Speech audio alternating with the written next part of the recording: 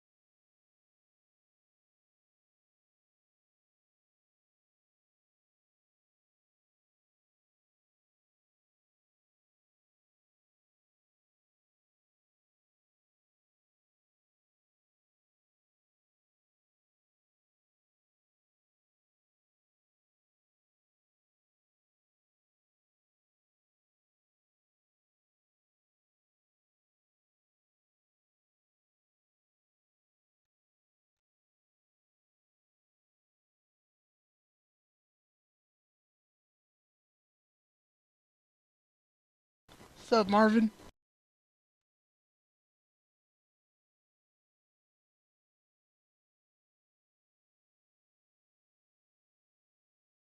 Hey, what's up, Nice? How you been, man? I'm here trying to reload some Creedmoor 6.5 ammo. Is that for long range?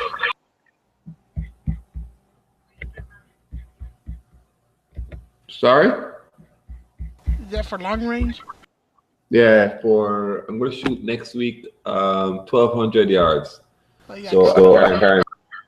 Well, hold on. I think I have my another page opening that I'm hearing feedback. Hold on, let me fix this. Yeah. Yeah, I'm carrying to 1,200 yard range. And so I'm carrying 4 guns and I'm doing 60 rounds per gun or per rifle. So that's 100 and 240 rounds. And it takes a long time to make one round. It takes easily 5-10 minutes, even when you prep it. So it's prepped, cleaned, ready to go. Just put the primer in there. Then I have to measure every charge on one scale. So I to put the powder in there, measure that charge, make sure it's right, exact. And sometimes it's not right. So what you have to do is trickle it in. And that takes 1 grain at a time. You have a little trickler that you turn and it just drops a grain at a time until you get to that. And then you put the bullet in, or a projectile, and then you seat it, and then you have to crimp it, and then you have to put it on a concentricity tool to make sure it's concentric, and then you do that, then it's done. So it's a long process. Do you ever lube your bullet? Lube my what? Do you have to lube the casing? Yes. So when you are forming the case, so there are 2 types of forming. You can full case size form it. That means that it's the entire case, you're reforming it back to the original, or you are just doing the neck sizing. So you just putting the neck back to what you fire formed it. That means that you fired it. You have the bullet, but you just the neck needs to be put back to the right size. So the one when you're in full, you have to have a little lube on it. It will get stuck inside of the die, but just a very little bit. I mean, I know, guys, I bought a lube thing where I put on my finger and rub it down, but you could use Vaseline for kids. I mean, it's just something that makes it doesn't stick, you know. And once you do that, you clean off it, you wash it. You don't have to have lube on it after that. You know, it's a bolt action, not an AR semi-automatic. I don't really care. I just 1 shot at a time. Okay. I've always been interested in long range. Why am I having feedback with my thing? Yeah, it's very interesting to do long range. You know, it's just something I got in over the last year, and it has most of my guns now I buy are long range rifles. So I just got a new Bergara BMP 14, all 6.5 Creedmoors. Pistol, I shoot in a league, bullseye league. So as you know, Foos shoots in US IDPA or whatever they call them. We shoot bullseye, which is very slow, very precise. So like today I went to the range. It was so funny. Went to the range, and my goal at the range is my target size is let me measure it. I think it's 2 inches. 3 inches. I'll measure it. It's actually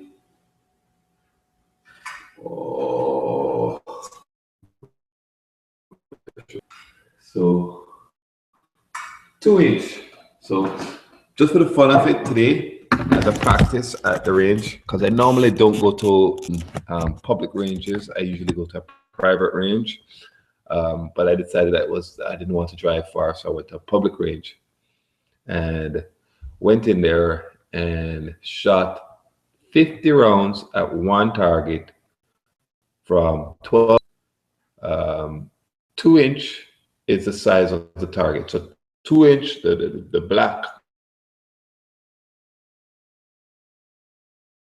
or the bull is 12 yards. I shot 50 out of there, and no other shot anywhere outside that 2 inches.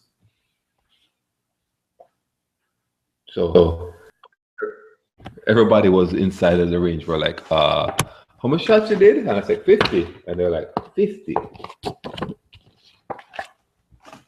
Yep, 50 shots, one target, one small hole. Mid-inch hole was, I would say, I would have been on the outer limit of the hole, so I would have been 1.8 inches grouping from 12 yards. That's cool. When I go there, even I don't go there very often, but I mean once every 2-3 months, and all the range officers know me. All of them standing up, and it's like, say, how the hell do you do it? And I'm like, just practice. It's a lot of dry firing, just a lot of dry firing. So if I fire 1,000 rounds, I dry fire 10,000 times. Damn. So it's a 10-to-1 ratio. So if I fire whatever if I'm going to range and fire 50 rounds, I need to dry fire multiplied by 10 dry fire. And it's not dry fire just for the fun of it. It's very precise. I stand up, I acquire the target, I slowly press the trigger, and I feel comfortable, and I look again, and I do it again, and I keep on doing it until I just do it all the time. So when I go to the range or I fire a live round, it's just like a dry fire. It's just squeeze the trigger, it just goes off, you know? And I can tell you, when you get good at it, you can tell. I can close my eyes, don't look at the target, and I can tell you where the bullet went, because you just do it enough to know, just know. And a lot of precise, they call it calling the shot. And a lot of precision shooters that are very good, much better than I am, because I'm just average. That's what you train to yourself to do. You just feel, you press the trigger, and you're like, that was top right, that was top left, that was bottom right, you know. The worst thing you can do at a range is shoot silhouettes. That's the worst thing you can ever do. Nice. Do not go and shoot and learn to shoot on a silhouette. You will never learn how to shoot, you know, like a silhouette of somebody, of a human being, kidnapping, or a monster. If you're going to do it for fun, yeah, but don't shoot one of those. You'll never learn. I learned how to shoot with the training target. The clay target? The black target. Yeah. The trainers. Pardon me? I learned how to shoot with the trainers. Oh, okay. Yeah, I tell people when I go to the range and somebody asks me, how do I do it? Stop shooting silhouettes. Yes, for self-defense, it's great, but it doesn't teach you anything. So what I tell people is that, say I go to the range and you have your girlfriend or you have your significant other beside you, and you fire that. You aim for the head, correct? But you hit the crotch. And you're like, ooh, you see, I hit the crotch. Really and truly aim for the head. So you're telling yourself a lie that the person's beside you, or even if there's nobody beside you, you're telling yourself a lie. So you aim for the heart and you hit the neck, and you're like, ooh, good shot. I hit him in the body. You know, as long as it's somewhere on the body, you're happy with that. But you're not training. So in a real world, yes, it works. I find you kill the person, but you'll never become very good at it in terms of making small, very small groups. You'll be just average because you make excuses for it. So that's how it is. It's like a basketball player. Give him a 10 feet hoop. He will throw the ball in there all day, all night, because 10 feet. But if you give him a, 1 foot hoop, that ring is 1 foot in diameter, and he practices on that, he will be very good because that's what he has to work with. Don't shoot at a 10-foot hoop. You see where I get it at? Yeah, I'm trying to look for something right now. Yeah.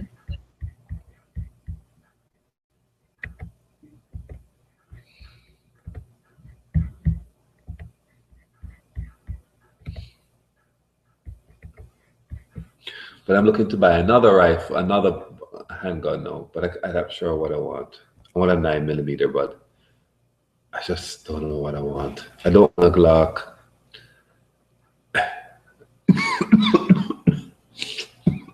I don't know. We'll see. We will see. Anything you're looking at right now? I'm looking at a Kimber Custom 2. I'm looking at a Springfield Armory Range Officer 9mm. I'm looking at, I already have an XDM. I'm looking at a Glock 34 L. No, not L. Yeah, Glock 34. So those are the ones, but I don't care about speed. So I'm not looking for a gun that has a lot of, people are like, oh, it doesn't jam it. I don't care about that. I shoot slow and very intentional. I mean, I take my time and I want a little accuracy. So I like the platform having that a 1911 has the ability to, you can adjust the trigger by yourself. You can do a lot of things custom on a 1911, even if you're a mediocre gunsmith, means that you're a hobbyist gunsmith. So I can play around with myself, and I don't have to buy all kind of different parts. Because on a 1911, the most things that you want to buy is a barrel bushing, the mainspring, and a recoil spring, and that can cost you maybe $50 total. And with a $50 investment, you can be very accurate with a 1911 compared to buying a Glock, and then you have to buy a drop-in kit. You have to try all kind of different things,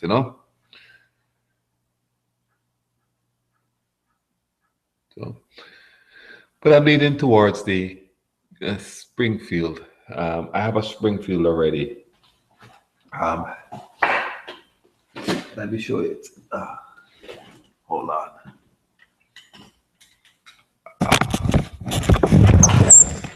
Good lighting in here. Hold on. Where's my camera?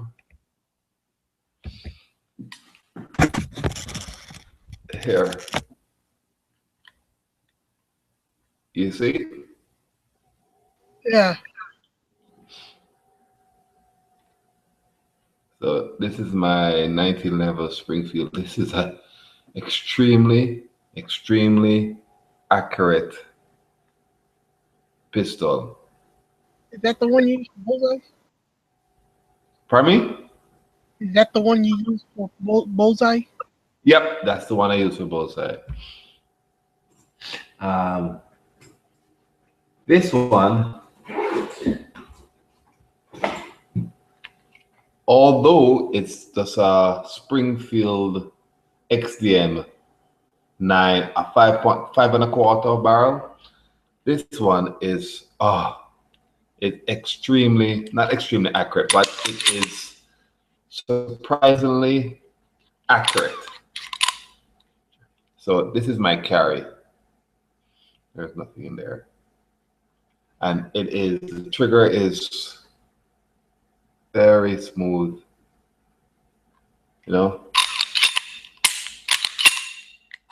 See.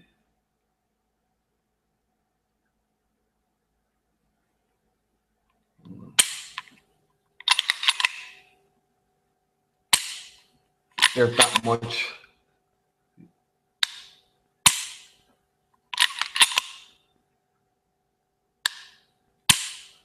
Very light. It's not much. Huh? Not much on the trigger. No. I think I have it down to 1.5 pounds or 2 pounds. See? And it goes. And then if I reset it here, reset, and that's it. Now this one, make sure clear. This one, if I blow on it, it goes off. If I go like that, literally, it's less than a pound, or maybe a pound. If you touch it, if you blow on it too hard, I swear it would go off. I can't. That's the hard part with that one. I just touch it and bow. So if you're not using it, every time I give somebody to use one, or try it, test it, or play with it, or shoot it, they always fire off a round because it goes off. It's extremely light. Some people like heavy triggers, 6 pounds. I like it's very, very, very, very light triggers. I like to, if you breathe on it, it should go off. And it's not a carry pistol, so it's, it's a little different. So people are like, well, that's dangerous, and I'm like, it's not a carry. I don't have it in my waist. One time I'm putting my finger on the trigger is when my hand is down range. So even if I accidentally made it go off, then big deal,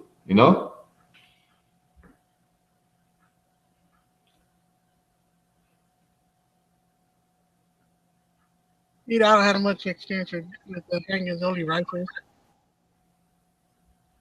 I know what you mean by the trigger. Mm. And then all of my rifles have trigger jobs done on them. All of them are no greater than 1.5 pounds. Not one of them.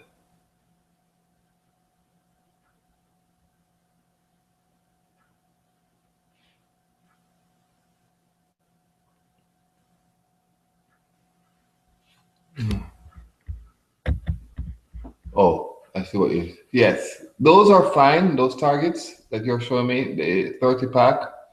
I think I had some. I'm going to send you a link. This is what you need to practice on. I gotta shoot with those. Hold on. Browse. Let's see. No, that's not what I want. I want to go far.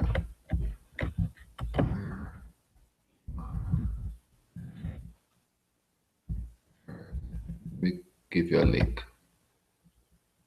Bum, bum, bum. Oh, no, far. All right, copy.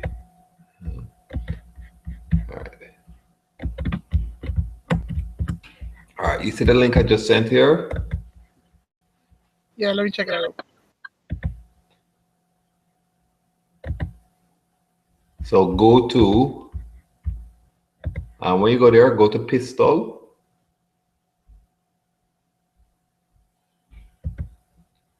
Tell me when you're there.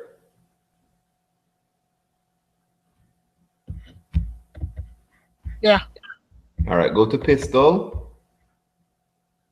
Then bullseye shooting, precision shooting.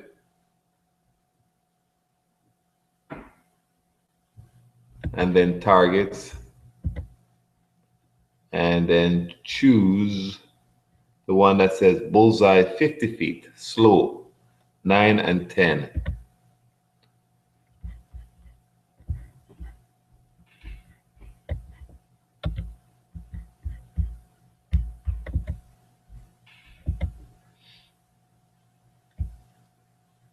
That's what I practice on most of the time.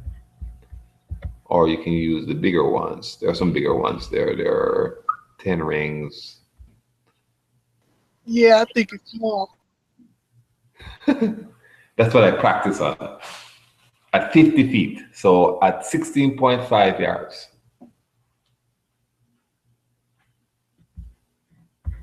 But you must search my little site, my little my folders, like go into training material, and you can watch not training material. Go to training video, and you can watch the marksman videos. You know, if you go back to rifle,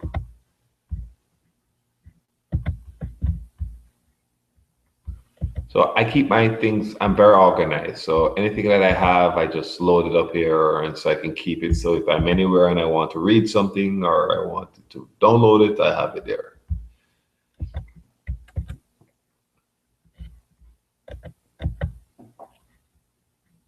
Hey, you don't mind if I save this? Oh no, you can do anything. No. Okay. I share it with anybody. I don't care. You can take it, download it. You can watch movies. You can do anything.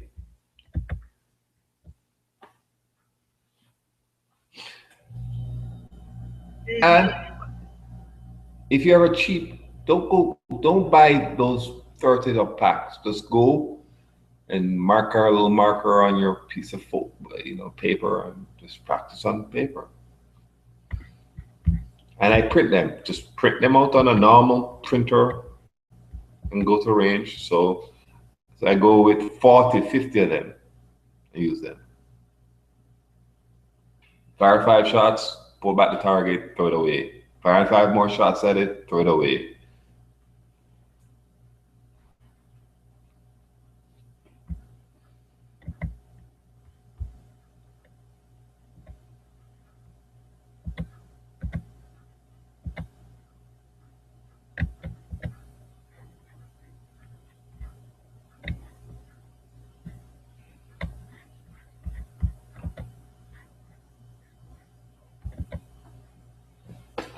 Beer.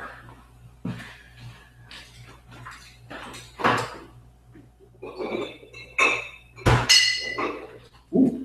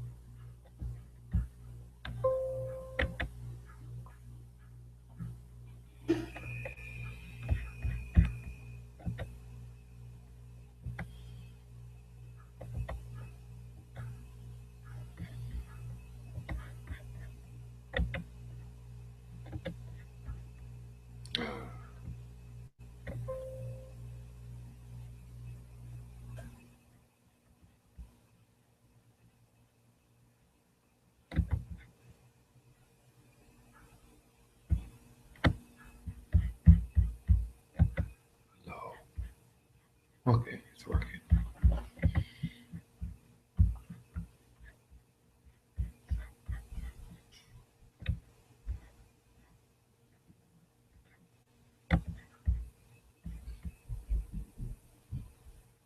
Hey, Marvin. Yep. Shoot bullseye. Do you shoot it at the same time as other people? If I do what? When you shoot bullseye, do you shoot it at the same time with other people? Yes. So you shoot on the line, and you tend to shoot with, depends on the match, the league, you shoot maybe 10, 15, 20, quite a few people you can shoot with. So everybody shoots on the line, and they call the match. So they says ready on the right, ready on the left, and then you commence firing, and everybody shoots one time. So it's overwhelming sometimes when you hear 30 people firing 10 shots. You're bam, bam, bam, all over the place. You're like, whoa. It's not like USIDP or those IDP things where one person shooting one stage at a time. No, we have multiple people shooting on a stage. Oh, okay. Because we're not moving. We're just standing up and just shooting at the target. So it's like, all shooting downrange. And then once you shoot, everybody makes a gun safe, and then we all walk down to the range and we score, and then we put back up a new target. So we paste over that target, another target, a cleaner target. So what the goal is that we fire what we call a course of fire. 99% of all bullseye shooters, or all bullseye shooters, shoot what we call a course of fire. And there are 3 course of fires. And we just basically repeat them over and over and over and over, up to 1,800 rounds, 2,700 rounds, but big leagues are 2,700 rounds. So the first course of fire is you fire at 50 yards. That's 150 feet. You fire 10 shots in 10 minutes. So you have 10 shots in 10 minutes. Most people load 5 shots, shoot 5 shots, then reload another magazine and fire 5 shots. So you have 5 shots, 10 shots in 10 minutes. It may sound long, but when every time you pick up your hand and your hand starts to shake and you don't feel good, you put it down back and you put up back your hand again and you're like, oh, my hand is shaking. So most people finish within 6 to 7 minutes. You have the oddball person pushing it to 8 minutes. Then the next course, go ahead. Okay, so 8 minutes is the max, right? Yes, so at 50 yards. So then the next one, course of fire, is you have at 25, it moves the target back to 25 yards. That's 75 feet. And you shoot at 5 shots in 20 seconds. And then you do it again, 5 shots in 20 seconds. So it's up to 10 shots. And then you're finished. And then they go another course of fire. They do 5 shots in 20 seconds, and 5 shots in 20, and then 5 shots in 10, and 5 shots in 10. So basically, that's why I have a dot on my pistols, because when I have to shoot 10 shots in, 5 shots in 20 seconds, I have the ability to acquire the target as quickly as possible. So once I fire it on a 45, I have to pull my hand down and acquire the target. I can do it in iron sights, but it's just easier when you have a red dot on your scope, on your pistol, where it's not a red dot that beams anywhere. It's just it's not a magnifying glass or anything. It's just a dot inside of a scope that you can point on the target and acquire it again. Cool. It's not a laser or anything like that. Cool, I understand that. And I can shoot. A lot of people is like, oh, Marvin, you're cheating. And I'm like, I can shoot as good on slow fire with just iron sights, or even better with iron sights than I can shoot with a dot. Reason being is that the dot is called arc of movement. It shakes. No one in this world can hold a steady hand. It's called arc of movement. It's a natural thing. Your hand must move. If you hold your arm out, it will just naturally move. Arc of movement. When you're using a little dot, it's moving all over the place. You're getting scared. It's moving across the target.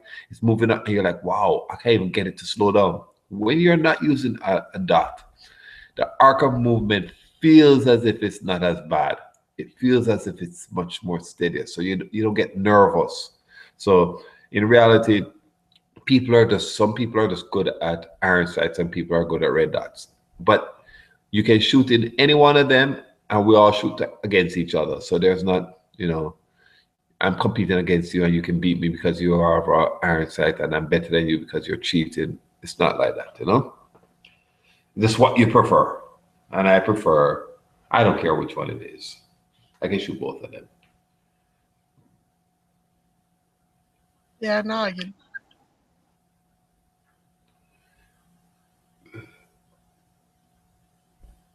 But I'm glad that originally when I started to shoot, I learned bullseye shooting, because what it has taught me as a shooter, I understand the fundamentals.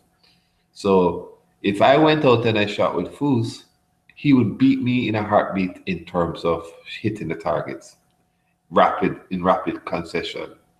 But I can assure you that I could close my eyes and shoot all day and beat him in terms of accuracy.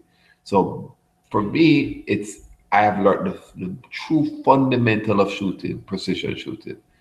Um, I just it's two different, areas of expertise when you shoot it, but you can make a lot of mistakes on U.S. Postal, IDPA, um, and recover because you can't recover when you miss the target. It's very difficult.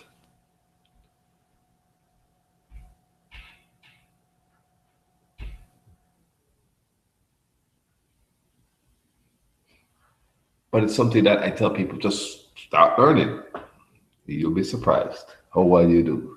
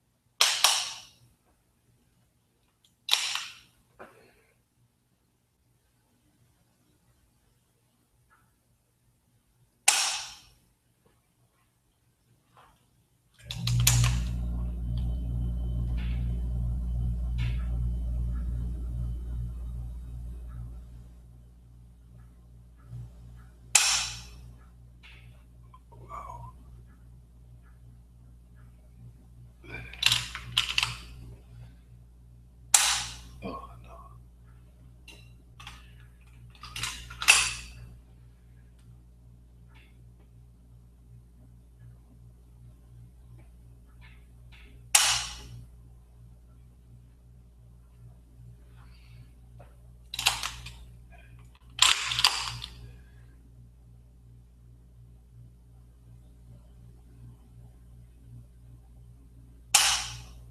That's good.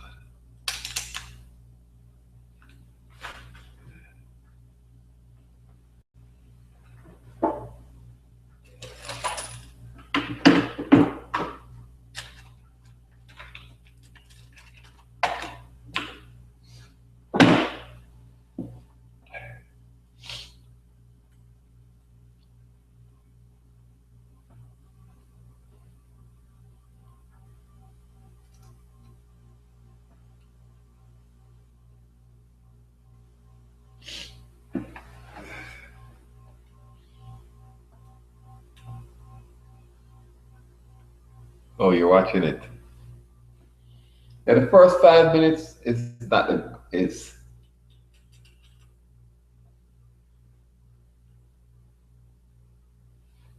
yeah, the first 5 minutes is 10 minutes is the guy just talking BS. But after that, it talks about how the military, how they practice. Very good.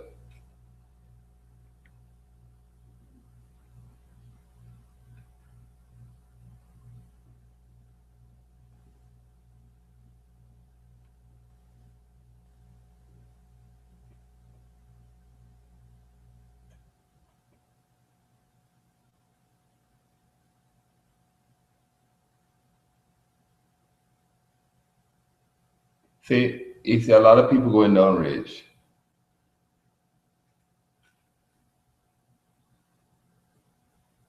Fast forward it. Go go to like far way ahead, like halfway, and then go back. I think that part the guy is kind of just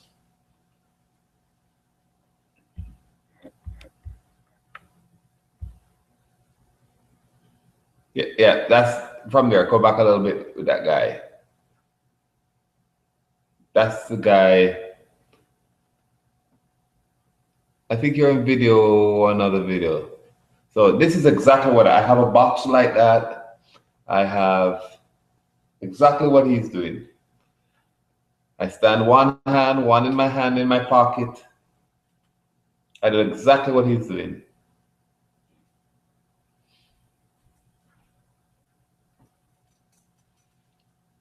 And I have exactly the same scope.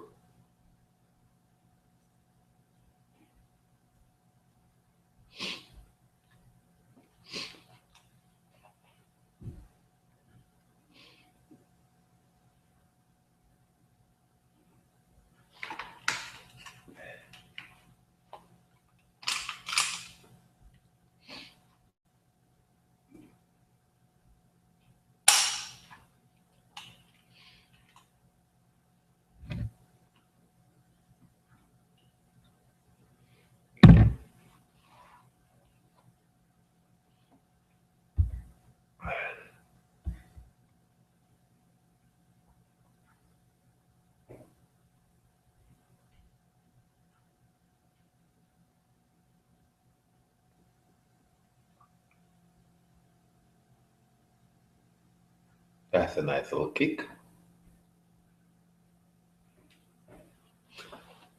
And all these guys do in the military is go from competition to competition to competition. That's what they in the military do. They get um, sent to a division and they wake up and shoot all day.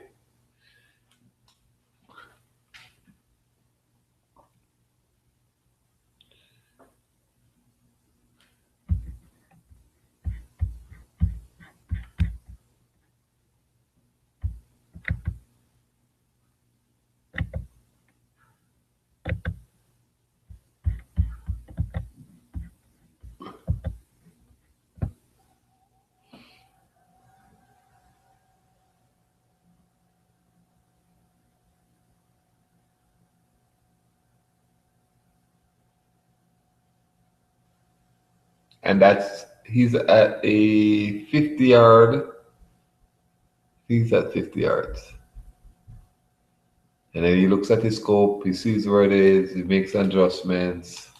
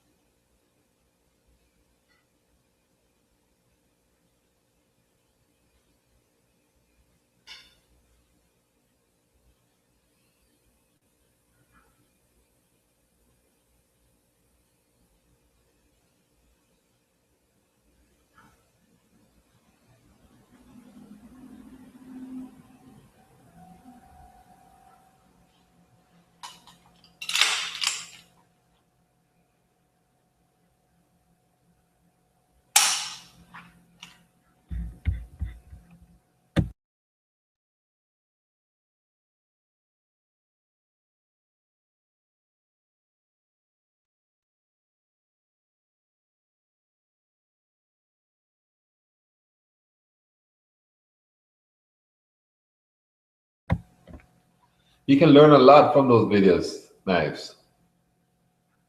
Yeah.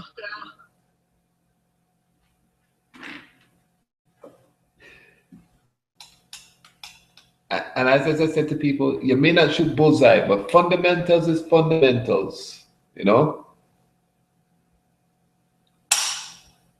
Ooh. Also, other things.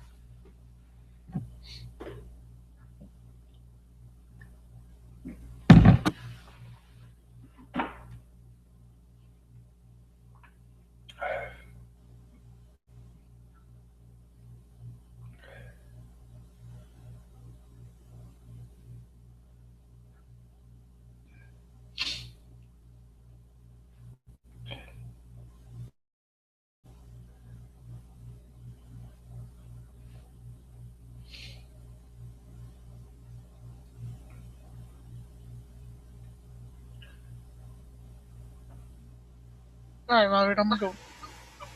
All right. Thank you for the video. No problem. Just search all the folders and see what you can find. Thank you for the tips. No problem.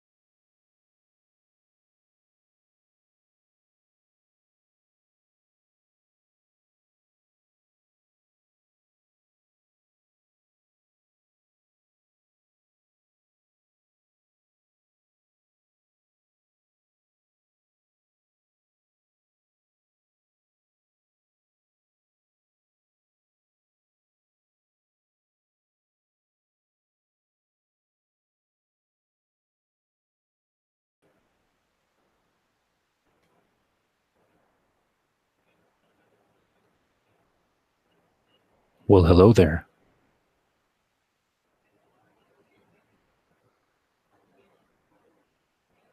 Anybody out there?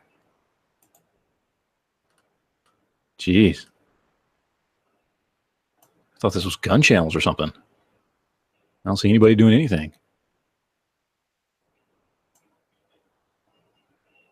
Was there another chat going on I don't know about?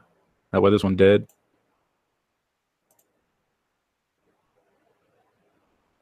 Damn.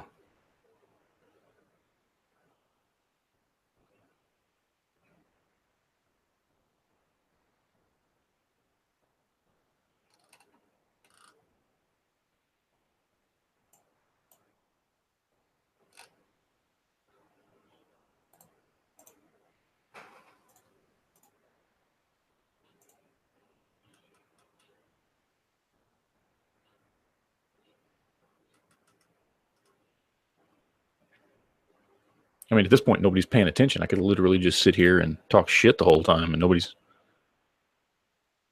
even know.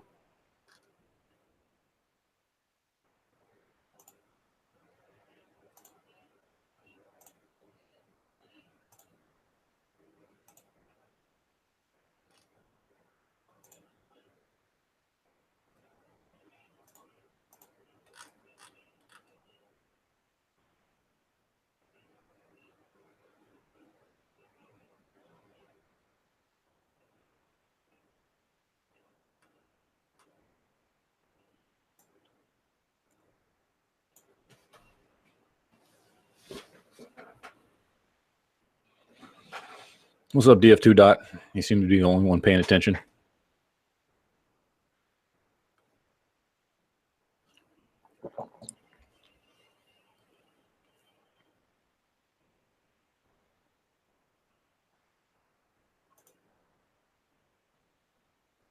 Even Pink walked away from his own chat. It's crazy.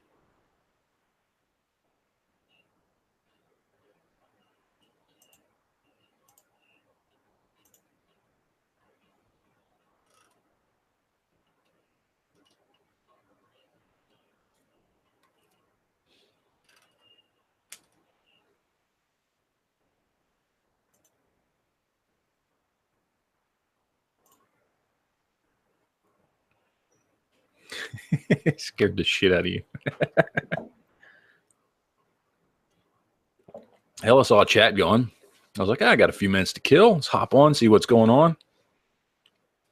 Apparently nobody's here. It's a dead chat. Let's see. Let's just start talking shit. What can I say? What completely ridiculous crap can I say? Let's see. Got to come up with something. I don't know. Can't think of anything. Solo chat. What's Pink's YouTube channel too? I can't even see if anybody's. Although I don't know if anybody is. Nobody's. Got barely got one person watching here. I don't know who's watching over on Pink's YouTube channel, but I got to have some feedback, man. You want me to solo something? It's easy to do on Sunday mornings because I got a bunch of people watching. They're all asking questions. This shit's different, man.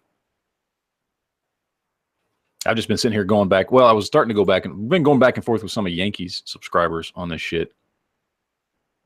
And some of them are probably mine too. I have no idea. And then Smeggy was getting into it with me. Smeggy, are you out there? Get your ass in here. Debate me, Smeggy. Debate me. Come on.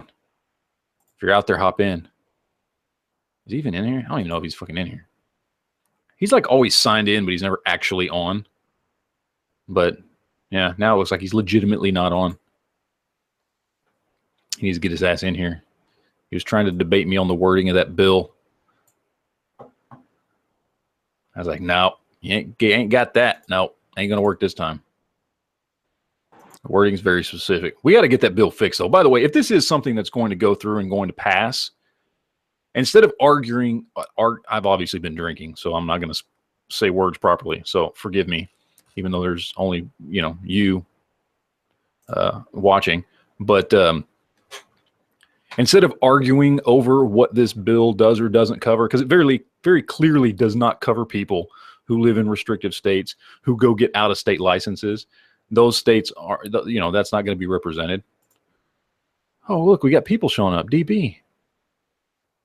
Yo, What's I'm up? trying to go see Logan this weekend. When the fuck does this thing come out? Next week. It's next week. Okay. Not this weekend. Next Friday, I guess, huh? Yep. Oh, yeah, I can't wait. I'm waiting for Smeg to show up. Whose chat is this? I mean, it's nobody's It's chat. Pink's. I don't know. I just hopped on. I was bored. I'm like, I got a few minutes to kill. Let's hop in, see what's going on. But You got you and Yankee having a war on YouTube now? That's what's up. oh no, he told me he was putting it up. He told me yesterday. He's like, I'm gonna do a video, and I was like, I don't give a shit, whatever. But he didn't tell me what it was about. He didn't tell me specifically what it was about. So, like, just out of sheer coincidence, I put up a video because somebody else was asking me on a video from a few days ago about whether or not shit covers certain things. And I read the bill again to answer the guy's question. I was like, well, no, actually, it doesn't cover that. And then I thought, well, you know what? I'm going to make a video real quick just to make sure people understand that it doesn't cover this one thing that a lot of people were on board with. And so I made the video this morning, didn't think nothing about it, had it set to go live and post this afternoon. And then sure as shit, like literally 15 minutes before mine went live, his fucking video went live. And it was interesting. And people started going back and forth. They think we're getting into a war or something. I have no idea. But obviously the people that think we're like fucking going at each other just have fucking no idea. I mean, it's whatever. But Yankee just happens to be wrong on half the shit he said in his video. So, and the other half is just his opinion. So he's wrong on half and the other half is his opinion, which I understand his opinion. He thinks this law is going to do good things. And I'm just, I got a healthy amount of skepticism on whether or not this law will cause any bad shit down the line because it gets abused. It's not that the law itself is bad. I think it's a good law. I think national reciprocity is a good thing. I just don't want to open the door up for bullshit later on, Most of the people who are really gung-ho for that shit live in fucked up states. Yeah, and that's the thing. It doesn't help them. Hawaii and shit. It doesn't fucking help them at all. They're looking for help, like a handout and help. And then people in really good states are like, well, I don't need any help. Like, we're good over here. So yeah. I mean, I get it. National reciprocity would be good, and it would be good if you could go out of state and get a license from another state, and it would work in yours. But that's not how the bill's written, and I don't know if that was on purpose or if it was just an accident. But it clearly states in the bill that it only applies to non-residents. So if you are a resident of California, you can go get 49 other permits from 49 other states, and California will still go, fuck you. We don't care what permit you get from what state. We don't have to respect that because this law only applies to non-residents of our state. You are a resident of our state, therefore we can still tell you what to do. So, it doesn't help people who live in shitty states be able to carry by simply going and getting a Utah license or something like a lot of people like to do. And then go, oh, now I can carry in my home state. No, you can't, because you are still a resident of your state. You're not a non-resident. And that's what the bill covers. It specifically states that several points. And the other thing about it that worries me is there is a stipulation in, I think it's B section 1, where it says you will be allowed to carry in any other state as long as that state allows carry in it. So what I see happening is California this law passes and California goes, okay, guess what? You know what? We're just going to say that nobody carries in this state, period. We're just going to get rid of carry, concealed carry, open carry. We're going to get rid of all types of carry in this state, period, for citizens.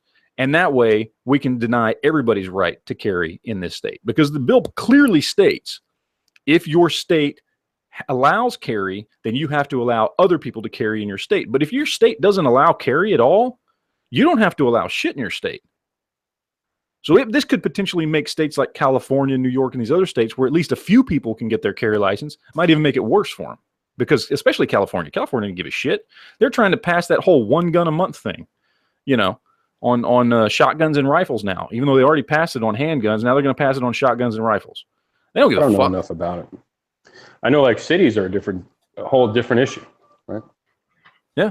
Well, in some states like New York has laws where you can get a New York state carry permit, but there are some areas you're not allowed to No, carry you it can't because go to the city you can't go to New York said, City. No. yeah, because the city said, okay, we don't want people in this, people to be able to carry in our city. And so the state goes, okay, that's fine. So you got people in northern New York who can get carry permits, but aren't allowed to carry in New York City. Same in California. I mean, Yeah, 'cause you exactly. can't get one in Los Angeles. Yeah. Whereas unlike in Texas, I can get my permit anywhere. I can go to the most podunk little nothing town, get my permit there, and I can carry all over the state of Texas, and no city can do anything about it. But other states, these restrictive states, they're not like that. So, but this does nothing to help those people at all. This law does absolutely. This law helps people who travel to different states and don't want to have to worry about carrying their gun when they go to different states. It also That's doesn't awesome. help. No, that is good though. You know, No, that is a good thing. That's absolutely a good thing. There are guys there are truckers, there are people that work jobs where they have to travel and do this kind of stuff, and that's a great thing. It makes perfect sense. I don't like the way it's being done, but I like that it's being. I like that result. I just hope it doesn't get abused later on. So, I don't know. We'll see what happens, man. Well, I don't even know if it'll get through. Yeah. We'll see. Hopefully it will. Because anything, it's like travel. If there's a travel protection for me and you to travel, that's fucking awesome. No, it does come along with that. But one thing I noticed in the bill is it says nothing. In fact, you have to still respect the laws of the other state that do not relate to carry. So, in other words, if you travel to California, you better make damn sure you don't have more than 10 rounds in your magazine. You know what I mean? Or have a magazine that holds more than 10 rounds, because they can still get you on that. They can still get you with their assault weapons ban. So don't roll into California with an AR pistol. You're going to get screwed over. Yeah. One of the last classes I had, this instructor was going on his way to New Jersey. And then the last class I took, like in the summer, the instructor was on his way to New York City. And they're former military, but they're not active duty. And they're training they're going up there to train police. But the shit in this guy's truck would probably get him 25 to life. And I don't know what they do. Like if they stop at the state on the border and then get a hotel, like in Pennsylvania maybe, and then, or like a storage unit. I mean, I watched that guy, Rob Pincus, one time was talking about how he would fly the shit. He would fly stuff ahead of where he was going. Like if he was going to go teach in Vermont and he had to drive through New York, he would stop at some point and then ship guns to himself in Vermont. So he could drive through New York, because he knew better than to drive through. But the whole thing with the travel, man, it's just, it's weird. And then they say, as long as you don't stop, and as long as they can prove that you weren't, I forgot what it was, you were driving through and you weren't intending to stop, you should be covered in these states because there's a federal law. I forgot it's like the National Firearms Protection Act. But my friend got busted in New Jersey, and the cops pulled guns and they arrested him, and no one cared. It's for a defense. So when you meet with your defense attorney, like on Monday after being arrested on Friday, you better bring up the National Firearms Protection, because the New York State Police, and the New Jersey State Police, they don't give a fuck about it. They're just going to go by local law, and they're going to cuff you. So, it's more of a defense. It's not a what do they call it? Like don't arrest me. They're going to arrest you. You use that later on in front of the judge.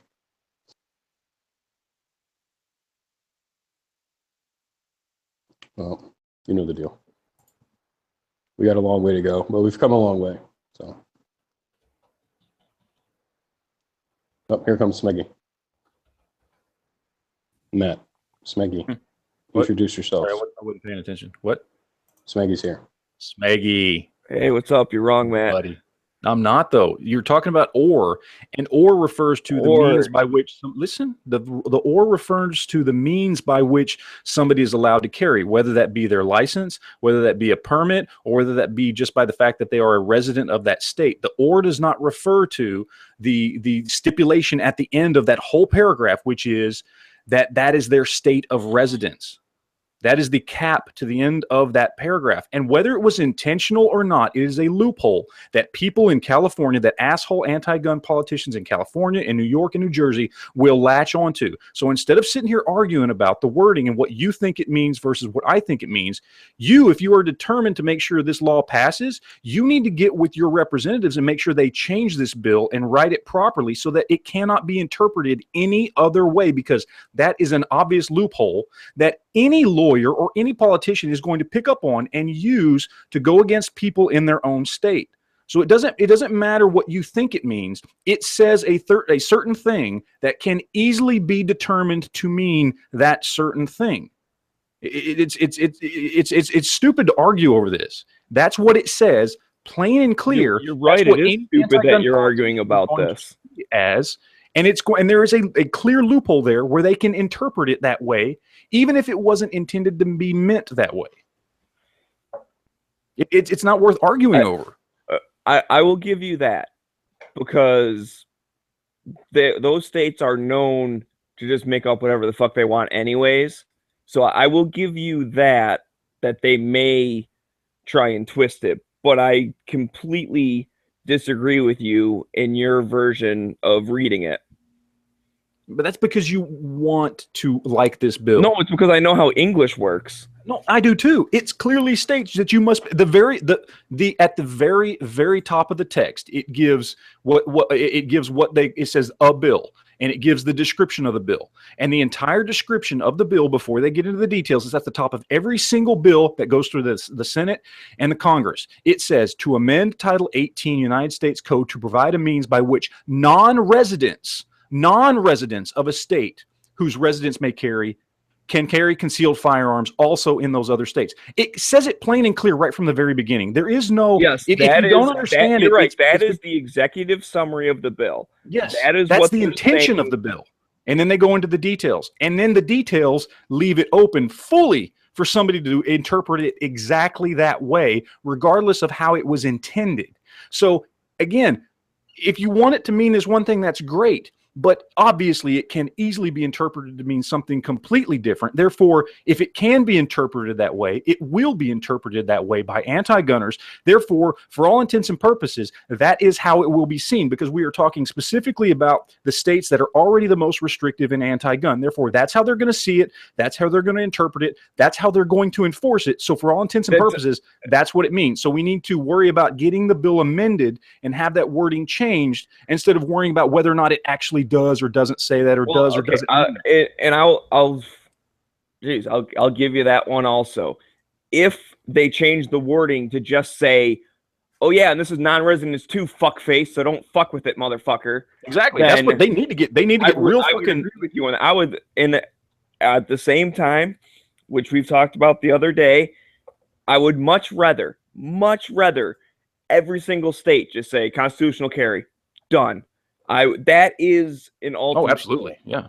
And so, because I know it's not necessarily you're saying this, but again, when I got in the argument with someone else about it, they basically were like, "I don't like this bill because constitutional carry would be better," and that's like saying, "Oh, I don't get to drive a Ferrari, therefore I'm not going to drive a car to work."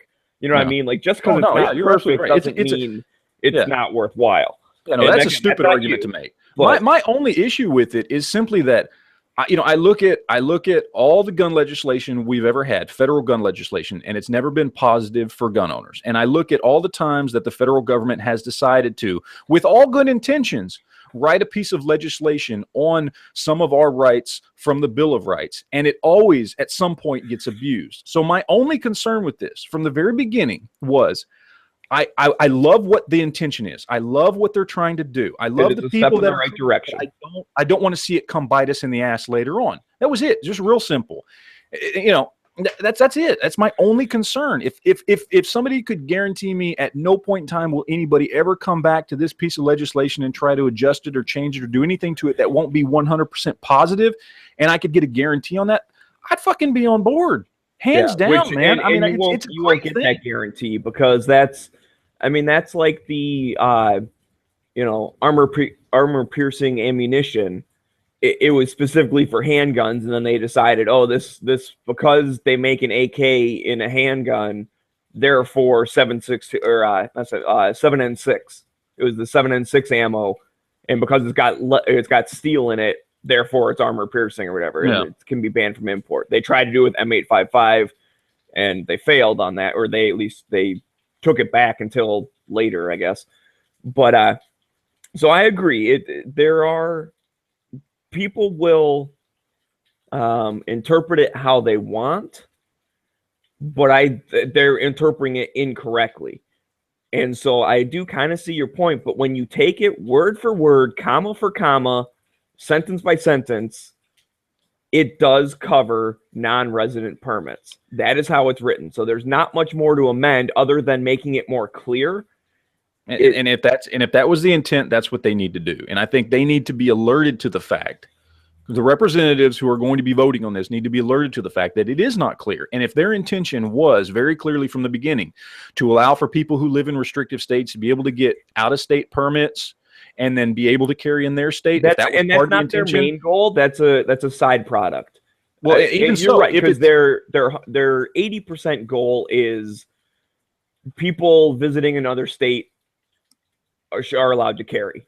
That's their main, like that, and that's why the summary, which is written in plain English and is not part that's ever going to be written in the code, that part that you read, the first part, in order to allow non-residents to carry in a state where residents are allowed to carry, that part is never going to be written down other than as an executive summary of the bill.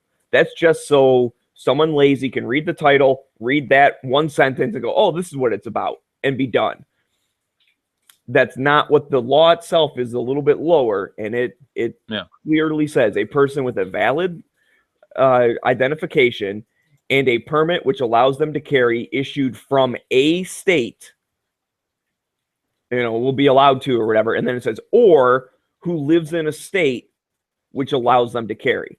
Yeah. And that's the residence part that you were talking about. I just don't. And that's the part that covers because regardless of the intent, commas are not binding. They're just not. I mean, but they can. There's 100 well, reasons and you're why right. people Okay, use you a see comma that and in the not. Second Amendment, right? Because No, I know exactly. You're exactly right. You have the right to be in a militia. Yeah. It's like that's not what it fucking says. Read the comma. Let me ask you real quick, just to completely get off this.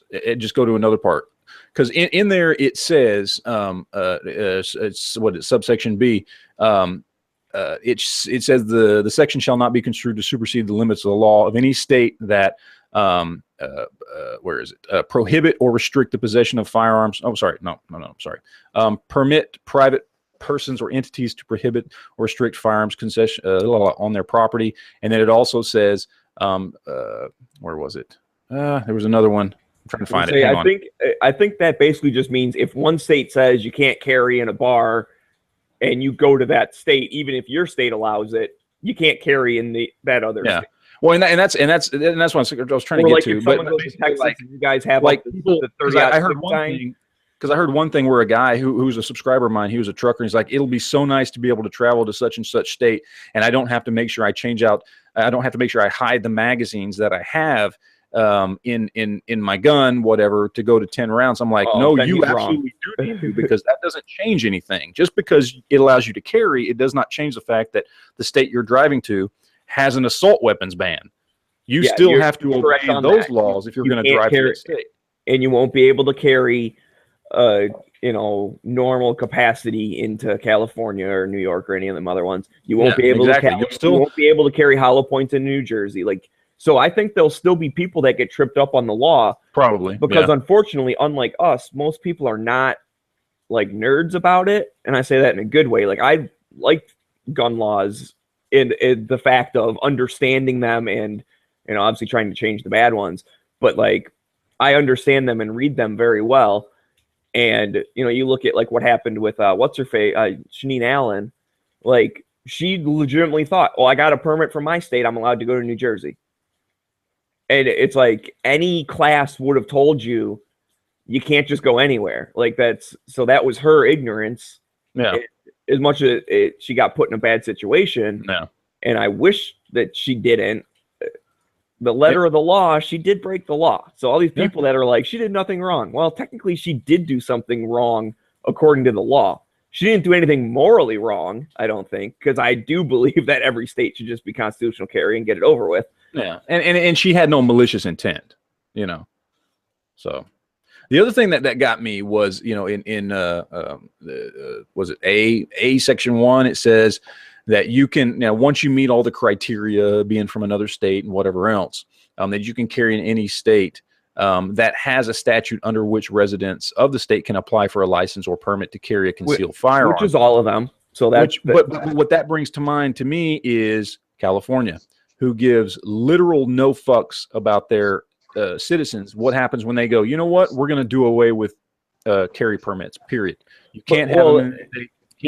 Then they would lose a legal battle. That's what happened to Illinois. Maybe, but do we think California gives enough of a shit? Look what I mean, between sanctuary cities and pot dispensaries and everything else they ignore. I mean, at some point, it's going to require the federal government. It's going to require the Justice Department. It's going to require somebody coming down on a state, because California is not going to listen to this law, period. Anybody that thinks California is all of a sudden going to start paying attention to this law is delusional. They don't give two fucks about what the federal government says if it goes against something they believe in their state. It's going to require the federal government coming down on them like a fucking hammer to get this and shake them loose, whether it's cutting off federal funding, whether it's sending in the fucking, I don't know, who the fuck do you send in to enforce this shit? Justice Department? I don't know. It's going to take something. Money. Yeah, that would probably be the best way. It's going to take them doing something to a state like California. California is by far, in my opinion, the worst one. Between, you know, look at all the other ones, whether it's New York, New Jersey, Massachusetts, all these other ones around. California is the worst because they have literally stood up and said, we don't care about your fucking gun rights at all. We don't care. We will go after every single thing we want to. When we pass one thing, we're going to wait 6 months. We're going after something else. You know what the best part about what they do is how they're rewarded with win after win after win in votes. And now they got, you know, Jerry Brown, and then this guy Gavin Newsom is going to be the next governor of California, it looks like. And he became nationally famous because of this shit. Well, so, absolutely no deterrence. That was funny with when they tried to, like, they started fighting each other because, you know, like the one guy tried to get it passed, like before Newsom could get it passed. Like they're like, no, I'm more anti-gun than you are. No, I'm more anti-gun. Oh yeah. I mean, look at the stuff they get passed. Look at Leland Yee. You look at that fucking asshole. He literally got busted running guns. But did that matter? Did that matter to any of the legislation he had helped pass or some of the stuff he helped write? No. It's so popular there, or perceived to be, that it's how you get famous in the state. Yeah. Like it's how you become the governor. It's how you become a senator. I got a funny meme on I use it as one of my like desktop backgrounds on my computer at work. It like scrolls through a handful of them, and one of them is, I don't know, some dude, I don't know who this guy is, and he's standing out in front of like a podium, and there's like a couple of ARs like on a rack next to him, and the caption says, you know, this right here is what we call a ghost gun. And after I ban them, you can buy them illegally from the gentleman to my right. And it's a picture of that E guy.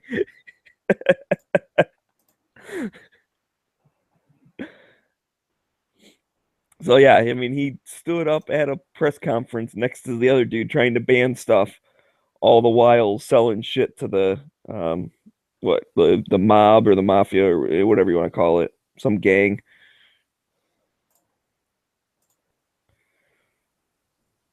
So, and I guess on that one, Matt, I will agree they will get dragged into it kicking and screaming. But that I still don't think that means we should naysay national reciprocity or, you know, discourage people from supporting it or anything like that. Which I don't know if you necessarily are, but it kind of sounds. I'm not going to discourage anybody. If you support it, you support it. And like I said in that very first video, the only thing is, I said it right from the beginning. I may be completely wrong on this, but I want you to think about what I'm saying. Really understand all your options before you just go balls to the wall with one thing without understanding everything about it. If you still want to after that, no problem. That's fine. You know, my only concern is I don't want to see us get screwed over in the end. If that doesn't happen, I'll be happy. If national reciprocity passes and it turns out to be a great thing and nobody ever abuses it, I'm a happy motherfucker. I am hardcore pro Second Amendment. You know, I am extremely happy about that. But, you know, being who I am, I have a healthy distrust of our federal government, especially when they start writing laws about our Second Amendment. So it's just it's inherent in me. So I'm going to come at it from a skeptical point of view. And when I make a video like that, I just want people to really think about all the aspects of it and really think about every angle before they just jump on board. I just want people to think. That's it. Just think. Have a healthy suspicion of your government. That's what our country's based on, right? So if it requires us being even harder on them and saying, no, you need to rewrite this to say certain things before you pass it. Don't leave anything to chance. Don't leave any loopholes. Don't leave anything open to interpretation. Then that's what we need to be pushing for. You know what I mean? Let's get that done so that people like me will be even less concerned about it later on down the road. Because national reciprocity is something we all want. You know, we all want more freedom when it comes to guns. That's a no-brainer. So that's all it is, you know?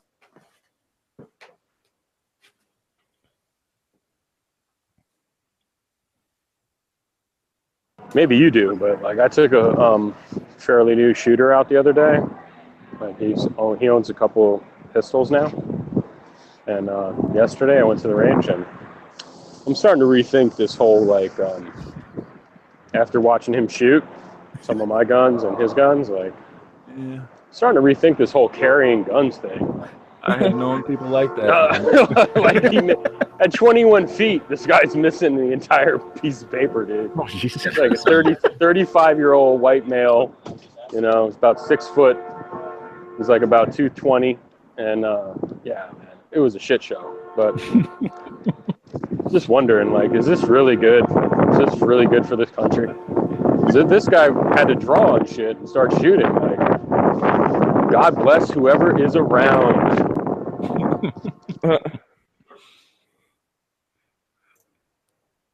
That's a bit harsh, but I'm assuming you're kind of joking. So, oh, it's even. I mean, this is at a range with, like, you know, where no one's moving and the target's not moving. And yeah, shit was disgusting. He did okay, like, with some of the bigger guns, but I gave him my Glock 43 and the yeah, man, that was ugly. Like, he was like, where are they going? Where are the rounds going? And I'm like, not on the paper. This is 21 feet. They're not there. So what happened? You went after you in a video Wednesday? Matt? Huh? What? Did Yankee go after you in a video about Wednesday? Is that what I heard? Yeah. And then Matt countered today. I wasn't even countering him. That was a video I had already made. But, and we just happened to upload them like within 15 minutes of each other. So then I attacked Matt in the comments because he's still wrong in his interpretation. But are you? No, it's not my interpretation. It's what it says. So I'm just trying to put it out. Yeah, you're still wrong in the way you say it, though, because you say that the way it's written now. Well, at least in your video, you straight up said, like, the way it's written, it does not cover non-resident permits. And but the reason you're saying it does is because of some commas. What I'm saying is the reason I'm saying it does because it does. Commas are not definitive. Commas are up to interpretation. And if you just read the bill, where it clearly states in the header, where it clearly states in Section A that it is addressing non-residents of states will be allowed to carry in other states as long as their states have deemed them worthy to carry. It says nothing about a person who is a resident of a state being able to go get an out-of-state license and then with that carry within their state. Because one of the big issues that I know a lot of people have been talking about is, well, this defies states' rights. Well, it wouldn't if a state still had the right to tell its residents what to do, regardless of whether or not they had an out-of-state permit. So you're saying, like, Z in Hawaii could go get a Utah permit, and because he has a Utah permit as a non-resident, be able to carry in Hawaii under national reciprocity. That's what Smeggy's saying. That is what I'm saying, because that is what the bill says. Well, and what I'm saying is, when you read non-resident, are you talking about the summary or the bill? Because I didn't read the whole bill. I'm talking about the bill. But the summary said, let me here's what the summary The summary says. doesn't mean jack shit. The summary. Let me can say read we both. wanna I'm fucking gonna. puppy. I'll Doesn't calm matter down. what I'm it gonna says. read both. I'm gonna read both. The summary says to amend Title 18 United States Code to provide a means by which non-residents of a state whose residents may conceal carry firearms may also do so in whatever other state.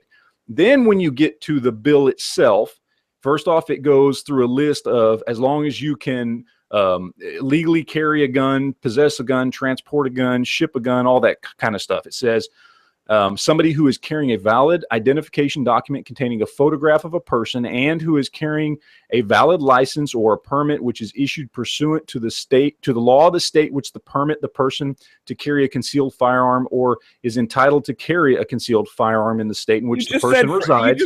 You just misread that, dude. It says I'm reading it. I'm looking at it, reading it word for word. Oh, you just I'm staring at it. Look, listen. Who, whatever. Okay.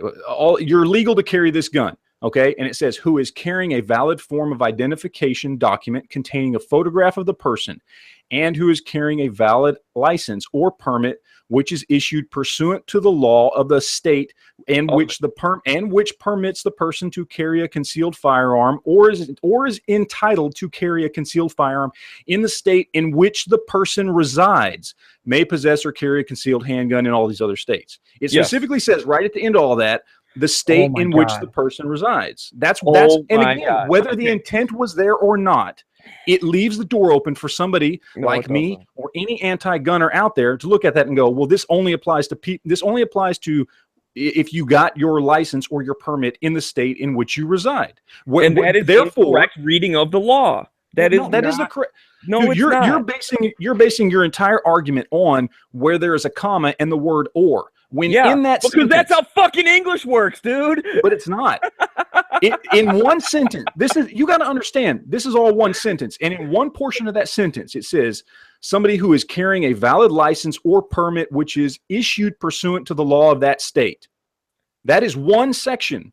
Yeah. You're basing your whole definition on the or in the middle of that section. And all that or is trying to define is a valid license or a permit. That's not wrong. Okay, hang on. It's making a statement. Listen. It's making a statement between a license and a permit because some states call it a license and some states call it a permit. I'm talking about. I'm talking about the one after that. So, a person who is carrying a valid license or permit, which is issued pursuant to the law of a state. That's the first part, and which permits the person to carry a concealed firearm. Okay, so that's the first part. You need a driver's license, and you need to have a valid license or permit, which is issued by a law of a state that allows you to carry, or is entitled to carry a concealed firearm in the state in which that person resides. Okay, that's the or I'm talking about, because that means basically, or you are in a constitutional carry state. So that's the or I'm talking, not the license or permit. I'm talking about or is entitled to carry a concealed firearm in the state in which the person resides. So if you are from a constitutional carry state, you can carry anywhere you want. Yes, if you have a valid license that. or permit which is issued pursuant to the law of a state and which permits the person to carry a concealed firearm, then you are allowed to carry. See, I don't read it that way, but I understand why you do. And this is why I'm saying it needs to be cleared up. This is why I'm saying instead of arguing about this, we should be demanding that the people who wrote this clear that section up before they pass this bill. I would because not be we disagree on opposed how to it's them read. deleting half of that and How it's saying, read. It can be interpreted both ways. It can be disagree. interpreted both ways. Again, I'm coming from the perspective of if this works out well and nobody abuses it, it's a great thing. So why not let's make it as good as it can be and make it to where, without a doubt, there is no way to get around the fact that this would allow somebody from California to get a Utah license and carry in California. Because it can be interpreted both ways. I am not opposed to them tagging on a redundant sentence that says, oh yeah, and by the way, this counts as not for non-resident permits. I'd be okay with that. If you want to clarify it, cool. What I do disagree with is your interpretation of what it says. I don't disagree that California may try and fuck around and make shit up because they ignore half the other stuff anyways. So I'm not disagreeing that they'll probably try and do something or be like, oh, well, that doesn't count if we don't like you.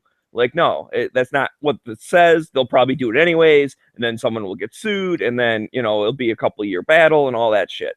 I'm not disagreeing that that's a possibility because California sucks, and some of the other ones suck also.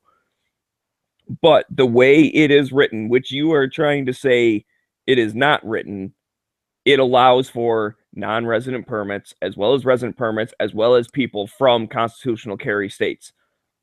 All of those three will be allowed to carry in all 50 states. That's great. The way it's written right now. If you want to clarify it, that's cool. It needs to be clarified.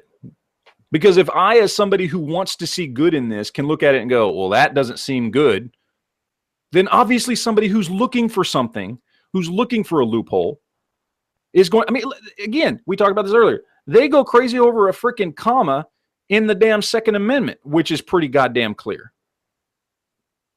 So obviously this needs to be corrected. There's a problem here that needs to be fixed. Somebody is going to try and use this to get out of that, because it is something that can be interpreted more than one way. Obviously, we're doing it now. I could see it purposely being interpreted wrong. I don't see how it could be generally interpreted wrong, although you apparently genuinely interpret it wrong. Yes, I do. Because to me, that is the cap on everything that came before it. The state in which the person resides. That is the cap on everything that came before it. That is how I read that. That's how I read it. And as you're sitting here telling me how you read it, I'm still looking at it and going, okay, well, I can see how it would mean what he says, but I still see how it means exactly how I saw it the first time I read it. What is And it? again, I'm a pro-gun person. I want this bill, if it's going to get passed, to be good. So if it passes, what does it accomplish for us? What does it gain? What do we gain? It allows for a whole bunch of people to carry in a whole bunch of places. It's not the end goal, because can carry in a whole bunch of places now. So being less vague about it. Even more people. Are you serious? You're going to allow that from like, we need healthcare. It's going to help even more people. Seriously, we're talking two gun people together. Are you aware of like actual situations where it's going to allow someone to carry where until now they have not been able to carry? Yes. Okay, what situation are those? Every single person who has a permit right now that wants to travel to California, New York, New Jersey, or any of the other places where they don't have reciprocity as of now, they will be allowed to carry there. So in other words, that's a bunch of people. In other words, you're using it, if I understand it correctly, you're using it as an example, individuals that already have an ability to conceal carry in their own state and potentially with reciprocity in other states. You're suggesting that this bill, if it passes into law, will require California to acknowledge those permits and allow the people that can already carry in California. And Correct. Whatever. That's exactly how it's worded. Yeah. I could travel to California because I have a Michigan permit, and I would be allowed to carry there. Does that help the people in California? Well, that's the other part that me and Matt were arguing about. Whereas if you are a person who lives in California and you get a non-resident permit from Utah or whoever, then they are allowed to carry in California. So that is also another large group of people who, as of right now, can't carry in a certain place, who will then be allowed to carry in a certain place. So according to your interpretation of this bill, it's going to allow residents of a non-carry friendly state with permits, with non-resident permits from a different state. Offer, it's going to allow them to now carry in the state where they reside. Yes. And you think that's going to happen in California, Hawaii, Connecticut, other places where right now it's more restricted? Yes. If they follow the law as it's written, that would happen. I'm not disagreeing with the fact that people will probably try and twist it and not want to do that, but that doesn't mean that they won't lose. Well, a minute ago when you were talking to Matt, you said that you expect for California and some of the other states to do whatever they possibly can to not obey the law. I don't expect them to, but I would not be surprised if they don't. Okay, well, I suspect whoever we might talking to, you're representing one point of view. I'm representing potentially a different position. So we're each representing a variety of peoples. So we're talking about states in general, and just the concept of people that already have some sort of concealed carry will be convenience because we'll be able to carry in more places. But we're all, I think, to some level of acknowledgement aware that the states that at the moment have no friendly carry are not going to really love the idea that people from Arizona can now carry there. So we know that there's going to be resistance from those states. I guess we might disagree on to what level that uncomfortableness or that refusal to participate will happen. But I guess my question is, if we can all acknowledge and we can all assume that those states that are going to not be friendly now are going to continue to not be friendly, what's the rush to add a federal law that makes it more wrong for them to be wrong? Because right now they're wrong, and they're still going to be, we can all assume they're going to continue to be wrong. We're conveniencing some people that can already carry potentially, but if those states do object and do something to stifle that feature of the law, then we've just created a law that gives the federal government a right over our, a regulation over our right that they had not previously had in writing. Of course, Yankee will say that they have the right no matter what, but every time they write it down specifically, it's now precedent that they'll use in the future to gain more and to use in different ways like they did with interstate commerce. So I guess that's my question. What is it that we gain that's necessary to gain now? And do those gains outweigh any potential negatives, or if not even negatives, just states that refuse to participate, like the speed limit. Some states said, okay, keep your federal money. We don't want to go to 55. We'll stay whatever we are. So, you can tell us we won't get your funding. We don't care. So if California says you can twist our arm and we don't care and we're not going to do it, did we really accomplish anything? I'm not going to be able to carry in California if they object. So we're going to create a federal law that gives the federal government, in my perception, a control that they didn't already have, especially in writing. And I guess my other concern is we got a 600-day window, so we can strategize and theorize all we want, but what we can actually bring to the general public is limited. We can't bring every single thing on our wish list to grandma and grandpa for Christmas. We can bring a couple of things that we like, and we've already got hearing protection out there. Reciprocity seems like it's oiled, and ready to go. Is that really the second thing we want? Is a virtually, potentially ineffective law, and one that I feel gives out an unnecessary specific control to the federal government? Or do we want to go after something else?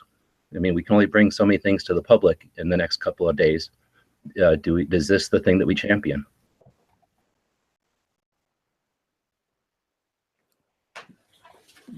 Well, I mean, that's a good question. That's a good point. I don't know. I guess you're right. I would rather see probably some other stuff. NFA, Hughes. Rather that, yeah, NFA or even Hughes or whatever, probably over the national reciprocity. However, because national reciprocity, it's already out of the starting gate. I don't want to, choke that one down from our side. The anti-gunners are already going to be against it because they're going to be like, oh, all these people are dangerous. And if the pro-gun people are also shitting on it, and then we don't get something else also, we've just shot ourselves in the foot for no reason. So I'm not opposed to putting effort into something else, something other than reciprocity. I'm not even necessarily the biggest proponent of it. I just don't see as many negative potential that you guys do. I'm still waiting for the positives, the absolute positives that are going to change my mind to ignore what I consider to be potential. Here's a positive. I can carry my gun on vacation to New York. Apparently, on this bill. So you really that's not a positive? New York? So seriously, if you're willing, I don't give a fuck what they think, dude. This is Trump winning, man. It's a new day. So there's consequences to elections, man. This was a campaign promise.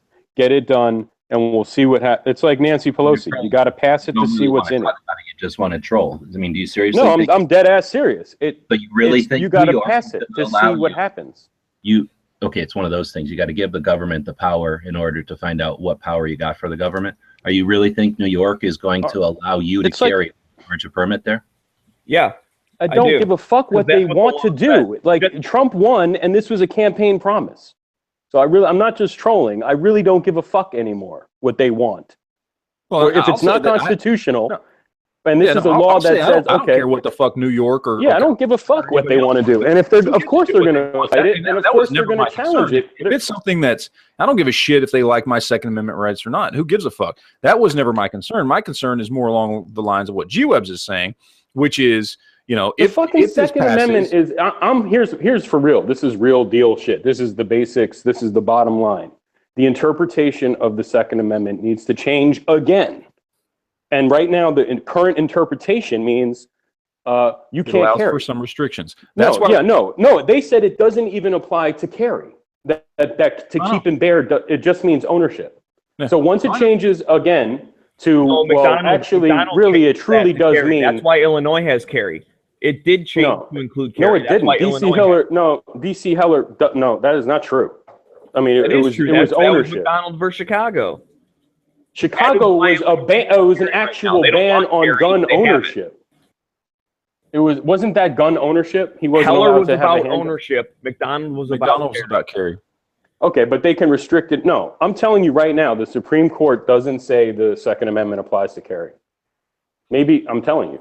We can Google. Well, then read McDonald again, because it does. It says you're allowed to put restrictions on who's allowed to carry and where they're allowed to carry. So it's still not perfect. Can we clear it? It does say you have to have some type of form of carry, and every single state has some type of form of carry. Let me ask you guys this. We've got a new Supreme Court, a new Supreme Court justice who's probably going to be coming in pretty soon. Hopefully, we've got probably at least in the next 2 years one more that's probably going to be put on the court by hopefully a conservative, majority. The biggest hits to our Second Amendment rights have come from the fact that either the Supreme Court would blatantly say something like, again, I know a lot of people love to suck on Scalia's dick, but he's the guy that came out and said there are reasonable restrictions on your right to own or keep a gun are acceptable by the states. So fuck him for that shit, no matter how conservative he was. Or they just straight up would just not take cases in certain things, or not expand the cases they did take to say, hey, the Second Amendment is all encompassing. So if we're sitting there having this argument where the vast majority real quick, because Semegi is wrong on this other shit. So it says here that due to Chicago's requirement for all firearms in the city to be registered, but yet then refusing all handgun registrations after 82, when the handgun ban was passed. It meant in the home, dude. When the Supreme Court finally decides that the Second Amendment means outside of your home to carry, it's a new day. But as of right now, it doesn't. So I'm telling you, it does conceal carry. And that goes to my point. It doesn't, dude. I'm telling you, it doesn't. We're sitting here arguing over all this shit and talking about how, all these things could have been cleared up with the Supreme Court. Or but you know what's funny, Matt? Everything we're arguing about is federal, dude. The fucking Constitution, the Supreme Court, it's all federal shit. Yes, but we could be looking. The Supreme Court is not federal shit in that it's not writing legislation. It's interpreting the Constitution. It's telling a state that they overstepped their bounds, and goodbye DC Heller and goodbye Chicago McDonald, right? That's the federal government stepping in, which you all have a fucking huge problem with all the time. So are you against Heller? Well, no, of course not. Are you against McDonald? I'm not trolling. I'm being dead ass serious. No, of course not. So it's the same. So why would the fuck would you be against New York being told to shut the fuck up and let me go? Not at all. Difference between interpretation of I don't see the difference between DC Heller and a bill. It's not about New York being told to shut the fuck up. It's not about California being told to shut the fuck up. It's about who's the one doing the telling. Is it some congressman who wrote a law that now gives them access to part of our Second Amendment rights that they never have access to before? Or is it the Supreme Court saying, this is how the Constitution lays things out, and you're going to fucking obey it, goddammit, and we don't have to write any new legislation. We don't have to do anything other than respect the shit that's already laid down as it is, and you're going to fucking do it, or we're going to put a boot up your fucking ass. Well, then you agree with me. The bottom line is how the Second Amendment the Second Amendment needs to be reinterpreted the correct way, because it's still not being, in my opinion, it's not being interpreted the correct way. It's just not. Because to keep and bear just is pretty fucking plain and simple to me. It doesn't mean inside my house. in other words, you're scared that what they're going to interpret bear arms means is in your home for like your hobby, but it doesn't mean for like protection or for. No, I mean, it literally, to keep and bear to them right now means you have the actual right to own a gun. There's not one state in the union that can tell you you can't own a gun, but they can regulate and all that stuff. Well, no, and that's why hopefully with, we've got Gorsuch coming in, hopefully, and I'm pretty sure he's going to clear. Everybody's pretty sure he's going to clear. And then they're saying within 2 years, we're going to get another chance at this. Hopefully that will be another conservative pro-gun person if all goes well. And if we can trust the people that are helping Trump nominate these people, we have a good chance to get more good done through the Supreme Court that is going to do things in a constitutional way that doesn't involve giving the federal government, the Justice Department, whatever it is, control of any of our Second Amendment rights through any sort of bullshit legislation, and just doing it through the fact that we get people on the court that interpret the Second Amendment properly. We have a good chance to get some of that stuff done. I would rather us take that avenue than keep writing federal legislation that, as we know, the government doesn't just get rid of laws. Even when a new party comes into power, they don't just get rid of the old laws. They just take them and twist them and fuck them up and use them to go after people they don't like, or go after the law itself and change it and tweak it and do whatever else. It's the reason why I was uncomfortable with this law from the very beginning, is because any legislation, any law put on the books can be changed and amended and twisted and abused, any law. And we've seen it happen time and time and time again with stuff, with federal laws, even the laws with the best of intentions. So, with this particular reciprocity law, I'm all for the intent. I'm all for what it accomplishes. I'm just unsure that we are now laying a law out there that the federal government controls, that Congress and the Senate can change and amend whenever they want. Whenever they get enough votes to do it, they can do it. And Republicans are not always going to be in power. It's just not a thing. At some point, people who are more anti-gun are going to be in power again. It may be in 2 years, 4 years, 10 years, 20 years. I don't know. Who knows? But at some point, it's going to happen again. I don't want yet another fucking law on top of the bullshit we already have. Let me tell you what's going to happen, because you guys keep asking, do you really think New York's going to obey it? Do you really think California's going to obey it? Guess what's going to happen? They're going to take it to the Supreme Court. Then the Supreme Court's going to uphold it or not, and then say, okay, no, this is cool, this is constitutional or whatnot. And now you really do have to. Now you really have to pay attention to it and obey it. And that would be a good. That would be a good result. Yeah, that would be a good outcome. And if that's a strategy, I'd like to. I think that's a valid one. That is a valid strategy. If that's what they're going for with this, is to create a law that is going to get challenged by the Supreme Court, then that makes sense. Because you're right. I don't think New York's going to pay. I think they're going to challenge it, and then they're going to challenge it again, and then they're going to, they'll take it all the way to the top. The other side of that coin is that, I guess, would be another way to describe what my concern is, that we put this power out there, or we put this thing out there, those states that say no, just like the speed limit, they just said no. And then we have this federal law that's ineffective, and it just sits there waiting to be leverage for either good or bad. And that's my problem. It's like, why do we need to rush to create this thing that doesn't have an obvious conclusion that's good? I was going to say, though, it should be written in a way that you can't, you can't, either you get rid of it, just like a Trump comes in and he's trying to get rid of a whole bunch of Obama shit. You either get rid of it or you don't. And, you either have the votes to appeal it or not. You can't change it to for your needs. Oh no, you can definitely change your needs, because I don't know why anyone would think, if we're going to give an authority to the federal level to it deals with our like here, you know your shit. What about the National Firearms Protection Act? What about our driver's licenses, which is an actual permit that is, in this situation, distributed by the states, yet the federal government makes sure that all the states agree with each other? You don't think there's some minimum standards for those licenses? No, I'm with you on that. I'm just saying the National Firearms Protection Act, that's a thing, right? I'm supposed to be able to legally drive through a state, and as long as I'm not planning on staying there or something, I am protected federally, right? That law has been on the books for a very long time. They never repealed it, and they never altered it in a way that made it worse than what it was. It's just correct.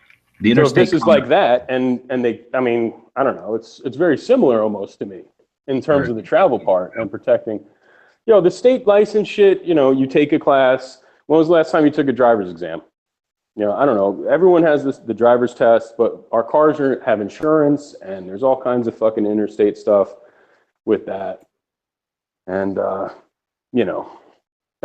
me, it's completely different. You can't, because like other people's arguments is it should be just like your driver's license.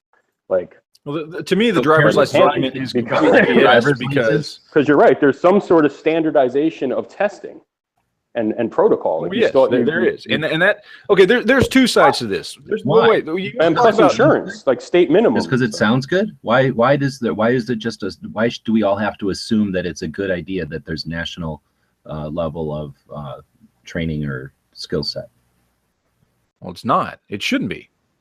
No, I think DB just said that it's not a bad thing if we had a national level of. Oh no, I didn't say it was a good thing. I'm just saying, in terms of driving, you can't compare it to driving because there are tests.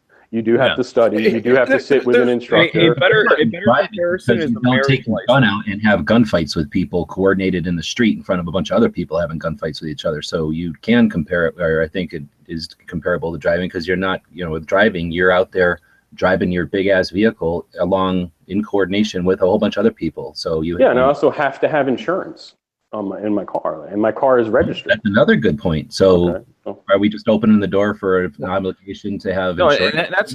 That's what I wanted to say, because there's 2 points to this, because people like to compare it to driver's license all the time. One is when you look at what happened with driver's licenses, now all of a sudden other states were able to come together, but whether it be through their representatives, their senators, or whatever, and come up with some of these things where, all states are going to get on board because they want federal funding or whatever it is. And so, no matter what state you're in, there's a basic level of things you have to do to be able to drive, whether it's insurance or certain aspects of taking a test or whatever it is. And when you look at it from that aspect of comparing it to driver's licenses, you go, okay, well then, states like California are going to all of a sudden start demanding that, people in the rest of the country have to pass a background check to get their guns if they're going to be able to carry their guns in California, because everybody in California, regardless of whether you buy it from a person or from an FFL, you have to pass a background check. So are we going to start seeing that type of restriction on a nationwide level? The other side of it is,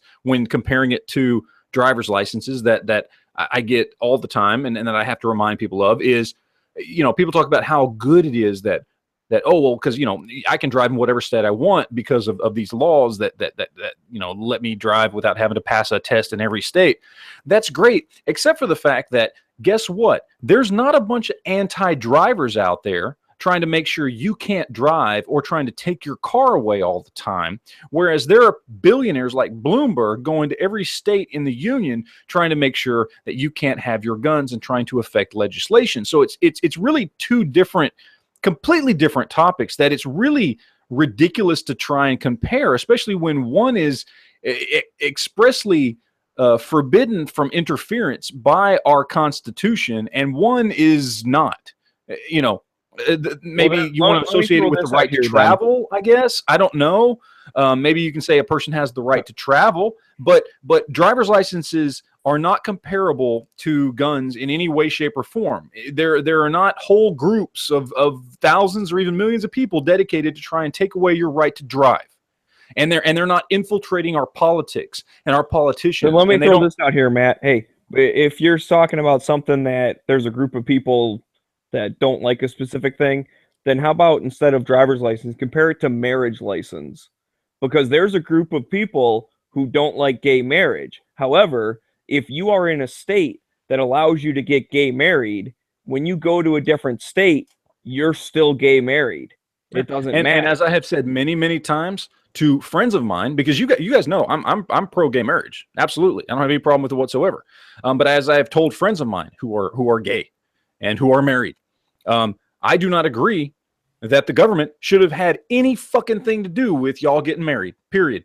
Because they should have been able to get married no matter what, because the government shouldn't have gotten involved in it in the first place. There should be no federal laws on people getting married, period. The reason we have federal laws in this country on getting married are because they wanted to keep white people from marrying black people. That's the only reason there are laws on the books for people getting married, period. So we should have been demanded people get out of it altogether, and then you can marry whoever the fuck you want. Well, the reason don't they're have in to it ask is because anybody's of it. Honestly, the reason that the government's involved in marriage, and it's not just, you know, a commitment of love or whatever, is because of taxes and but that's not where it started. No, it evolved into that. No, it evolved into that because there was already a requirement. Once there was a requirement, then you had people in the government, politicians, you had people trying to say, okay, well, let's give benefits to people because they're married. It was not the other way around. It wasn't, hey, let's regulate this because we're giving benefits to these people. It was, oh, we're already regulating this, so now let's give benefit to these people. It was completely the other way around. So that argument doesn't fly with me. Okay? The reason you get tax benefits and whatever else because you're married isn't because they decided to be nice to you because you were married. So, well, if we're going to be nice to you, we got to regulate. Because they were trying to encourage marriage. Because anytime there's a tax break for anything, it's the government's way of trying to encourage something. If they want more farmers, they give. They already controlled marriage. They were already regulating marriage before there were tax breaks. Period. That's just that's a factual thing. You can Google it. They were already regulating marriage before there was a tax. They were regulating marriage before we had a fucking federal tax. Okay? So the two are that's just BS. One does not associate with the other. They just finally decided to give some benefits to people because they were regulating shit because it was good for politics. Because it was good to get people voted into office. Okay? One does not have anything to do with the other. All right? Marriage laws were based on fucking racism and trying to fucking control who married who. That is a factual history of marriage laws in this fucking country. And there's no way around that. So yeah, I feel about that the same way I feel about however it started, it doesn't matter the way it's used now. And getting back to the fact that other states have to recognize it, you know, but it should matter. That's the problem. People say it doesn't. People say, "Oh, well, we've had to deal with all this crap, and let's just figure out what's good from this point on." Why do we have to figure out what's good from this point on? Why can't we go back and start getting rid of the bullshit that got us to this point, so that instead of making new laws and new rules and new regulations, we start getting rid of the old bullshit that frees everybody up to be more free? It's whether you're talking about marriage or guns or whatever. We are on a bad fucking path where now all of a sudden the answer to everything is more fucking government rules and regulations. And just because it's our fucking side all of a sudden that's making the rules and regulations, all our side is all of a sudden on board with all this bullshit, which is bullshit. That summarizes it completely. When the hell did this become the only option to accomplish our goals? And it isn't the only option, but it's an option that's in front of us that, again, I don't see the downside to that you guys see. So, you know, maybe I'm just more DC Heller, than you are. God bless DC. God bless Heller, right? How long did it take fucking Heller to get arrested or whatever the fuck and sue DC? Like, how long did that take? It took a while. I'm talking about before he got busted. I mean, I don't got fucking not 80 one years. person except for you. Not one person except you tonight has sold this to me as a situation which will get us somebody into the court system so that we can challenge the outside the home portion of it's shocking to me that I'm the only person when two guys sit up there and bitch and complain about any kind of federal anything and don't really realize that when the Supreme Court stepped in on Heller and McDonald, that is the fucking federal government. That's it. So what the fuck do you want me to do? Highest level it's the highest level of because of Heller. So why don't you guys say some shit like, why do we need the Supreme Court? Let's do it ourselves. I mean, it's just ridiculous. No. Heller, I can't have a fucking opinion. It's fucking hilarious. It's fucking hysterical, dude. That's all. It's just hysterical, man. It's hysterical. And then it's like, let's do it ourselves. We don't need the feds. It's hysterical. No, first of all, hey, wait. And my state is good, man. The Supreme Court isn't the federal fucking government. What are you talking about, dude? They're fucking federal judges. No, they're not. No, they're not. They're not the fucking federal government. That's a stupid fucking thing to say. Not. And they're appointed by a fucking president and approved through the fucking government. They are their own fucking branch of the court system that is dedicated to interpreting the fucking Constitution. There's three parts. This is like backyard Bubba shit, dude. Like they're not the government. They're not. Not the federal government. What are they then? The militia? Of our government. Every level of it, from the federal down to the city, it is 1/3 of our federal government. They're federal judges, dude.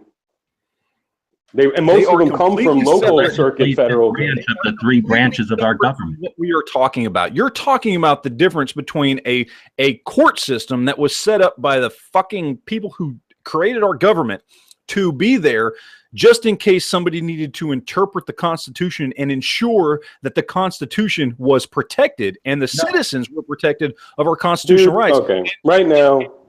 And you're trying to compare that to people, to congressmen and senators who are writing Dude, legislation. Smeggy, what are they again? Tell us again. What are they? Smeggy had it right. They You learned this in are high school. one of the three branches of the federal government. They are legislative. I've been drinking. Yeah, Legislative. with equal power to the executive and the judiciary. There are 1/3 of our government, 100%. There's no way to deny it from the federal Yes, level. but not in the capacity that you guys are trying to compare it to. 100% in the capacity. That's what they're for, dude. They No, but they're not there to write fucking laws. They're not there to fucking write legislation and give more power to the administrative branch or to the fucking Justice Department. They are there simply to interpret the Constitution. That's it. That's all they're there to interpret the constitutionality of laws. They don't judge the fucking Constitution. The Constitution is their rule book, which they apply. Well, yeah, that's what I mean. But they have no. But they interpret what the Constitution means when they are making those determinations. Is what I'm trying to say. But no, you're right. That's absolutely you're right. And I did misspoke. I did misspeak. They are a part of the federal government. They are a part of the federal government, but they are not the part that everybody seems to be comparing them to. Everybody seems to keep saying like there's no difference between the Supreme Court and when somebody writes a fucking law in Congress. Those are two different fucking things that accomplish two different arms, but they have the both amount of muscle and the both amount of weight. They both have both of this. That's the whole check and balance system, is that they have the same significance. So they have are the same significance, right? But, and that's I would accomplish two different things. If somebody writes, he jumped out, but the only reason DB said that was his point was, you know, you're against the federal government telling people what to do, but when the Supreme Court, which is part of the federal government, tells, you know, states or people what to do, then it's okay. That was, I think, his only reason he was bringing it up, is that DB is yanking our ass by going black and white on this and suggesting that it has to be all or the other and not letting us talk with it about the actual situation. So I'm not going to get pigeon-toed or whatever the fuck word is, that somehow I'm against all federal government because I don't want to see it bloat and become more powerful. That's yanking me. That's taking it to the opposite extreme. I obviously recognize the necessity of a federal government, and I understand it has roles that are fine and adequate for it to do, but that doesn't mean that you get to just give it as much power as it wants. And to suggest that the federal government isn't our bitch suggests that these conversations aren't relevant. It is our bitch. It is conversations like that which get us to decide what we're going to do in the voting booth, and that's what creates that federal fucking government. So that's the way this system works. To get upset and to walk away from it if we're trying to have a discussion about it is not effective. So to tell us that because Heller said one thing, we're not allowed to have a position that wants a smaller federal government because somehow we acknowledge that Heller exists, and that way we're somehow we're conflicting our logic here because we allow Heller to happen, and then we still don't want large government. That's not, you can't do that. Right. Well, and that's okay. So, and I'm not, you know, we're saying, we don't agree. You guys are telling us that this is in front of us and it's convenient and it's possible. So let's do it. And I'm saying we have a shit ton of shit that's in front of us that's possible, doable, and possibly got benefits. Tell me the benefits on this. Everybody's just telling me it sounds good, but I want to know, in fact, how it's going to actually be applied when rubber hits the road, and why we would give keys to the feds because it might be driven well. Why do we even need this car? Well, and I tried to explain that earlier. It's because it allows a large group of people to carry in a large number of places that right now they can't. Because, and that's the reason I jumped in here, because you were before we're telling Matt about how it's probably not going to work in California because those people aren't going to. Well, I didn't say probably not. I said there is a possibility that they are not going to respect it. Possibility that California, New York, and the other states aren't going to respect it. It's not a possibility. It's an inevitability. Ultimate probability. Well, and then so we disagree on the probability percentage. You think it's 100%. I think Okay. it's So that's fine. We can or whatever. disagree. Any percentage is a negative. So tell me what the positive gain is. If you're suggesting that there's a positive, it's an absolute. What's that? The positive gain is for the other 60% of the places that aren't California or New York. Like there's only those couple that are super hardcore. There's a whole bunch of other states that as of right now don't recognize other states permits, which would be told that they have to recognize it now. Let me just play devil's advocate real quick. Okay. And try and do my best to play it right down the middle. This law, if it passes, and let's even assume the worst, that California and New York and some of these other shitholes decide to go full-blown retard and just say, no, fuck you. This law still allows a lot of people when they're traveling on vacation. It allows people who, for their job, whether they're truckers or whatever, to be able to consistently carry without having to be overly concerned, unless, of course, they travel into a state, which fortunately is few and far between, but still far too many for my personal taste, that has like an assault weapons ban or capacity bans, in which case they have to be informed. But let's say this still clears up a lot of shit for a lot of people. Okay, this particular law, this is the plus side of it. Even if these states still don't pay attention to the law, there's still some really good things that can come from this, from people going on vacation or working or whatever it may be. Now, we have to compare that to that's the potential upside. Now let's compare it to the potential downside. The potential downside is this law in 4 years or 8 years or whatever gets abused and fucks us in the ass, because we have given a portion of our Second Amendment rights over to the federal government. We have told them that we are allowing them to write a law on our carry rights. And we allow a potentially a bunch of anti-gun Democrats to come in and tweak that law in a way which screws us. Now, which side is more important? Now, I'm not saying I am trying to play devil's advocate. I'm genuinely asking the question: which side do you think weighs heavier? Do you think the potential long-term detriment is worse, or do you think that the potential, if it doesn't get abused, short-term and possibly long-term benefit of having, people who are working from state to state and vacationing from state to state, be able to not have to worry about where they travel and do what they want to do with their guns? Which one do you think outweighs the other? I'm genuinely asking. I'm not trying to lay any of my own personal feelings on it. I will genuinely answer. I think the positives outweigh the potential negatives, because I believe that the potential negatives are very small percentage of happening, because I still do not see how a law that says, hey, state, recognize another state license, can get turned into people aren't allowed to carry. Like, there's you can't it's not that. It's one not word that. to it or whatever and change the meaning. Like, I don't understand what power they're getting extra.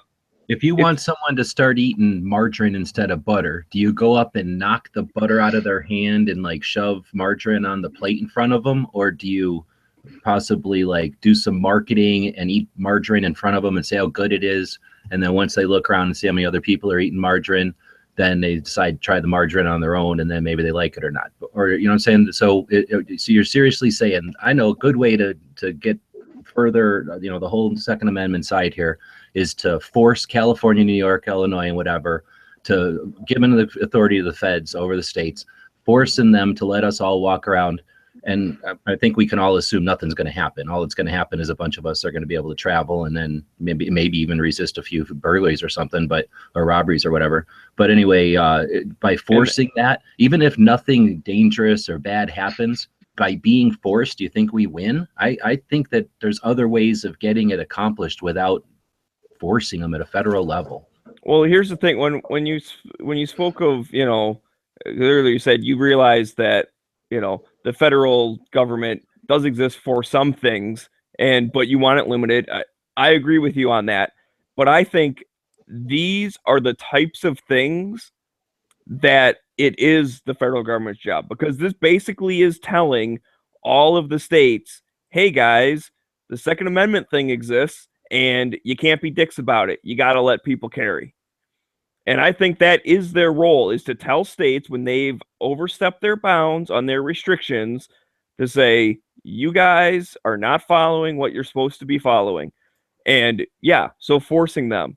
And I also think, because you did just kind of bring it up, that not bad stuff's not going to happen, right? We all agree blood's not going to be in the streets like they always, shout chicken literal about.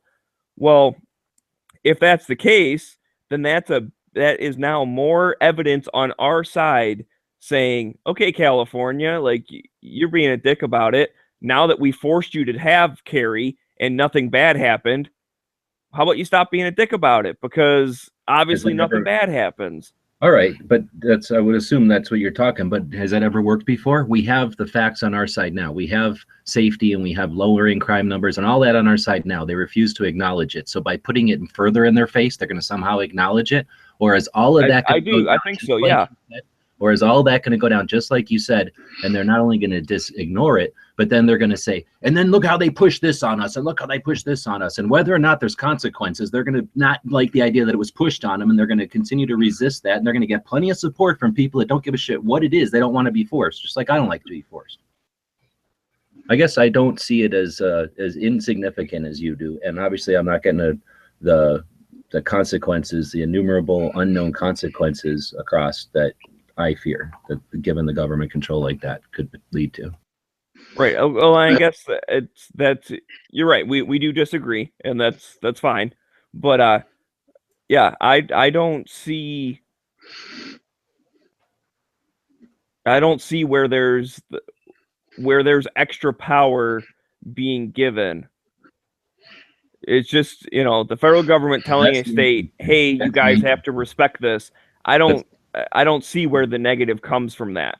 The negative comes from enumerating a specific situation. So if we all acknowledge that the feds have power over, I don't know, a bunch of shit that doesn't matter. There was no radio, for example. There was no radio waves until we invented that shit. And then some Italian guy. Okay. Speaking of bad radio waves. But I have a thought in it. And if we just look at the Gun Control Act of 1968, where it basically goes into intercommerce and interstate of firearms, instead of trying to push another piece of legislation in and just go in and have, the government look at that instead of writing a new piece of legislation and kind of amending it or getting rid of it or fixing it instead of making more laws. That is what I think should be done. Just like the 1934 NFA Act. I think, our Congress and our Senate needs to look at that. Well, yeah, I got no problem with them getting rid of bad anti-gun laws, and I agree with you on that. But even if they got rid of the 68 and the 34, we still wouldn't be any step closer as far as carry goes. And I don't know, maybe the right way is to just keep fighting and trying to get constitutional carry in every single state. And 50 years from now, 60 years from now, everyone has constitutional carry. Or we can get something that's done by next year where everyone can carry in every state. So when I got kicked out because you guys don't like my opinions and you try to stifle me. Well, it was them radio waves, man. They just. I was saying there was no such thing as radio waves, right? Nobody knew about them. They existed, but we didn't know about them, so we didn't harness them. Once we invented the radio, and then started radio stations and CBs and everything else, then all of a sudden everybody's like, oh, let's let the government regulate that. And now all of a sudden the government has this power over something that they never had before. So that's just an analogy of how the government can come along and just step in, and whether or not that was a good exercise of that power. I'm just using it to illustrate that every once in a while, something new comes along and the government decides, hell yeah, and writes a fucking bunch of shit that regulates it. Sometimes that's good and sometimes it's bad. I'm not really here to debate. I'm just using that as an example of that concept. Yeah. So now let's look at another thing that happened much more recently that they haven't got their fucking little greedy fingers into, and that's called the internet, right? I fucking think the internet's one of the best things that exists on the fucking planet for all humanity, and it's done so without the government fucking with it. Why? Because no one acknowledged ever that the government should have anything to do with it. And that's, I guess, my point. I sit here every single day on a thing that exists theoretically, built by Americans for Americans, used by Americans to do everything from inconsequential frivol to bad shit to fucking awesome shit to saving the fucking planet, right? So it's this cool ass thing that the government doesn't even get to touch, because every time they think about it, we go, what the fuck are you thinking? This ain't your domain. So why are we gonna now all of a sudden, because it's in front of us, comfortable and convenient, and potentially we're told there's some advantage to it, why are we gonna go, hell yeah, let's give the government all kinds of control over our concealed carry? And I guess my concern is that obviously they have the authority to do so at any time they want. We could become fascists if we all out allowed them to, but we don't. We don't allow them to have that power. And if they don't enumerate it specifically, it's just one of those things that's what, the 11th or 6th, I forget which amendment, that says if it ain't written in here, it's the states. And some of the states say if it ain't written here, it's yours. Well, I think it should fall under that and not under some specific piece of the fucking federal code that now says we have something to do with we have something to do with individuals' right to carry. That has nothing to do with the Second Amendment. We just put it in here because at the time gun owners thought it was cool. And I really don't, I think it's neat to try to like conceptualize forcing California to do something, but you don't fucking win by forcing nobody to do shit. You win by educating them that there's a better way to do it and that they're scared of nothing and that there's no concern. And then they all say, yeah, fuck this, constitutional carry in California. Then we don't have to force them to do shit and we all can carry anywhere we want. What I think is when we're going after reciprocity and everything, I think we're putting too much time and effort into this and not going after the laws that are already on the books that limit our reciprocity to carry and to state, because the Gun Control Act of 1968 does do that. You know, they control, what goes into state to state. That's why by the DOT, when I was talking to Heavy, that's why the DOT doesn't allow it with truckers, is because of the Gun Control Act of 1968. So we need to look at other legislation before we go off and we start creating more legislative bills. We need to ratify the other ones that we already have on the books and spend our time on that before we can fix everything else. So I guess what I'm thinking then is I don't want to say this. I'm trying not to put words in your mouth or anything, G-Webs. And I hear what you're saying, and I agree conceptually about, I wish the government did less stuff. But I guess, are you saying, maybe I'll ask it instead of trying to summarize, are you saying that we as gun owners should oppose the Reciprocity Act because it's better to do it state by state and eventually we might have carry everywhere? Like, tactically speaking, strategically speaking. What I'm saying is there are legislative laws already in place. Yeah, we should get rid of all that stuff. I was curious at G-Webs. That are restricting us to carry a gun from state to state. It is already known that. Just like with the FFL dealer, that you have to have, when you go and buy a gun, you have to be a resident of that state. And I don't understand why that needs to be on the books, because I'm a U.S. citizen.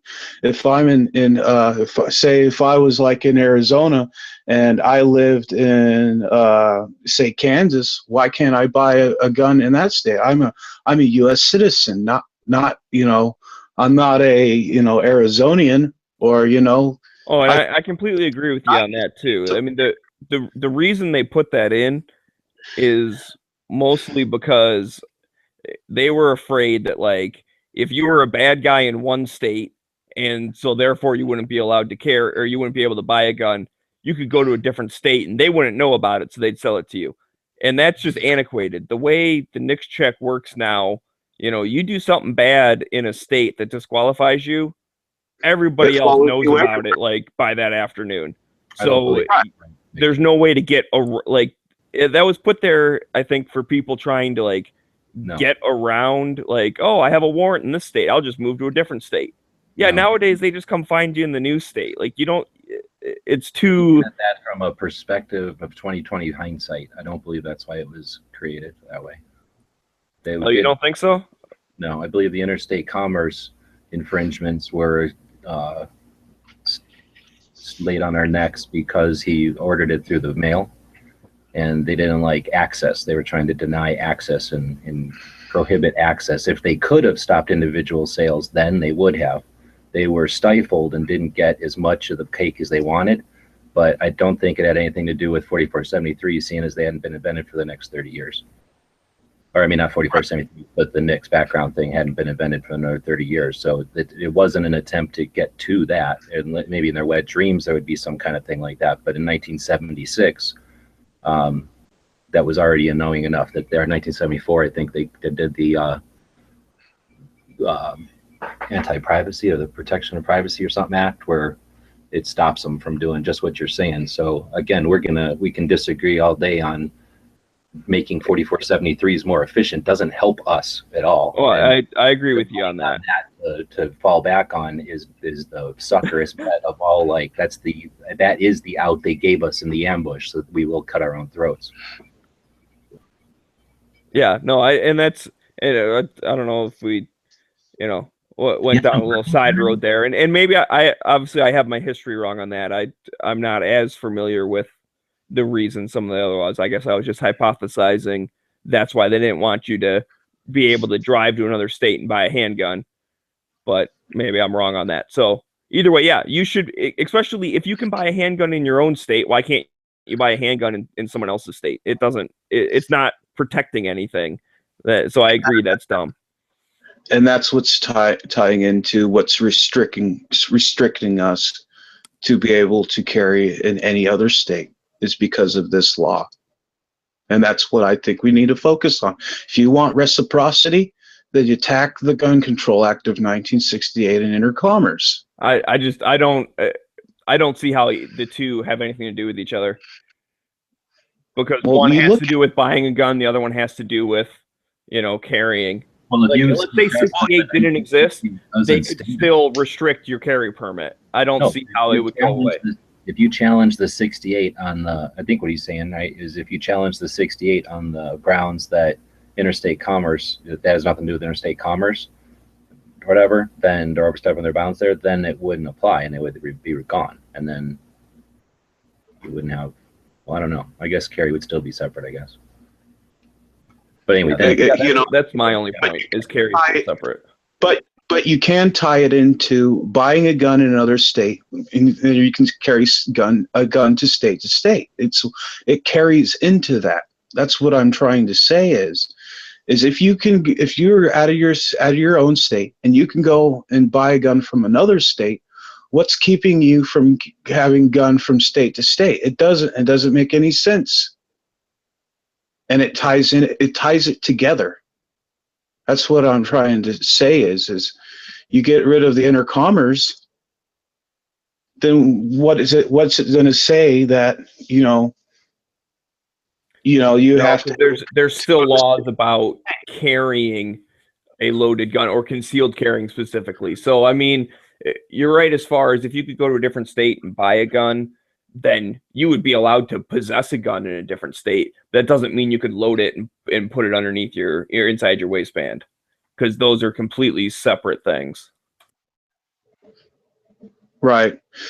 But we can get that back, and then we can tie it into, since this intercommerce is just plain old silly, and then we can come back to the fact that, states would follow a line, and they'd be able to, carry guns from state to state.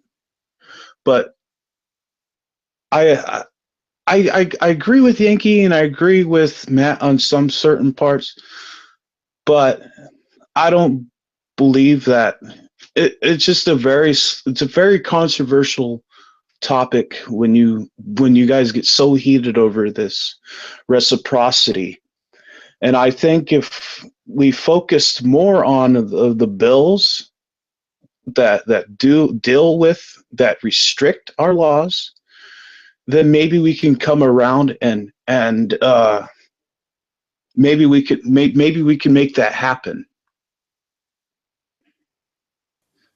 That's possible, and that's it's a maybe, but it's a bigger maybe than reciprocity is a more right.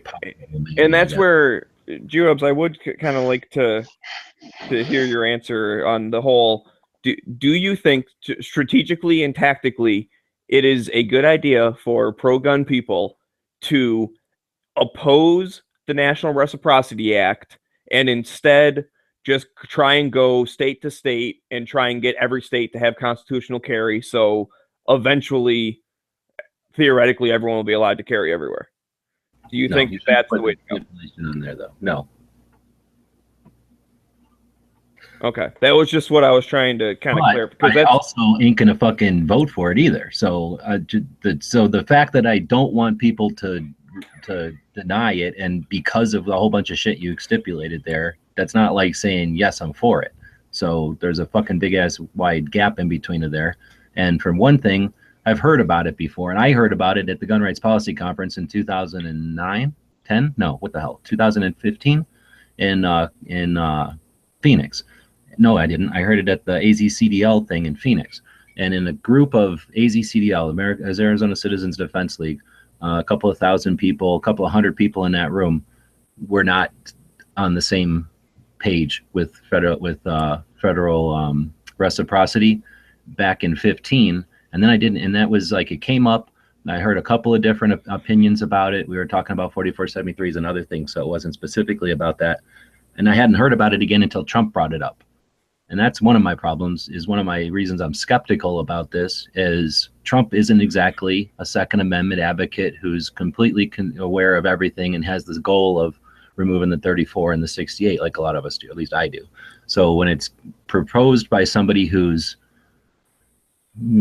ideally on our side but not proven yet, and it's something that I've seen people who I highly respect debate it, it's not a done deal for me, and I'm not going to take anything with any amount of sugar on it because I don't drink and eat that much sugar anymore. It doesn't appeal to me. So I understand that it might appeal to a lot of people, and I'm not at the point where I'm saying resist it and deny it and there's no possible way it should go through. I'm simply asking that we fucking question it. And when I'm told, what if you question it, you're not loyal. But yeah, no one said that, but that's basically, if you're questioning it, then you don't, you're suggesting that maybe you're not on board or that you're somehow against it. I'm saying fucking question it. Like, who the fuck put it on the table, and who the fuck told us it's our only option? Like, the fuck, are we at a restaurant or are we at somebody's house and this is all we get to eat? I'm pretty sure we can fucking eat whatever the fuck we want. And if we don't like what's on the menu, can't we ask them to cook something else up or go to a different restaurant or something? Like, why is all of a sudden this, because it's convenient in front of us, why is it so lucrative? I guess I'm asking to be sold on it. And I see potential problems, and all I hear is what I feel is a conflict on the pros. It's probably gonna, except we acknowledge it might not. So worst case, best case scenario there, all I see is additional federal, well, I keep saying, I don't have to say it all again. So that's my concern, I guess, is I'm not necessarily against it, but I'm sure the fuck not for it. I mean, that should be obvious.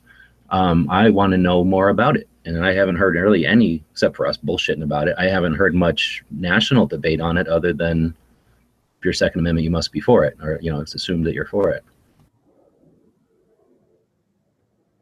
Okay. Well, thanks for clarifying that, because I was curious how you stood on it. And it's admirable to be skeptical of stuff. I agree with that. I figured I kind of looked at it skeptically, and you have brought up a couple things that I'll probably have to think about now a little bit, but I still, it's probably, we have a difference of opinion on probability of bad and good. And I'm more optimistic that, I guess. And I did like DB's point of view is that if a state does try and screw with it, that's grounds to get it up through the courts. And then we finally, because I think the end goal, that would be awesome if the Supreme Court just comes out, whatever case it is, and says, listen, guys, quit being dumb. Everyone's allowed to have a gun and carry it. That's what the second says. Go away. That would be an awesome ruling. I don't know if they ever will. No stipulations, no nothing. That, I think, would be our ultimate goal, is to finally have everyone acknowledge that the thing exists and it says what it says. To borrow from Night Strike, shall not be infringed. I agree with that. That is the ultimate goal. I think this is a step towards that.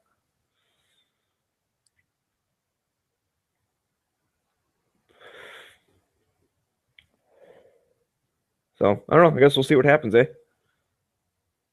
Yeah, I mean, it's not even up for anything, is it? It's just in committee or whatever. It's just sitting there. Like, it's been introduced, and that's about it. But DB is saying that it was one of Trump's things, so potentially it'll be pushed further than some of the other stuff. It was one of his campaign things, and when you ask, that was something I wanted to mention. You said, like, where the heck did this come from? Because Trump's not, he's not normally like a huge, like, let's get rid of the NFA and all that stuff. I believe it was handed to him on a silver platter from the NRA. So those were the guys that thought it was a good idea and said, hey, we're going to support you, but here's a talking point, and that will rally all of our members to support you. So that's where it came from.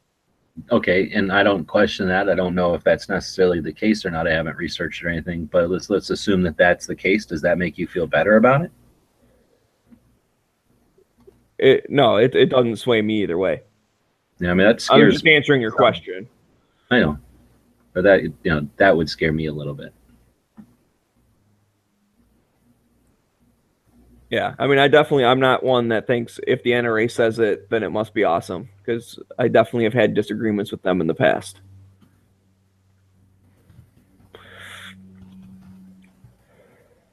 Yeah, there's a lot of things that I disagree on the NRA about.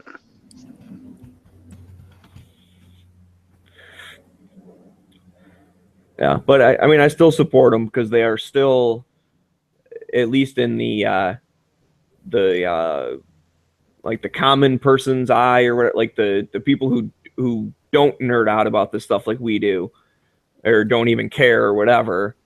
They're a constant force saying, hey, guns are cool and people should be allowed to have them. That's kind of their general thing. And it's good to have a force that's at least always pushing that, whether specific things they do you agree with or not. I think they're still a necessary part. But some of the smaller groups, I think, do better because they can pivot faster, and they might not have as much resources, but they might get more stuff done. And if they get enough attention and the NRA jumps on board, sometimes that's good. Sometimes it's bad. Like, what was that, the background check thing where the NRA jumped in when it was the local group that did it. And the NRA was like, oh, look, we're trying to, oppose this background check thing. And it completely switched the narrative of, we're just a couple of housewives and the big mean NRA is beating us up. Like, we're the grassroots organization. When in reality, they were the Bloomberg people. And the people who were fighting against background checks was the actual grassroots. But as soon as the NRA threw their name in the hat, it became the NRA picking on a bunch of moms. And it so was this a bad time to renew? I renewed my NRA membership like for 3 years, about a week ago. So I don't think it's a bad time. No, I don't think so. I renewed mine not too long ago. And I look forward to going to the NRA show. I like cool guns. I renewed for 3 years. And today some idiot tried to get, the idiot president of the condo board flew in from Oklahoma, took a walk around the condo and saw my American flag hanging. And I was informed that it was an eyesore. and I should take it down. I told them to have the board send somebody to knock on my door and demand that I take it down and see how that goes. And if they don't want to, the resident manager's like, not me. Did you tell him to have fun in Canada, you jackass? No, then I told him, well, why don't you have that idiot lawyer that works for you write a letter, and I'll make a video about it on my YouTube channel. I'll get like 10 million views, and I'll start a petition on whitehouse.gov to have the board of this condominium board of directors investigated for un-American activities. Or maybe Trump can write an executive order that says I can keep my flag up. I mean, I told them that they can take my flag when they pry it from my cold dead hands. Is actually what I told them. Yeah. And he said it was an eyesore. He said it was an eyesore, and I said it's a beautiful symbol of freedom. What are you talking about? That's a man that hates America, and he needs to go. I have plenty of reasons to off that guy that have nothing to do with my flag, but I'll be damned if I take it down for them. Yeah. Yeah, I would agree. You should be allowed to fly your flag. Yep. Greatest country in the earth. I don't know why you want to take that flag down. Yeah, and I said, well, what don't you like about the flag? It's beautiful. I got it at Walmart, and it says, then he started saying, something about it. Then I said, well, they have bigger flags at Costco. I could get one of those, He was like, no. Yeah, that's one of the things I don't like about like condos or even like neighborhood associations and all that kind of crap. Like, I really don't like when groups of people try and tell you what you're allowed to do with your property. Like, you own that chunk of the building. The lanai is according to the condo corporate contract. It's like a joint tenancy area, so technically it's joint community property. But I'll be damned if I take that flag down. They're gonna have to kill me to get it.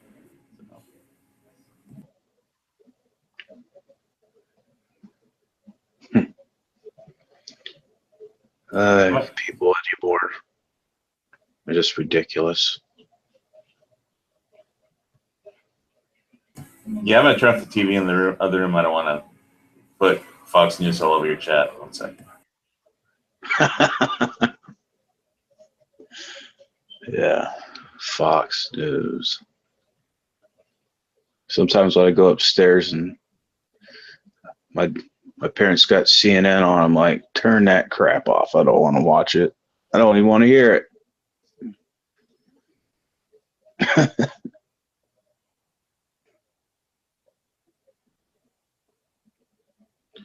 So, to give a little bit of a fresh air on this chat, top 5 guns on somebody's radar.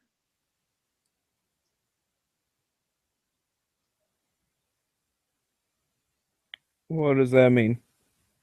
Yeah, it's a little vague. Like guns you want or something, or just ones to pay attention to?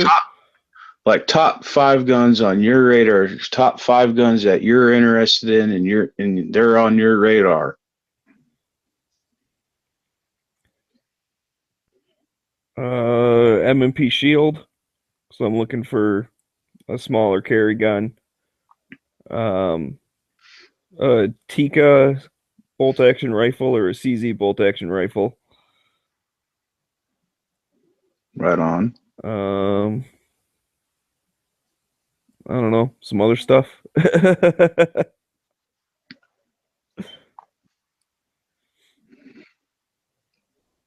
Yeah. What I got on my radar is I don't know. I like revolvers. I look at a lot of revolvers, and I've been looking at I've been wanting to have a Model 19 for a long time because I just like them, and The rifle I've been looking at that has some interest to me. Oh, that's a tough one. Maybe a DSA, like a DSA FAL. I've been looking at all those. Shotgun would be how about a semi-automatic Benelli? I haven't had or what's them shotguns that have two barrels and they have two trigger pulls. Those are really cool. I got to look at one of those at one of my gun shops down in town here, and it's quite expensive, but it's really cool. I forgot what company makes that gun, but it looks pretty interesting. Yeah, but and then I also found a Walther P38 with the Nazi crest and everything. So I don't know. I go around, and some days when I just go around, I go around gun shop to gun shop, see what they got and what's interesting today, you know.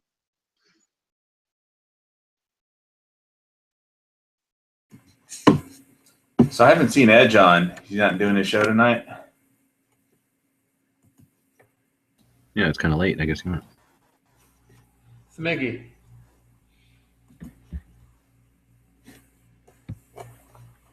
Smeggy. Someone is calling your name. He's on vacation, I guess. Anybody coming back? I need to get another 9mm. Anybody has a recommendation on a good, accurate 9mm? I don't care anything else but just accuracy. You don't care about the accuracy, or that's all you care about? That's all I care about.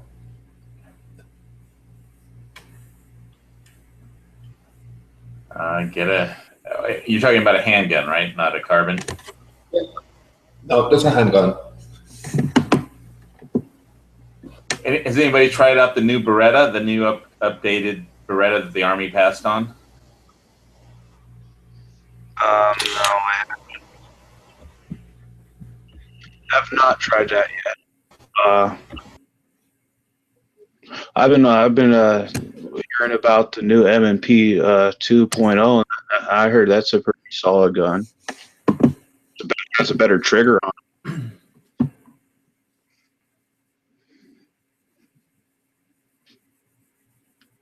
But I also shot a Beretta PX4 Storms. I like that gun. Walther PPQ. I like that gun. I don't know. You just go to a range and shoot a different amounts of 9mm, and you know, pick one that you fancy. That's a real hard question to answer. It's all about what's good in your hand and what you're comfortable with shooting. Because what I like, you might not like. You know what I'm saying? The handguns are kind of an individual thing. Yeah, I agree, but it's just based on one criteria. So it's not comfort, not ergonomically correct for my hand or left hand or right hand. It's just Well, I had pretty good luck with the Taurus PT92, which is a Beretta, basically a Beretta, but I had to. The only proviso was that I had to do holdover. I had to hold over the way the sights were set up to hit the bullseye every time. Other than that, it was very accurate. So you may have to play with the sights a little. Because I have a XDM right now. XDM 2.25, 5.25, and that's accurate. But I'm just looking at a little more accuracy. I was looking at the Kimber 2s, looking at the Range Officer. I have one of those already, but the 9mm version. Some of that means. Well, I like my Glock 17, but I mean I don't like it because it's the most accurate gun. I mean, I like it because it's crested, proven, and it's got 1 billion accessories, and design is here to stay. It's True. fully developed. But there's other guns that are probably might be good if you're just into target shooting, and most handgun self-defense fights occur at like 3 feet. So if it's a self-defense weapon, I don't think it's going to matter all that much. If I could hit something at 100 yards, I know that the guy who runs the local gun shop can hit bullseyes at like 100 yards with his, but I guess he grew up with guns as a kid, so he's a lot better with a pistol than I am. I kind of suck with a pistol, but I won't miss it 3 feet. So, if I could make a suggestion, just a good range gun and a good plinking gun to shoot steel and everything that have various ranges, and it isn't expensive, and you can get a lot of parts for it. I would go with the 17L. But a 70 on the Glock, I think that's too small for my hand. 17L. The Glock 17? Yeah, the long barrel. Yep. Yeah, you might be happy with that. I know that my local shop has a bunch of those available just in, so they might be the L's might be getting around to all the gun shops for some production reason at Glock. If they made it out here to Hawaii, the guy has a bunch of them here. Probably have them on the mainland. But are they accurate? The reason why I say the long barrel. The L's have the longer barrel. They got a 6-inch barrel. Yeah, is it 6-inch barrel? Yeah, the regular is like 4.5 or something for regular 17. I forget. So let me make a disclaimer first, and maybe I didn't do this prior to event. I shoot bullseye. I live in Jamaica, but I came to the United States I think 2 weeks ago, and I'm in the top 10 for my category shooter in the whole United States. I'm a very, very, very good shooter in terms of bullseye. Welcome to America. You came to the right country. No, I don't live there. So what I'm saying, I shot in you guys what they call pistol nationals. They had it indoor nationals, and I was in the top 10 in the United States. So for my category, so I shoot very well. However, I shoot 40 in our league. We shoot 45 and 22, 38. And I want to get a 9mm, somewhere in a $1,000 range, maybe $1,500. To me, a Glock. Go ahead. Are you going to register restricted or unrestricted? Registered or restricted? I don't understand that question. Restricted means that your gun has to meet certain specifications to qualify in a shoot. Unrestricted means it does not. Okay, so in bullseye shooting, there is no restriction. You come there with a 45, as long as it meets the minimum requirements that the trigger cannot be less than 3.5 pounds. You could literally put on anything on top of it. It meets certain requirements at minimum. So there's not, qualified, modified, unmodified, restricted, unrestricted. In bullseye shooting is you go to bullseye shooting and you bring your best gun you can possibly shoot it. If you don't bring it, then that's bad on you. So it's not for bullseye shooting. So I just want to make it clear. I already have bullseye good guns. I have very good guns. I'm saying it's just for a 9mm in general. I only own one 9mm. I'm not familiar with 9mm guns as much as I'm familiar with a 45 and 22. So in general, what would you guys say? Hey, in general, this 9mm tends to be more accurate than most 9mm. Or is there no category like that? Well, if I was going to start out with a 9mm, I would go with one that I can accessorize the most, and I'd pick the Glock 17 or Glock 19. It all depends on you want. They're accurate enough for the average shooter. I don't see why not a lot of people own those kind of guns in the States, and they're very popular. I would think that the longer barrel of the Glock 17L would help, but I'm not really a handgun expert, so that's all I have to say on that. Hey, Jimmy, are you looking for accuracy, or are you just looking for fun? Who, me? Marvin? Yeah, I'm just looking. I love of two. It will never be a competitive gun. I'm just looking for something that I'm like, I only have one 9mm gun. And I went to the range today, and I'm like, you know what? It would be nice to just not go to the range and have out and everybody's looking at it. Just to have a nice, normal 9mm, but it needs to be accurate, Yeah, okay. So like Beretta or SIG, maybe a CZ. You can get like higher quality production model firearms out of those. The Glock is okay. It's a very accurate, very reliable. It's not very accurate, but it's super reliable. It's accurate, but it's not like a SIG is more accurate. Okay. Or it used to be anyway. I don't know anymore. Like a 226 or maybe one of their. Yeah, but you don't want to. You would just want a regular gun. I would say like the X5s or the X6s. Those are a bit more expensive, but they're more competition style firearms. So there's a ton of them out there. Like, I don't know, get an Arsenal for about $1,000. You can get an Arsenal for like 900. Arsenal. Yeah, it's got a pretty low bore axis. I've only heard good things about it. I've never actually got to shoot one, but they're pretty decent from what I hear.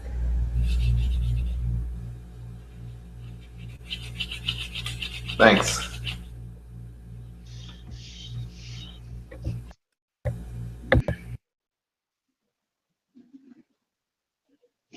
Speaking of handguns,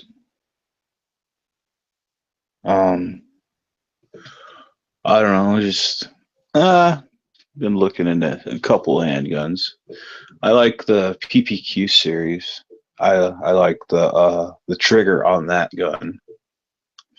That's a good gun. Well, the PPQs are. Everybody says they have great triggers. I only got experience with like the Walther P99, but I love the shit out of that gun. That fucking was a badass gun. I regret getting rid of it. Yeah, they're pretty good made guns too. I like the PX4 Storm. I got some good groups out of that. But one pocket pistol that I like above all others is the SIG 2380. And my second choice would be like the Glock 42, but the SIG 380 just blows it out of the water. I love. There's not a lot about that gun that I can criticize other than the 1911 platform on it, which I don't think is ideal, but it is what it is. I like it. It's a nice gun, and I would like to purchase one, but I just don't have the kind of funds for that kind of gun because they are quite pricey, but they are good guns. Well, after I saw John Wick 2, I had the urge to get a Benelli M4, but the gun laws in the state kind of suck, and they're hard to get too. So, oh, that sucks. A Benelli, huh? Well, I have a Benelli Supernova pump action, but the M4 would be pretty awesome. I mean, it looked awesome in John Wick too, but anyway, when he was fighting in the catacombs. But what's good about the Benelli M4? You can shoot anything in it, and it will cycle. That's what I love. That's what I like about shotguns. Very few semi-automatic shotguns you can load up with any kind of shell and it'll cycle it. Yeah, well, he used it effectively in the, obviously film, real non-real movie world, but it was impressive. Yeah, it's a good gun. It's a good it's a nice gun. Yeah, I don't think I could. I don't know. I need more practice with my pump action so I could like feel like I would be, confident and with it for self-defense. I don't think I could. I mean, he was just like running through the rounds, and it's like I don't think. I don't know. I was supposed to go to the range today, but I'm in practice actually with all my long guns, but I basically had a big Charlie horse in the morning, and my leg cramped up, and so that got killed. But I'll have to try and do it next week, maybe Monday. So do you have a hard time short shucking the action on the pump, or? No, it works fine when I use it. It's just a question of time on the range practicing with it. Has been very limited for medical reasons this last year or so. I would say a pump shotgun is an excellent home defense tool. The Benelli, the semi-auto,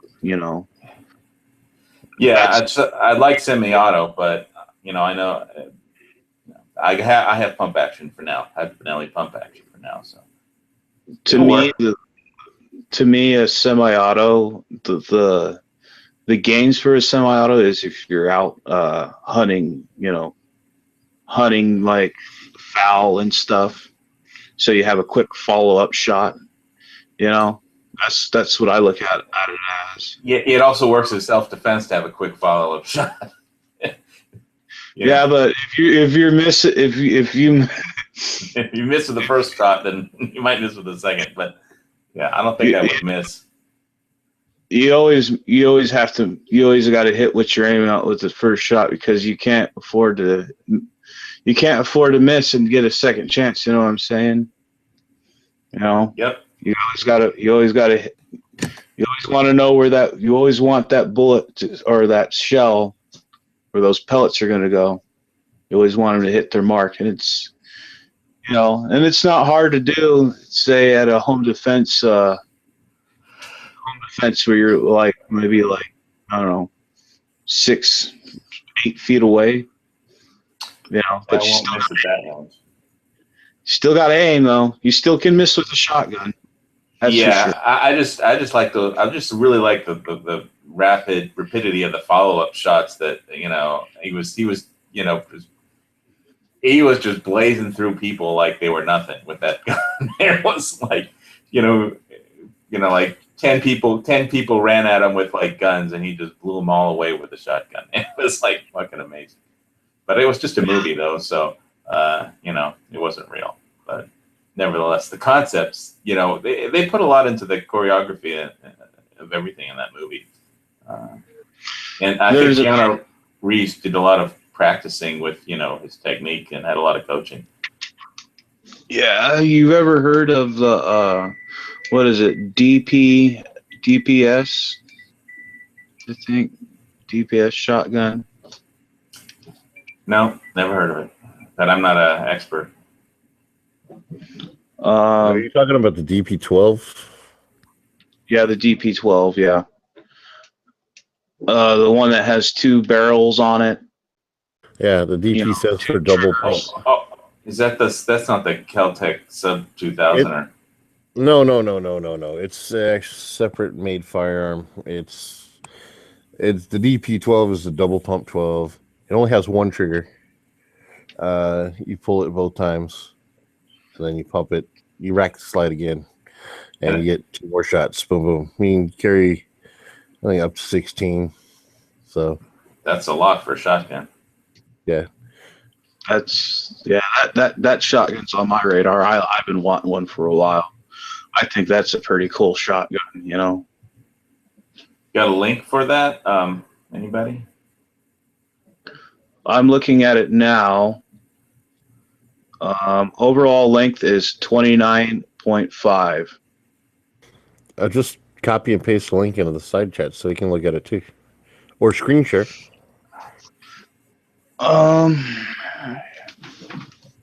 Here, well, I'm looking on my PlayStation here. Oh, that makes it harder. Do a copy onto. Yeah, I gotta. If you guys want to hear, I'll show you what it looks like.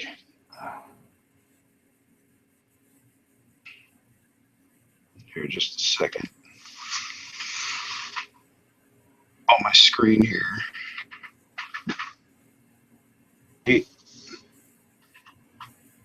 Yep.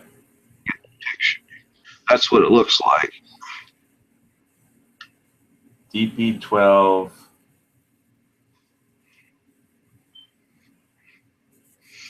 It's got 2 barrels.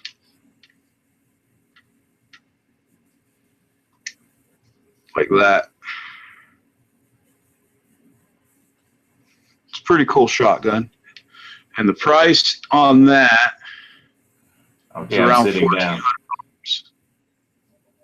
Well, I just got $7,500 from my medical insurance company reimbursement for rent in Honolulu for 2 months. When I was recovering, they covered all my rental expenses. I was staying there. So. Oh, nice. I just cashed it yesterday. I ran down to the bank. I was going to go to the range yesterday, but I had to run down to the bank to put a deposit my $7,500 check. That canceled range day yesterday, and then in the morning I woke up with a Charlie horse, so I could barely walk. And first took a gigantic potassium tablet to help get my potassium levels back up in the muscles. My mineral levels must have gotten low for some reason. I have no idea why. Too many beer testing videos or beer reviews, maybe. Oh, somebody put up the link on the chat there if you want to look at it more closely. Okay. Yeah, I'll go to the external to text chat and gun channels. 1 second. If you're more interested, I think that's a really cool shot, and it's been on my radar. Okay, I'll add it to my radar. Yeah, definitely. I don't know if your state can have it or not, but yeah, we got pretty well. What's the length of the barrel? Is it the length of the length of the barrel. Yeah, we got dumb laws about the barrel lengths here. It's probably got to be like 18 inches or something stupid. Let me see here. Yeah, it looks like it might not be a long enough barrel just looking at it, but let me see. It's perfectly legal. The 18-inch barrel length is a federal guideline. It's a federal law, actually. And, all shotguns that are not SPSs, short barrel shotguns, have to have at least 18-inch barrels. Oh, so that's an 18-inch barrel? Probably 18 and a half, maybe even 20, because they do have twin freaking 8-shot tubes. So okay, and it's semi-auto, right? No, it's pump. Oh, it's pump. With the dual trigger. It's a single trigger. You rack it, you pull the trigger once, it goes bang. You pull it again, it goes bang, and then you rack it again, and you go bang, bang, rack it again, bang, bang. Oh, okay, so it's like 2 for 1. Yeah. So it's not quite a semi-auto, but it's almost as good. Yeah, well, it's different. It's different design. Oh, okay, that's cool. It's always nice to be unique and different. And it's about as much as an M4. It's around $1,400. So, but probably easier to get a hold of than an M4. Yeah, and the good thing about that is you can fire 2 3/4 shells, or you can fire 3-inch shells, and the weight is 9 pounds 12 ounces. Round capacity is 16, 14 in mags, 2 in the chamber. So, why not?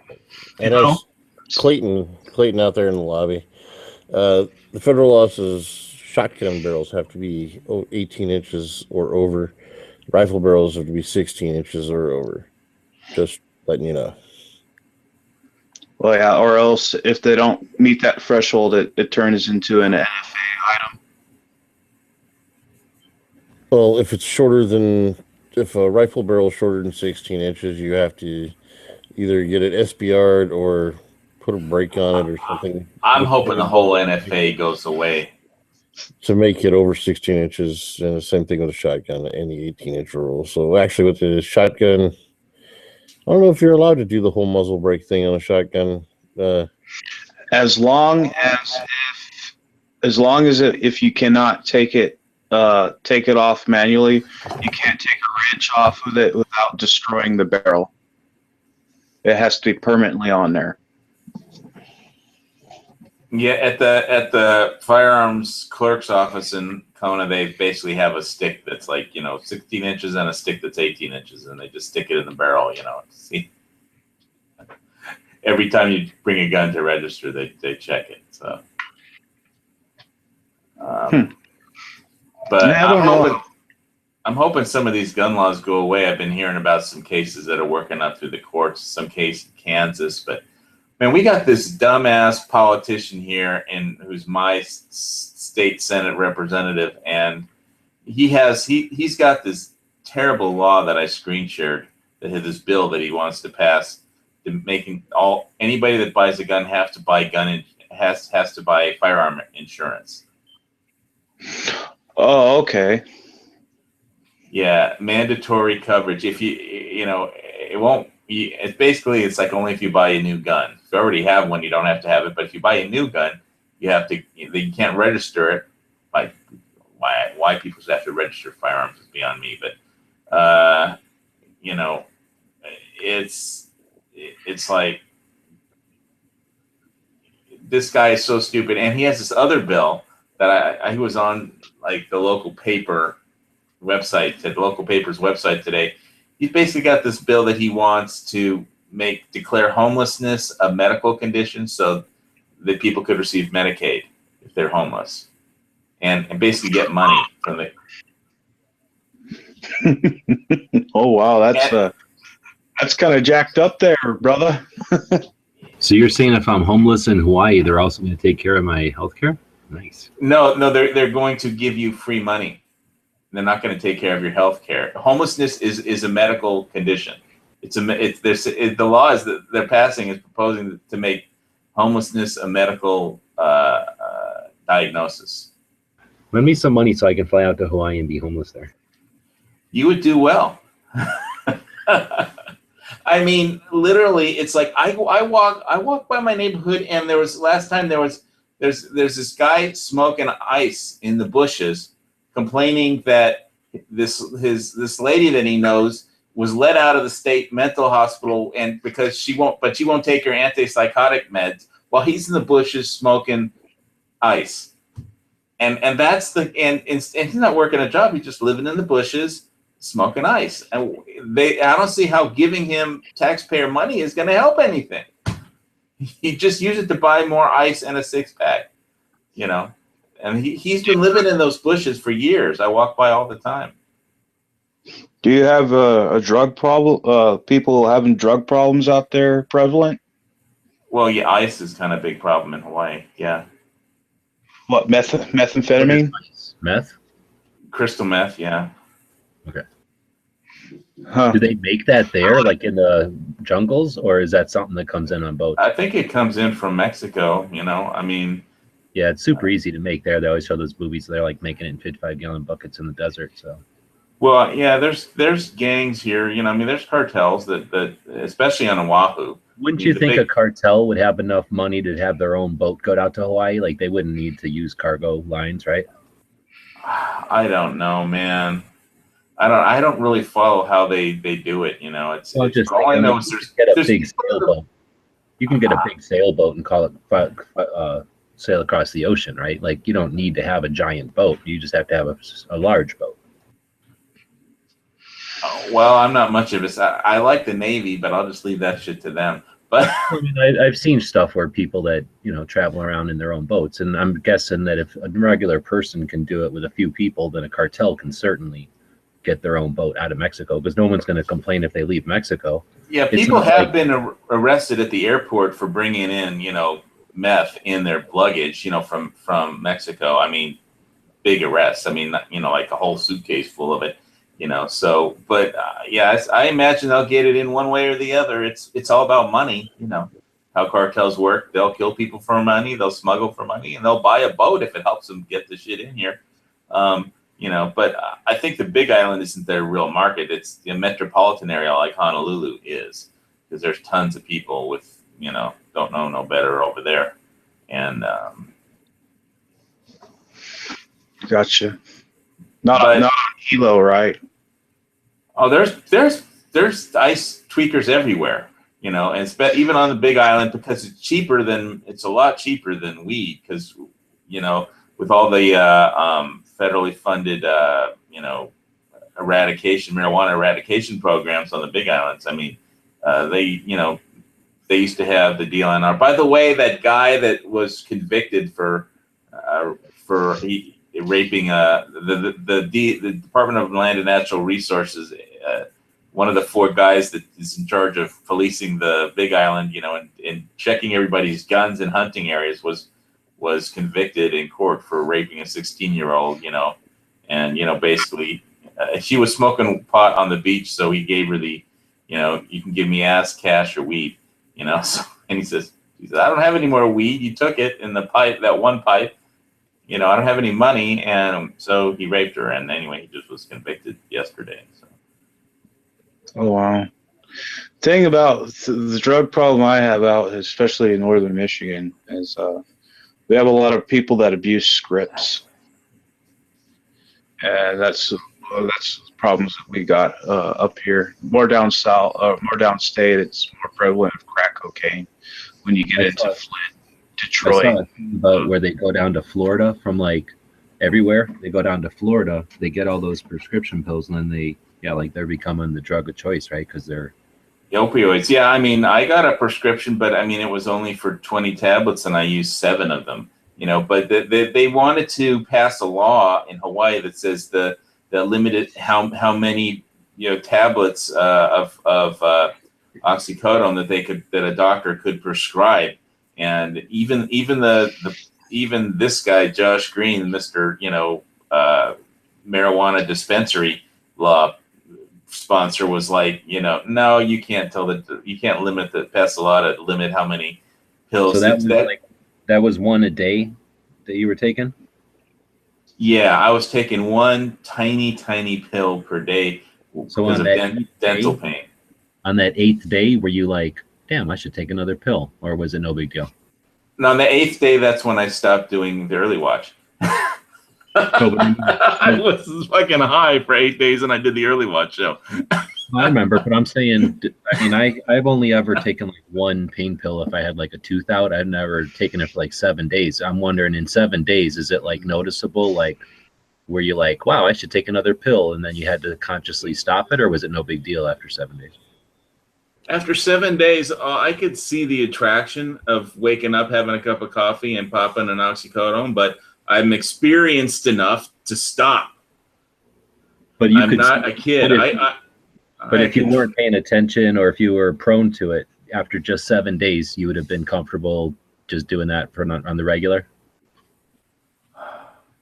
If I didn't have a brain, it was like, it felt good, but it's doing a lot of things that are stupid might feel good. It's like jumping off of a cliff. No problems on the way down. Part of it. I'm curious about the addiction part. Like, say, I've only ever gotten them for like a pain or a sore tooth or something, and then, or like when they pull out a tooth. So I never took them for like a week to know what it's like to not take them after a week. Yeah, well, I hear that they're super addictive, though. They're like their most addictive thing. They right? are. You could feel, it's like the 8th day. It's like, oh wow, I should take more. It's like, no, like, that's it. I'm just putting them in the bottle in the back of the medicine cabinet, and if I ever break an arm or something. I almost needed it this morning. I woke up with a terrible Charlie horse. I was going to go to the range today, and I couldn't because it hurt bad. I couldn't even walk, but I just toughed it out, and took a hard to do. You get used to having your pain killed, and then every little piece of pain is like, Oh, better take pain pill. This wasn't a little pain. This was a major Charlie horse. I had the problem because when I had my congestive heart failure, they started pumping me, giving me shots of Lasix, which is a diuretic, which just drains all the piss and water out of you along with all the minerals. So like the next day I started having Charlie horses, and if I don't take potassium pills, which are huge, it's like eating 100 bananas, taking one of those little pills, but it's like, you get all the potassium you need. So but I just haven't been taking the damn potassium pills. But no, I didn't take a pain pill for the pain. I know how addictive that stuff is. My grandmother, she was on when she had esophageal cancer, and she was in pain, and the Percocet, she was on Percocet, drove her, and she was a strong lady. She survived World War II, the Holocaust, and it drove her crazy. The Percocet, being on Percocet full time for the pain. Do you mean because she was addicted to the pill and that was frustrating for her, or like physically, like she started to lose it because she was under the influence? No, it was everything. I mean, she had terminal cancer. She had to have part of her stomach removed. She had to have part of her esophagus removed. She couldn't keep her food down. She couldn't control she couldn't control when she pissed and had to take a piss or a crap, and she needed permanent nursing help, and she was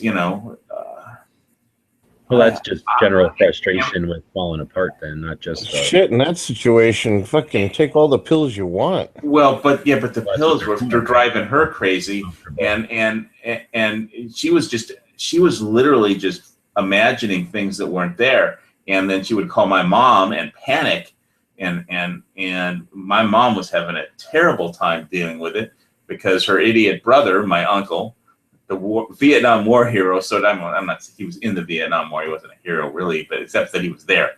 So for 2 tours, but which makes him more of a hero than just But anyway, she was the only one who had to go every day, who got every call, who went to her house, drove into town after her work, and it was, my mother was like, my grandmother taking Percocet was driving my mother crazy.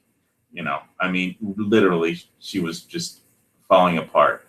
My mother was falling apart because my grandmother was taking Percocet and hallucinating, and so that, yeah, I know to stay off that shit if I possibly can. I mean, if I have a dental problem and I have severe dental pain, then yeah, okay, I'll take it for 7 days or whatever. But as soon as it's over, basically they also gave me,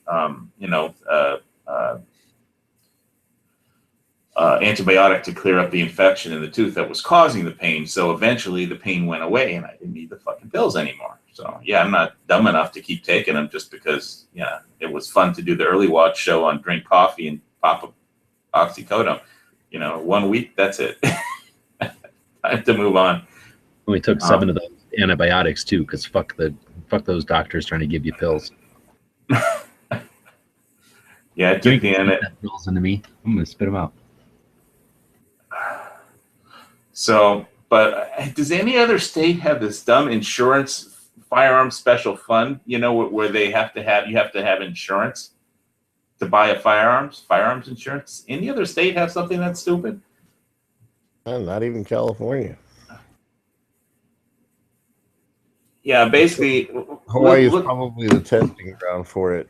Yeah, we're a fucking petri dish for every stupid harebrained idea from the Brady Foundation. This is so stupid, even the Brady Foundation wouldn't try it. I mean, when we get Gorsuch on the Supreme Court, I just hope there's some stuff that works its way through. I heard there's something in Kansas that's where somebody was selling silencers that weren't registered because with the NFA because the state said you could do it, and that's going to work its way up. So I don't know. I just hope enough stuff works up its way to a conservative Supreme Court.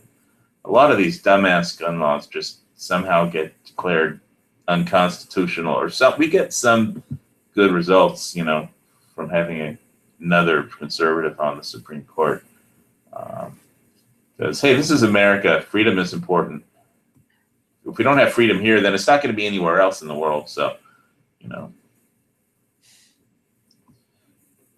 anyway, yeah. So I re-signed up the NRA for 3 years, for whatever, and I think I got auto renewed on Florida Carry. I was looking at my credit card, so I guess I'm gonna have to go to the range on Monday, and hopefully I'll get back in time to do my show.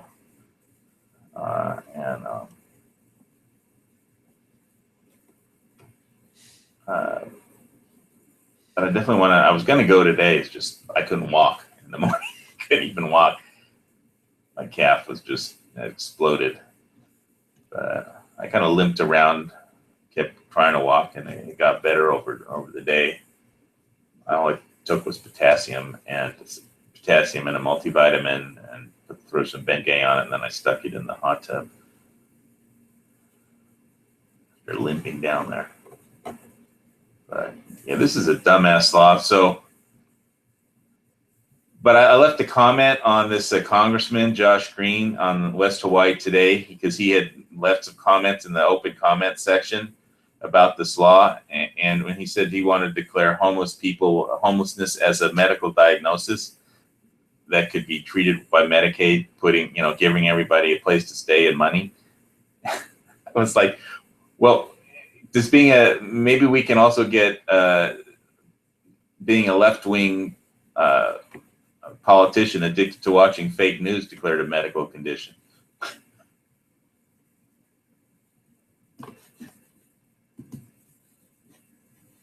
That's just a whole bunch of nonsense. They're just trying to find something to hurt the economy, aren't they? Yeah, I don't know what this world is coming to, but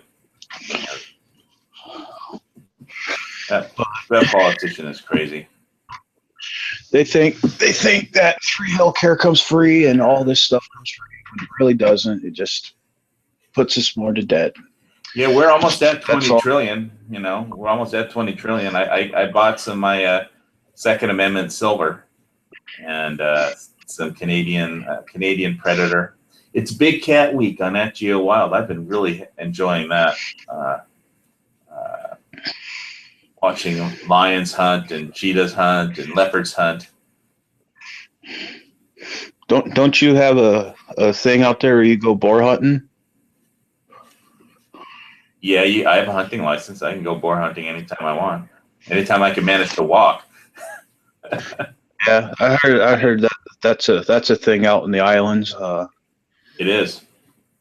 Where we are at, we basically hunt our average white-tailed deer, and sometimes when we're lucky, we have hunting poles for like elk and black bear.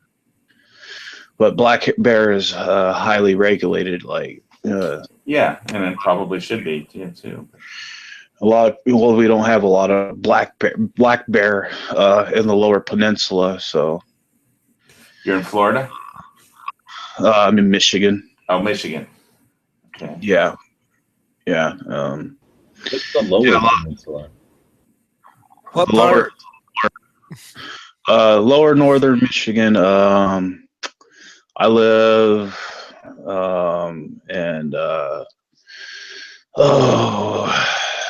I'd say 130 miles north of Grand Rapids. Up around Cadillac, just south of Cadillac, then. Yeah, I live up in Kalkaska County, up north of Wexford County. All right. Well, you're talking to somebody from the southern part of the state, so. Yeah, I like going down there. I was just down in Saginaw yesterday. I had to drop my mom off because she's doing clinicals and stuff, and I got a trucking. I'm getting a trucking gig going, so I'm gonna go down and do orientation down in Indianapolis, down in Indiana. So I know where everything is in Michigan. I travel all over Michigan. Hey Dusty, I bought a new Hawaiian beer. I'm gonna have to do a test review on it tomorrow, I think. called Aloha Beer, Aloha Red Ale. Like alohabeer.com or something. I'll do a review on it. We've been getting into beer reviews lately, after Ed did a chat on beer reviews, and then we started talking about beers off air on my show and some on air, I think. But did you find a Kona Brewing Company beer near you yet, or? Not anything fresh. And like I said, I won't drink anything over 3 months old. So Yeah. Right. We got a lot of that over in Michigan. A lot of brewing and winery companies all over the state. yeah, you have a lot in your area. You have a lot of good beers. Oh yeah. Well, when I go over to Traverse City, they have a lot of Irish stouts out over there. And I drink. I'm not a big fan of stouts, but when St. Patty's Day is coming, that's the thing, and then we got the green beer thing, So we got it's a big thing. These stouts are a good winter beer. In the summer, I like a crisp IPA. Yeah, that's the one you have to drink right away. Yes. So what day is St. Patrick's Day? What's the date? 16th, I want to say 17th. I'm not entirely sure. Does anybody in the text chat know when St. Patrick's Day is? March, that's all I know.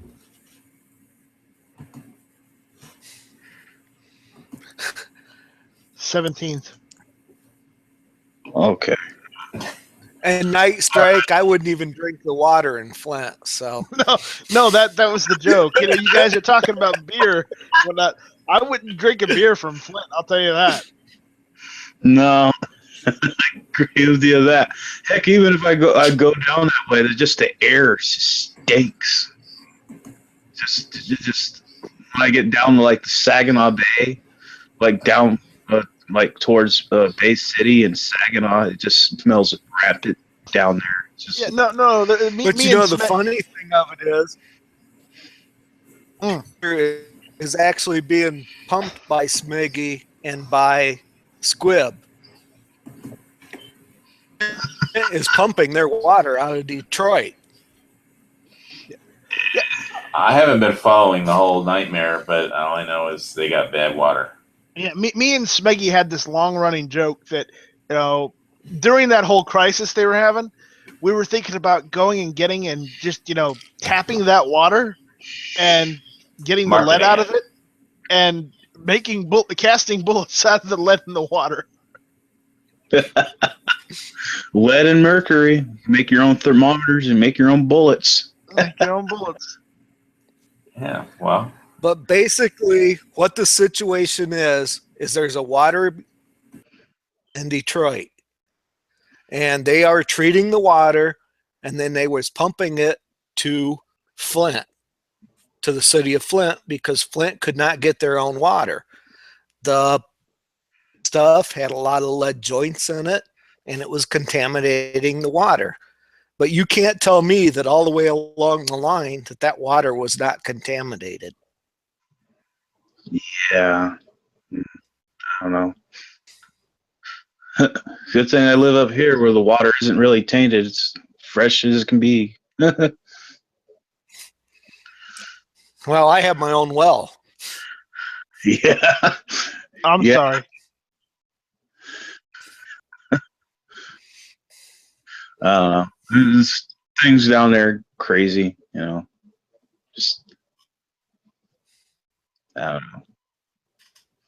I like living up here and up north, away from all the crazy stuff that goes on down there. Yeah, I go down to Grand Rapids. Grand Rapids isn't too bad, but when I start getting down into like Flint and Detroit, and, Well, sometimes Smeggy's up there in Detroit, so he's holding the fort down. Yeah, I don't like going to Detroit unless I absolutely have to. I like My it. favorite vacation area is Ludington. Ludington. Yeah, I've been there a couple times. It's a pretty cool place. You know, it's funny when I went over there and you know, I go to the beaches and all that. It kind of reminds me of California because I used to live out. I was born in California and I was raised in California. I'm sorry. San Diego parts. So then I moved out here, and you know, it's pretty cool out here.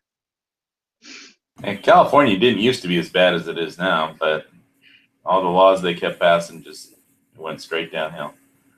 Oh yeah, I can definitely attest to that. I was born and raised in Cali too. What part are you from? I was born downtown San Diego.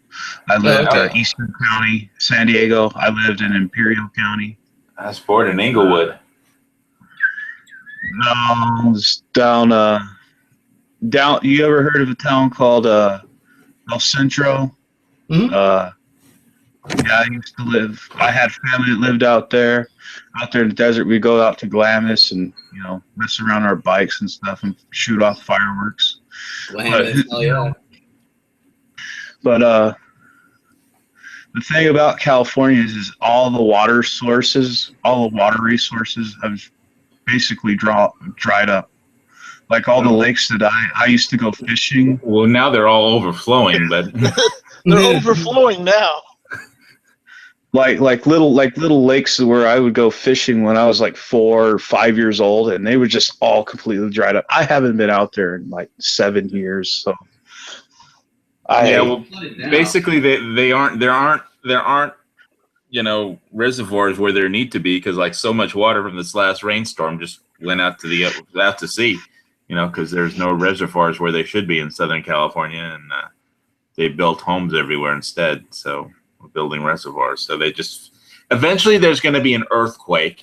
The aqueduct will get cracked because it runs right over the San Andreas Fault, and then there will be no water for all the people in Los Angeles and Southern California. When that aqueduct suffers earthquake damage, it's over for Southern California. You can just, you know, write off that all the Mexicans will have to go back to Mexico if they want to drink water. You promise? And not only that, basically all the water source that most of it comes from the Colorado River, right? Which there is one canal. When I lived out there, was the All American Canal, and that would basically. It runs over the San Andreas Fault, right? I mean, it has to get to Southern California. What's going to happen when there's a big earthquake on the San Andreas Fault? You can just all that water that Southern California counts on won't be there overnight. Yep, won't be there, and there'll be a lot of dirty. There's nothing to worry about. They've set up a bunch of earthquake-free zones, so there's nothing to worry about. Well, don't worry. All those people from California will just move to Arizona, drink all your water. Which you have water problems there in Arizona too, because you got to get your water from like the Gila River or something like that, you know, which is problems. Gila River. Gila River. Gila lizard. It's all. The problem is there won't have enough water for everybody from California moves to Arizona. I want those damn those hipsters come to freaking Arizona. Tell them to go home. They'd be crying, "Oh, it's too hot here. It's too many guns. I can't help it here. It's too hot. My vagina hurts." They'll shrivel up. Too much freedom. I can't live here. Yeah, it's uncool. It's uncool.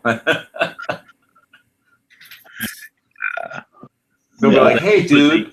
But that is what they'd say, but then they'd just start changing the laws right away. Like, we need to put signs up. There should be laws against this. Yeah, on their way to the marijuana dispensary, they'll want to put up gun-free signs. That's so true. Well, we That's almost probably- legalized marijuana here, so they almost got probably- it there. That's probably why we didn't, Brandon, because then that way, otherwise, the Californians would have come over here. That way, Probably true. It's probably a good thing you You did. think people would come over to Arizona to move there, live there for a while so they could get guns, but no, they will move there if you have marijuana dispensaries for sure, and they'll never leave. It's like somebody lights up a joint. It's like, wait, no, put that out. Why? Damn it! Look what you did, son of a bitch! All of a sudden, you see them like herding over here. They're all, ooh. They're like floating on their toes. Yeah, just like put a marijuana dispensary next to every 31 Baskin Robbins, 31 flavors. How about we just put a marijuana dispensary at the bottom of the ocean? Problem solved.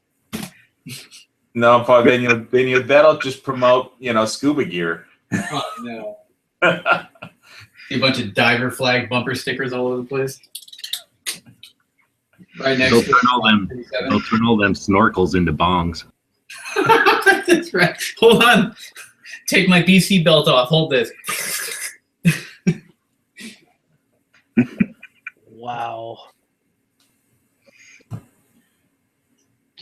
Yeah. Wow. Yeah, the apocalypse just took a very strange turn. I was almost going to go to California, but then my buddies decided to come out this way instead. I was like, man, I'm tired of going to California. It's your turn to come out here. Yeah, and go through basically border customs check of California, where they basically have to come in your car and check everything. What, CBD does that? Yeah. Yeah, they need to have like a garbage can for, where it's legal to throw your, dime bags into the garbage can, and then also they can throw their 10-round mags in there at the same time. When did they start doing this? They didn't. They didn't start. No, you're talking about that one check coming up to 15, and maybe a couple other. That shit doesn't happen at the borders, dude. No. Maybe down by the 8. I could see by the 8, but There was one whenever I went from Ajo over to San Diego. There was a checkpoint, but they didn't stop anybody there, just letting people through. Yeah, I mean they have one coming in from Vegas. What kind of a checkpoint is that? Fruit. It's just a check for fruit. I mean, make sure you're not bringing in fruit from out of state. Yeah, for the medfly problem that they had. Yeah, So, because I make trips from Cali to Arizona all the time, and I've never been stopped. Well, they don't stop you. I mean, I can't remember the last time I got stopped between a state anyway. You get stopped more often at border patrol checkpoints than you do in the interstate ones. But have you noticed like the elaborate ass cameras and optics and shit? You drive up to them and I'm sure they're doing facial recognition and they know who the fuck you are. Oh yeah, they do. They do all the face scanning and stuff like that, and then they have that that chemical thing that like sniffs your car for like explosives and everything. But as far as like getting stopped by CPD or anything like that, I've never had that happen. It was funny though. There was this guy in front of me, man, who was just like losing his mind, and he was like, because the agent popped in, and he's like, "Hey, how you guys doing?" And I heard him because I was like, "Oh, I can tell this guy's gonna give this dude shit," because he had like a Hillary sticker, he had a Bernie sticker, he had like a freaking coexist sticker. And he was driving like an 89 Sentra. He had like the man bun, and I was like, dude, this is gonna be funny. And the guy, he's all like, "Am I free to go?" And he's all like, "Yeah, as soon as you tell me, where you're from." He's like, "Am I free to go? Am I free to go? Am I free to go?" He's like, "Why don't you pull over to secondary?" "I don't have to do that. I'm blah blah blah." And he's like, yeah, you do go. And then he waves me through, and then he's like, "Hey, are you in a Have a good day." I was like, "You too, man. Stay safe out there." He's all like, "Thanks, dude." I was like, I just made that guy's day, man. I'm sure all day he gets assholes like that. "Am I being detained? Am I free to go?" Like, oh, pisses me off. I've actually been in that agent's shoes before. Oh my god. Just want to choke them. By the way, speaking of explosives, are we allowed to use binary explosives on YouTube videos and not have them demonetize it anymore? Or 'cause I'm going out to the range soon as my leg works. Did they really demonetize the explosive videos? Like, what's that stuff called? Tannerite. Yeah. Tannerite or Shockwave. So you can. They actually do that now? Huh. I had a video. He's not saying that YouTube would forcibly remove your monetization. He's saying like because you're not supposed to do it for a profit. Like, should you not monetize your shit intentionally? Weird. Yeah, because I did a video called Silver Bomb, and I had a bunch of silver stacked around, like one bottle of Shockwave Earthquake, powder, 4 pounds of it, and it's like the prices of silver could go up. That's why I have all this silver, and it's like they demonetized it because it had the word bomb in it and some explosives. It's like surprised that's all that happened to you. They're probably cracking down on the whole terrorism thing. Yeah, YouTube did take off your. I thought you meant you weren't going to do it because you were concerned. Well, I was deciding whether to actually blow something up on and take a video of it and edit it into my video of me shooting my range video. I'm gonna blow something up, but I don't know whether I'm gonna edit it into the video or not. I wouldn't, considering it's sold as a target indicator. Every time somebody uses it inappropriately, like not by the designated use, you're putting more nails in the coffin when they decide to ban it because it's being used for uses that it's not intended for. Yeah, well, it's like a review of my Camelback Mule day hydration bag, and I'm just gonna run around wearing it all day at the range, and then come back and do my chat. It's like I need to wear it all day to see how comfortable it is to wear around all day. So, and it's a lot lighter than my bug out bag. So, basically, I just did it. There isn't much stuff in it, so I did a loadout and a video, and uploaded it to the computer. As soon as my leg works, okay, I'll go run around and shoot the hell out of my new steel target and blow up some Shockwave powder. Use all my long guns. Because they don't let us bring pistols up there anymore unless they're like 44 Magnum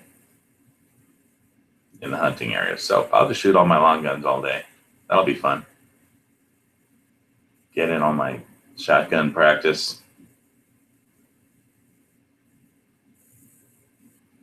See how many times I can make the target go ping and how long I can run around with that hydration bladder strapped on my back. Anybody else going to shoot this weekend? Yeah, I'm taking my liberal friends from Cali shooting. Gonna scare the shit out of them. Oh, really? In Arizona? Yeah, my friends from Cali, they're hardcore Hillary people. Like, oh my god, to the max. And when when she lost, like they went to Facebook. They said this is a dark day for all of us. We are now under a fascist regime, and they didn't actually talk to me for a long time. And until like. It sucked too because like this has been my buddy for like the last 20 years, and we started to make nice and everything. And I said, look, dude, you're surrounded by a bunch of these people that think like the apocalypse is here. Come out here to Arizona. I will show you what a conservative state looks like. You're not burning books. You're not putting people in boxcars. It's nice. Like you're gonna have a great time. Come to Scottsdale. And he's like, do we have to go and shoot guns? And I said, only if you want. And he's like, yeah, fine. Yeah, why not, man? I'm down. I think that'd be fun. So I'm gonna get him to see the ways of the Force, and that's awesome. Yeah, he actually I took him shooting once, and he was really anti-gun. He hated guns. He thought they were loud, scary. No one needed to have them. I took him shooting, and I let him shoot my AR-15. He had a blast, no pun intended. He was like, "Dude, this is a lot of fun." And I would have said pun intended. And he's like, so why do people want to ban these? And I said, because they don't understand them and they think they're a military rifle. And he's like, oh, that's dumb. He's like, I assume the military has like better stuff than this. And I said, oh yeah. He's like, so what's the difference? And I said, just, aesthetics and also the select fire and the barrel tolerance and number of other things. He's like, well, he's like, I gotta be honest, this actually looks pretty intimidating. And I said, well, yeah, good. I mean, like, I don't want it to look like a fucking paintball gun. And he's like, yeah, I can see why people want to ban it, but that's just dumb if they're banning it purely for aesthetics. And I said, that's what it is, and that's what the Supreme Court said too. So Yeah. By the way, did anybody see that NRA video with Wayne LaPierre playing the CNN video? You know, at the CPAC. Mhm.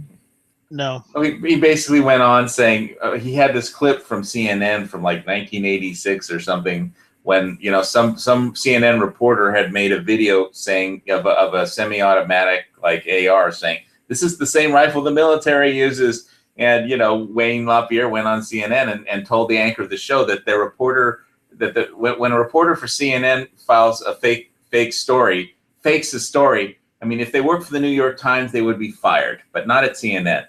And then they basically threw him off the show. But he's like, I challenge you, CNN, to prove that this is not a fake story, and that was in 1986. And of course, Trump threw CNN or Spicer threw CNN out of the White House. I don't think they're going to be in the press briefings rooms anymore, or something like that. It was all over the news. Yeah. Good. Yeah, I know. I think it's great, but they're all up in arms.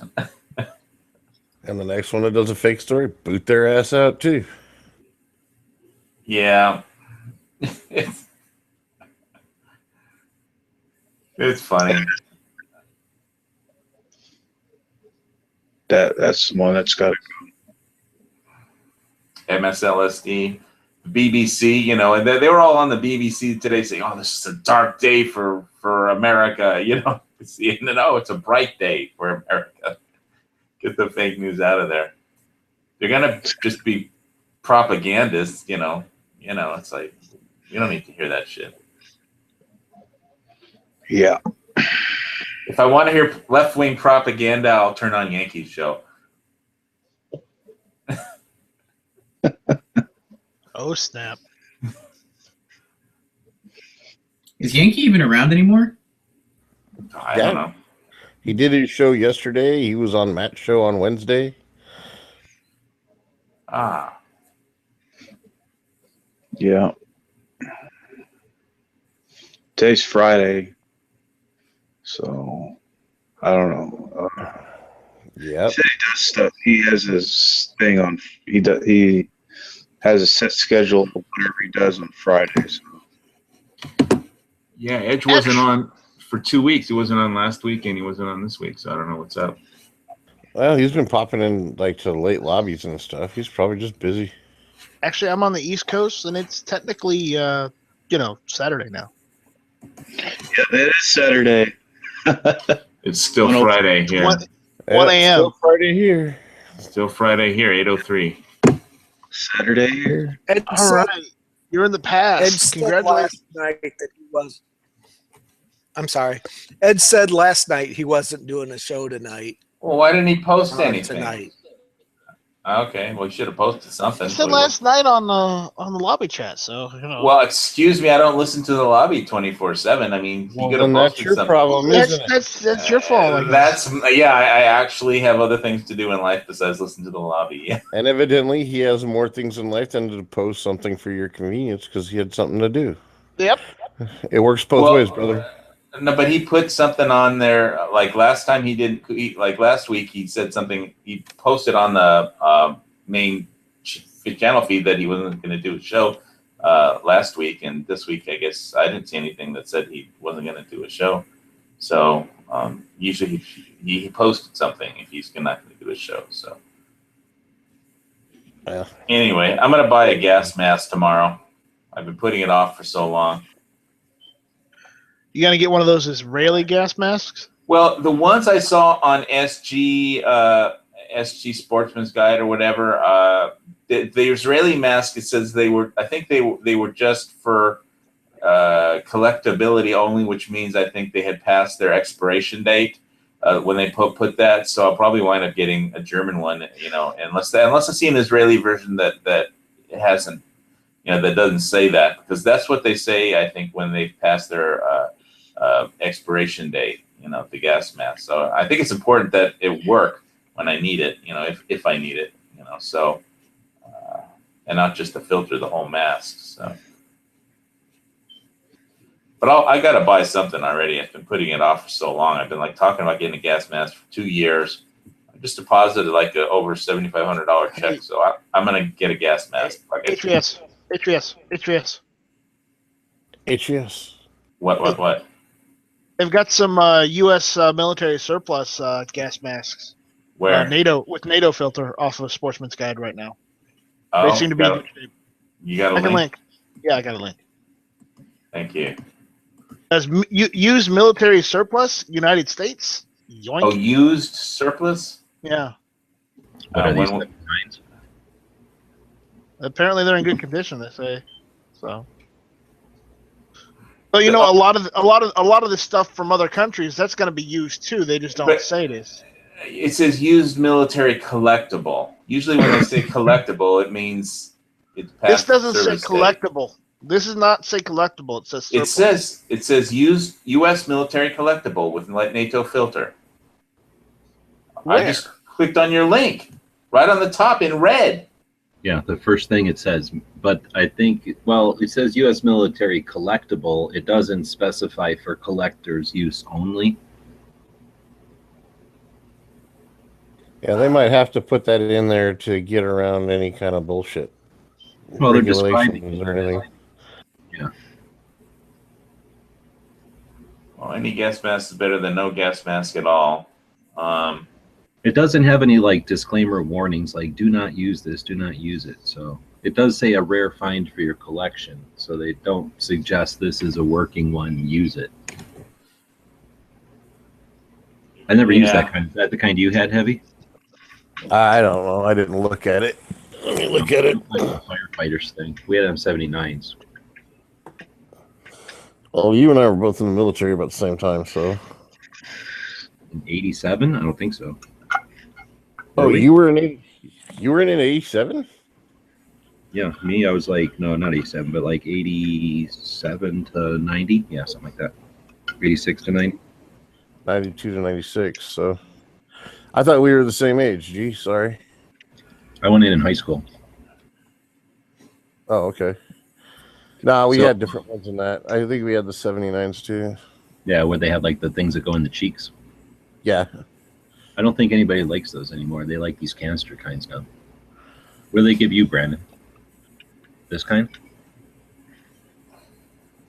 Oh, you listen. So do you think this one should be a good one to get, or should I keep looking, shopping? That link that he just put in there is for a gas mask. We're asking if that's the kind of gas mask they give you guys in basic or whatever. Yep. Okay, so they work good? Yeah. I mean, I've never had to use it except for once. Well, yeah.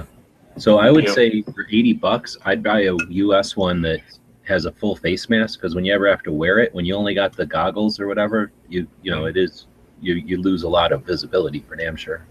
We have the same one that firefighters have. We had to turn on our O2 tanks and all that stuff. That shit's heavy. Oh yeah, the ones with O2 tanks, yeah. It's ridiculous.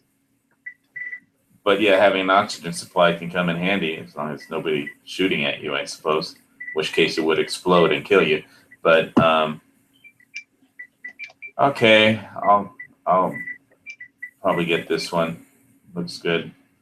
I mean, it looked used, but you know, They're all used, whether they say they're used or not. some of them haven't been issued. I've seen some places. Boy, I really do want to get a radiation detector because you can't really be a prepper without a radiation detector, right?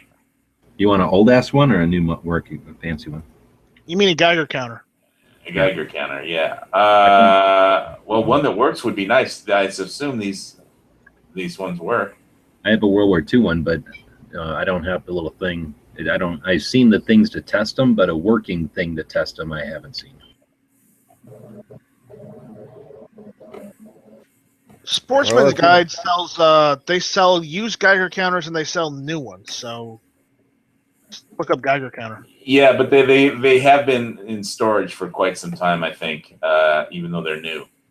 Well, yeah. No matter which Geiger counter you get, they're going to be in storage for a while. Yeah. Okay, well, let me add this to my cart. And then I need to get extra yes. Filters.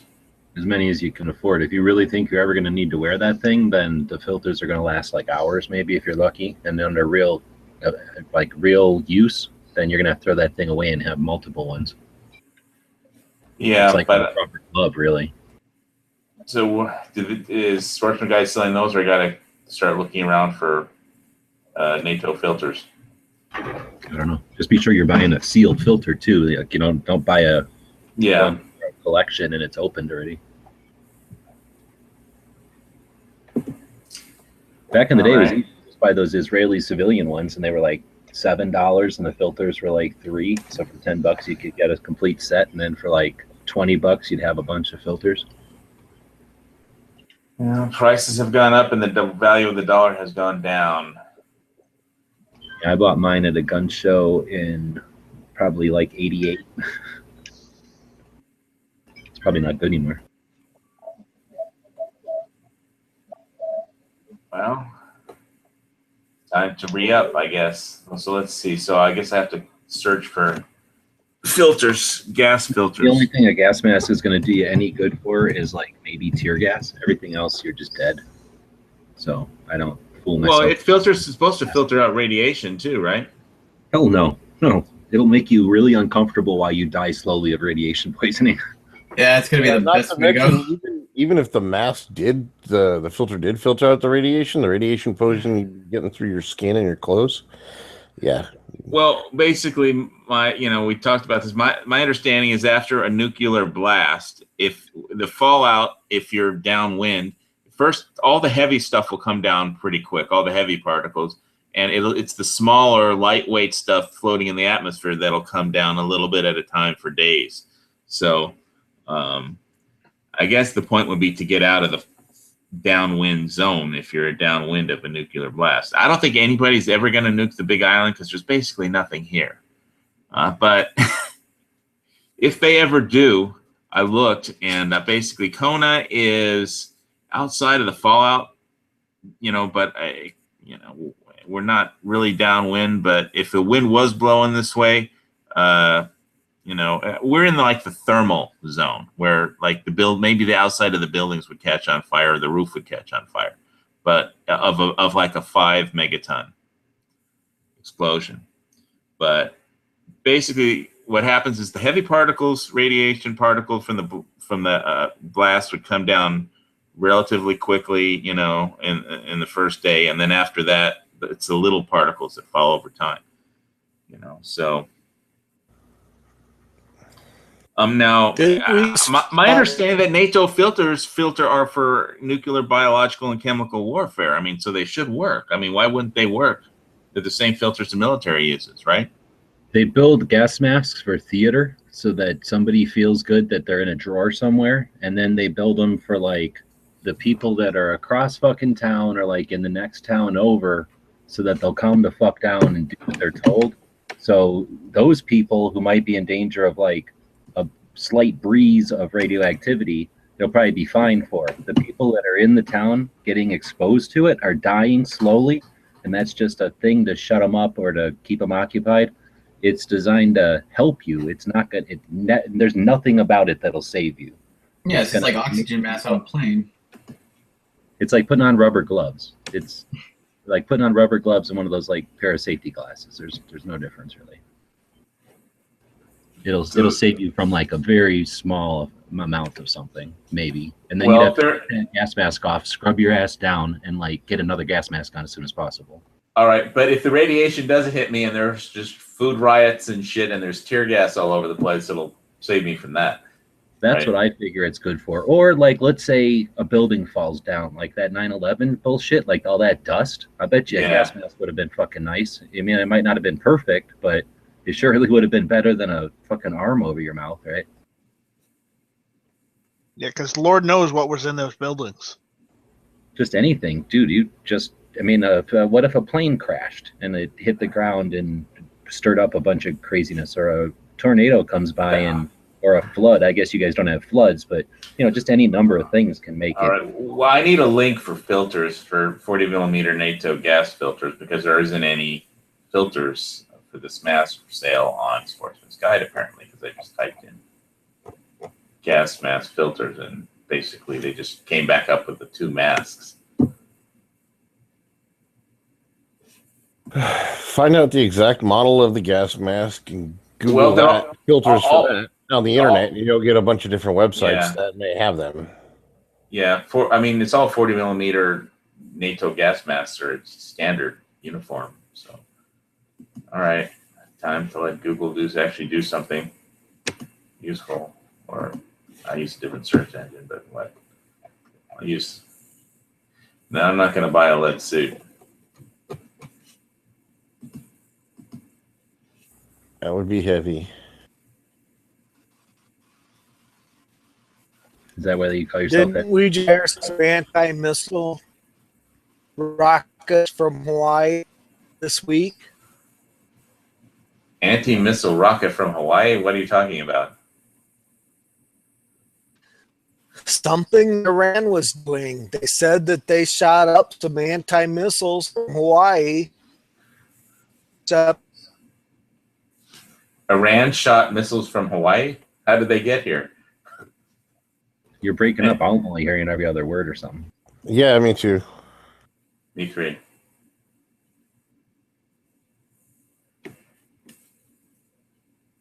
So what was that you say? G, is that why I call myself Heavy B? He has a lead suit. You That's got a why. lead suit on all the time. Yeah, I keep it underneath my skin. No, I'm just fat. It's like Wolverine, except just the other way around. Yeah, pretty much.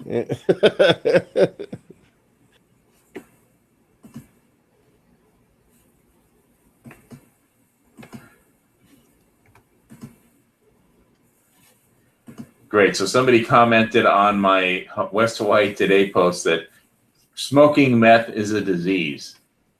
So yes, giving these meth addicts, taxpayer money will cure it, right? Maybe that's why they want to put them on Medicaid, give them money. All right.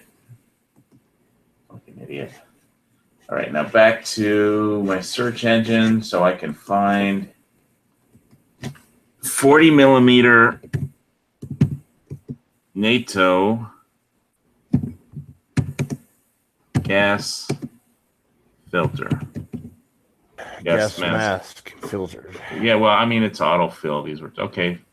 40 millimeter NATO gas mask filter. Oh, they're available on Amazon. Amazon Prime. Calibex. Shop 411. eBay. All right. Should I click on Amazon? I would probably go with Amazon over eBay. Unless they say specifically that they're new in package and they're cheaper. Well,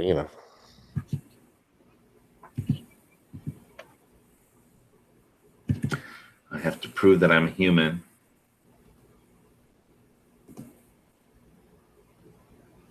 Okay. Gas mask filter, 40 miller NBC grade military gas mask filter made in 2016. $44. Made in 2016. That's pretty decent. Yeah. That's brand spanking new virtually. Sponsored one. There's cheaper ones, but let's see. Israeli style 40 millimeter gas mask. NATO style 40 millimeter. Full protection against chemical, nuclear, smoke, smog.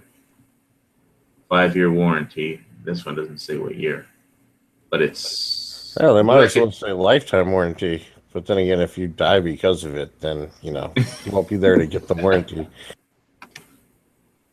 Yeah. Oh wow! SGE 150 gas mask, NBC NATO standard size, made in 2017. Jesus fuck! But it's 125. 125. How much was the one on SG? $90. Do they say in there 90. what their lifespan is? It might be worth it if it's only like a 5-year lifespan, I guess. But if it's like a 20-year, As long as you maintain the mask, it should be fine. As long as it seals on your face and there's no cracks in it, then you should be fine. That's the other thing. Look at all these people buying masks and they got beards and shit. Yeah, you have to shave before you have to shave before you put one of these on. Once you put it on, you can keep it on for as long as it'll take a beard to grow. So you can try and get out of the area. Spoken by somebody who hasn't worn one for like an hour. Yeah, no shit. No, I'm just telling you what Squib told me during our last chat, which you didn't listen to. You should listen to my show because, yeah, he totally talked about everything that he did in Marine training.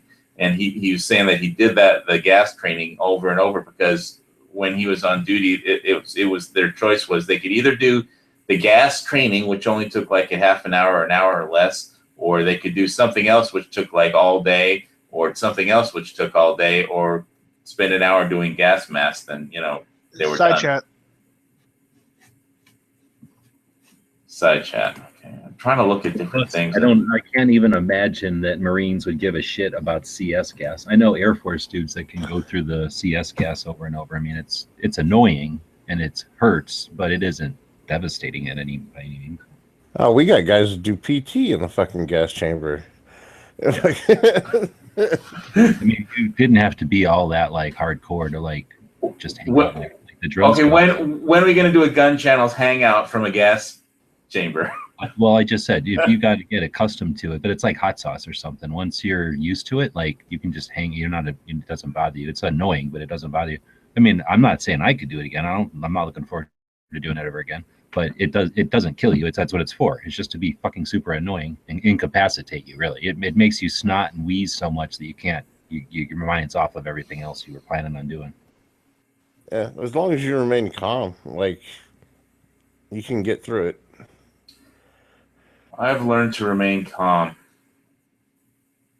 Dusty, Dusty linked a YouTube video, and Knife Strike actually linked a link, approved gas mask. I've got so many windows open with gas masks right now. Oh, approved filters, uncirculated NATO filters.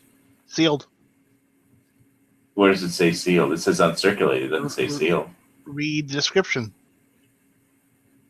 These are sealed, new, uncirculated surplus stock. Okay. But don't come with the guarantees of a Scott or MSA. Yeah, that's the only issue. But you can get a 6-pack for like $89. Well, 6 of them is better than 1 for 44. Yeah. Well, as long as but if the one for 44 works and the 6 of them don't, then, well, fuck it. All right. Well, thank you for the link. I'm making my decisions and purchases. Just save it. Just save it in a bookmark and go back to it later. Bookmark this page. Okay, done. Every time I do one of these chats, I wind up with 10 bookmarks, and my bookmarks. That's why my bookmarks are out of control.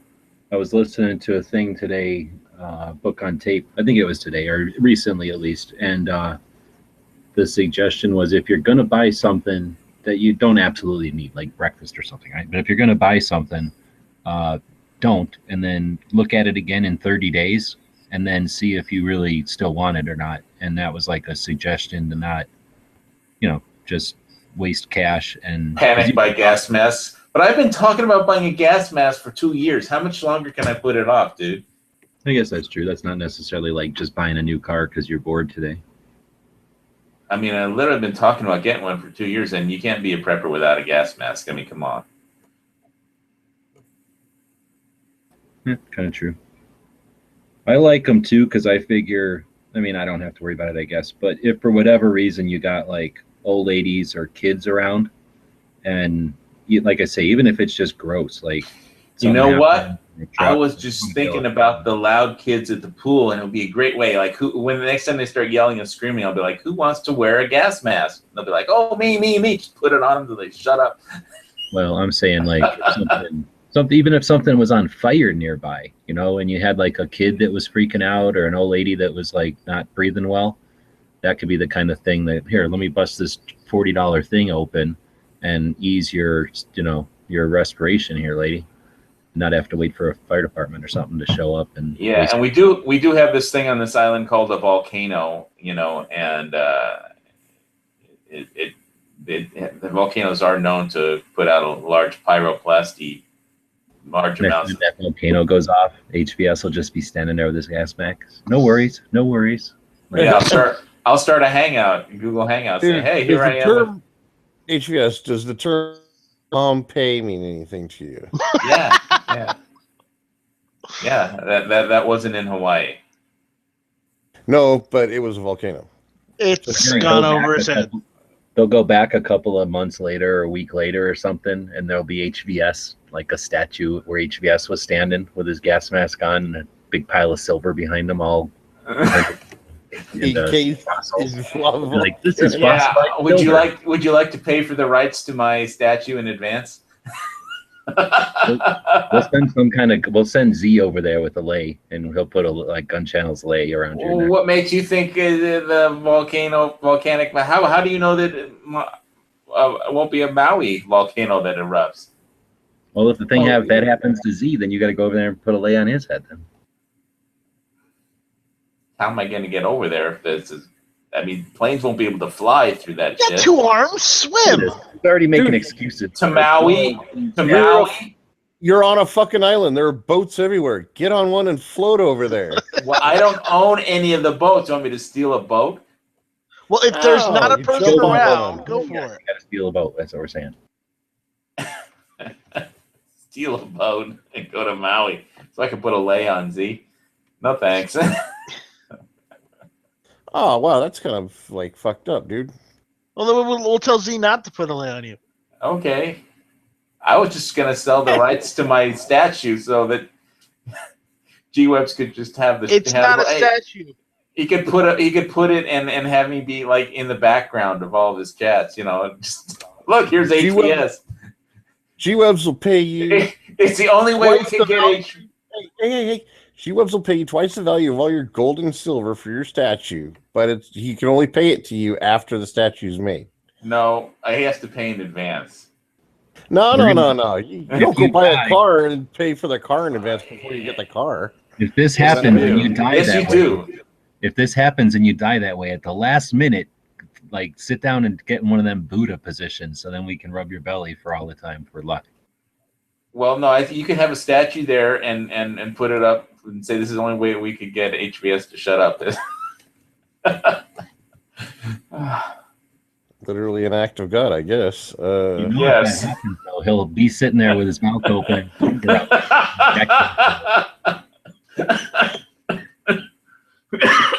That would be a great way to die. Oh, Right man, I'll before try the lava consumes you, gotta open my mouth. one last time. He'd be yelling at the lava. He'd be like, "God damn it, I've got silver here." Well, no, if you had enough silver, you could build a little wall of silver, like a V-shaped wall of silver. and Yeah, then- hey, I'm with Trump. Build a wall of gold, man. You know, that's what I'm doing. Let's build that wall.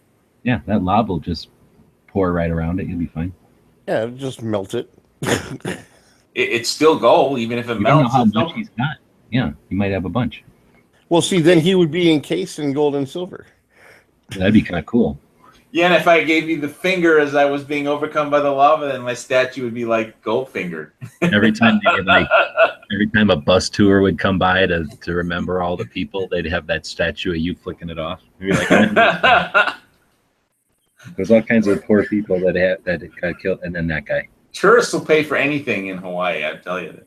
I don't know how long that statue would last. I mean, I'm pretty sure at least what remained of the government in Hawaii would like completely take that, melt it down, and like put up like a yeah. They'd melt it down. They'd melt it down and give the money to the homeless people because homelessness is a disease. A See, you'd be bamboo and helping coconut people. to replace it. God. He's got a lovely bunch of coconuts. Yeah. Okay, come These on. coconuts. All right. Let's see. Now I'm back to gas. I was looking for a guy. I was about to buy a gas mask before you guys started talking about. No, you weren't. You're just talking about it and bookmarking it. So eventually you can talk about it another time. Yeah, you've been talking about it for 2 years. You keep telling I us. know. So, I have been. But it's buying a gas mask. There's a lot of gas masks out there, and it's not, Since you've got the extra liquid, assets right now, you should look at buying a Galil Ace. I'm waiting until the gun laws, all the unconstitutional gun laws, get overturned by the Supreme Court in Hawaii. And there's a lot of unconstitutional gun laws here that have to be overturned. Yeah, good luck. Well, I'm hoping that, one case will make it. I don't know if it's the Kansas case that I was heard about earlier today, or some other case that gets up to the Supreme Court where they say, all these unconstitutional gun laws are no longer valid. Well, where are you? I'd get the Galil Ace before that politician gets that mandatory insurance thing put through. Yeah. Well, I don't want to pay to be on that fucking Rat Pack list.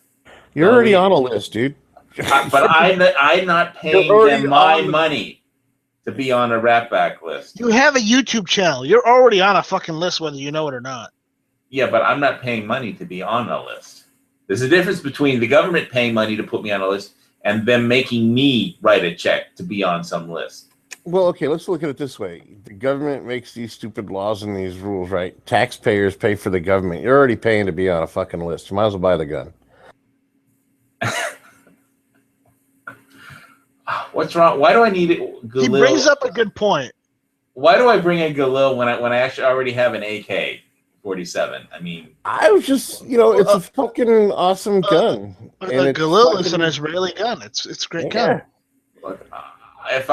Look, the gun. So is that 338 Lapua IWI rifle. If they ever actually fucking release it to the public after the millionth time they've delivery date they've blown through. Well, see, that's the great thing is the Galil Ace is now available, and you can even get it in 308. But I don't really want one. Why wouldn't I want to get a gun that I actually do want, like a Benelli M4 or Lapua 338, which the $7,500 is not enough to buy anyway. They wanted $9,000 for that thing. Again, good point on my part. Is the Galil Ace costs way less? You can get one, and you can get a gas mask and filters, and still have money left over. Exactly. To buy more gold and silver and ammo. I already have so much ammo. I did another ammo run, by the way. You can never have enough ammo. Don't say. Yes, you can. No, you can't. There's a whole channel.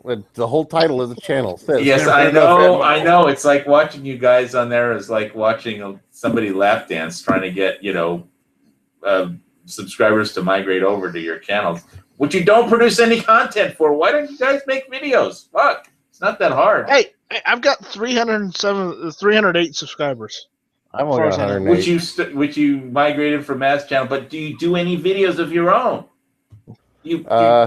Just my show. No, not really. A couple little ones, but not really. Hey, yeah, it's be creative. I don't monetize my shit. I do it for the pure enjoyment.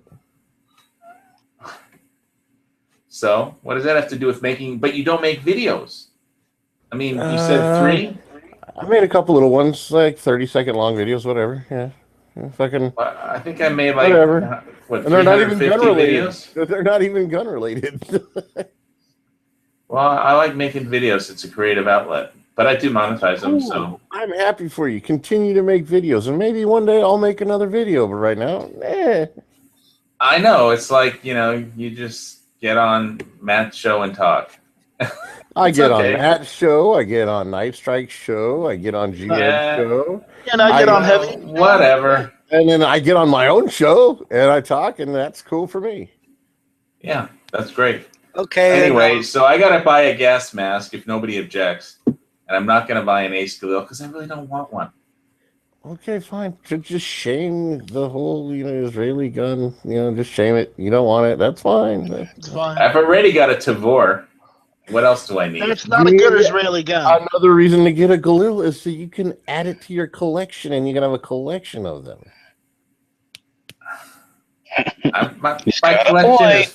My collection is fun. So you know, If so the does a Tavor was a good so does a gun, the porcupine. Israeli army would be using it, but they're not. They're using Yes, the they Galil. are. No, they're not. Yeah, they're Doesn't using doesn't the really Galil. matter. Does not matter. He's got a Tavor. He should get a Galil, and that way, when he gets his 338 Lapua, he's got a whole collection of them. It's true. You know, you'd be a I true would gun agree. collector and a prepper.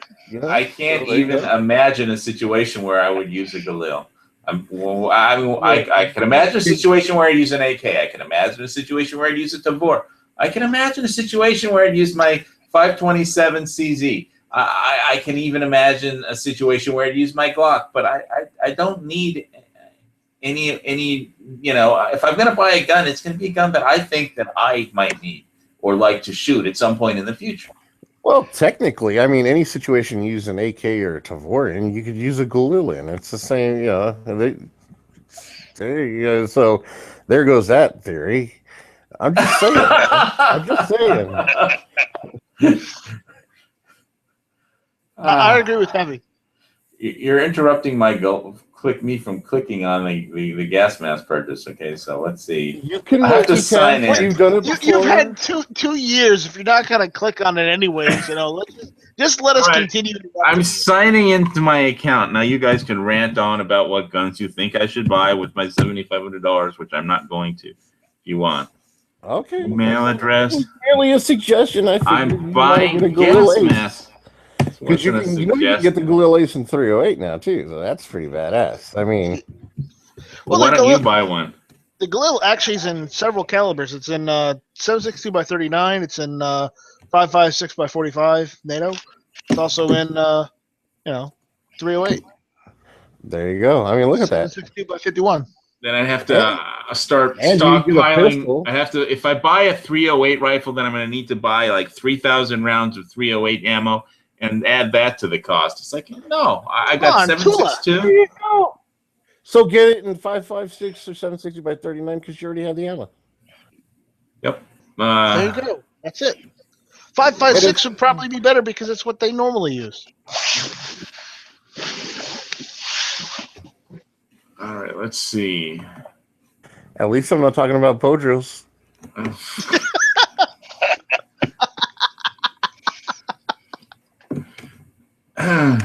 Bow drills are for losers. Okay, let's see. Says the man who doesn't know how to do one underwater yet. Yep. Okay, so I'm already free shipping on $49. Oh, they aren't going to send this out to Hawaii for free because they never do anything for Hawaii for free. But let's see. Okay, today's deals, hot deals. I already have that one item in my cart. So, is there any hot deals I should add to this thing while I'm here? Galil Ace. I don't I'm even just think go- Sportsman Guide sells them. I just hope they don't sell bow drills is all. Oh, you don't need to buy a bow drill. You can make one. It's a Yeah. couple Well, of hold on, sticks. seriously, if you're going to be clicking on stuff like that and you're considering, getting shipping or whatever, what are you planning on stowing this thing in, or do you plan on Oh carrying wait, it doesn't come in. Oh, this mask doesn't even have a bag. It doesn't come with a bag. Shit. Oh, I don't know. I just assumed not. I've never bought one with. I would actually read the description. Sorry, G-Webs. Yeah. Yeah, I don't know either. I'm just double checking in case you don't already have something to carry it around in or do something with it. Well, I just have a big. I usually put all my big items like this in a I have a big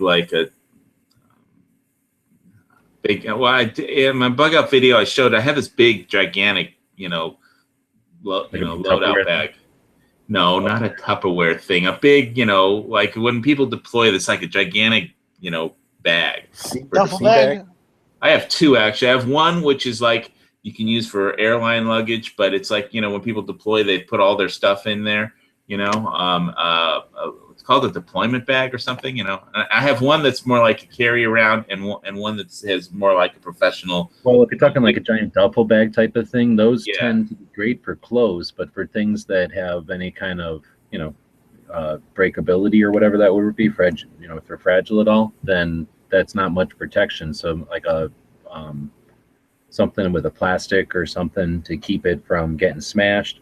And then just because it's rubber, you don't necessarily want it like, smashed up a bunch of socks and a sweatshirt or something, because it's going to be constantly getting that rubber back and forth. I'd want to put it into something like one of them plastic shoe boxes or something, where it'd not have to deal with all that abuse of just being in storage.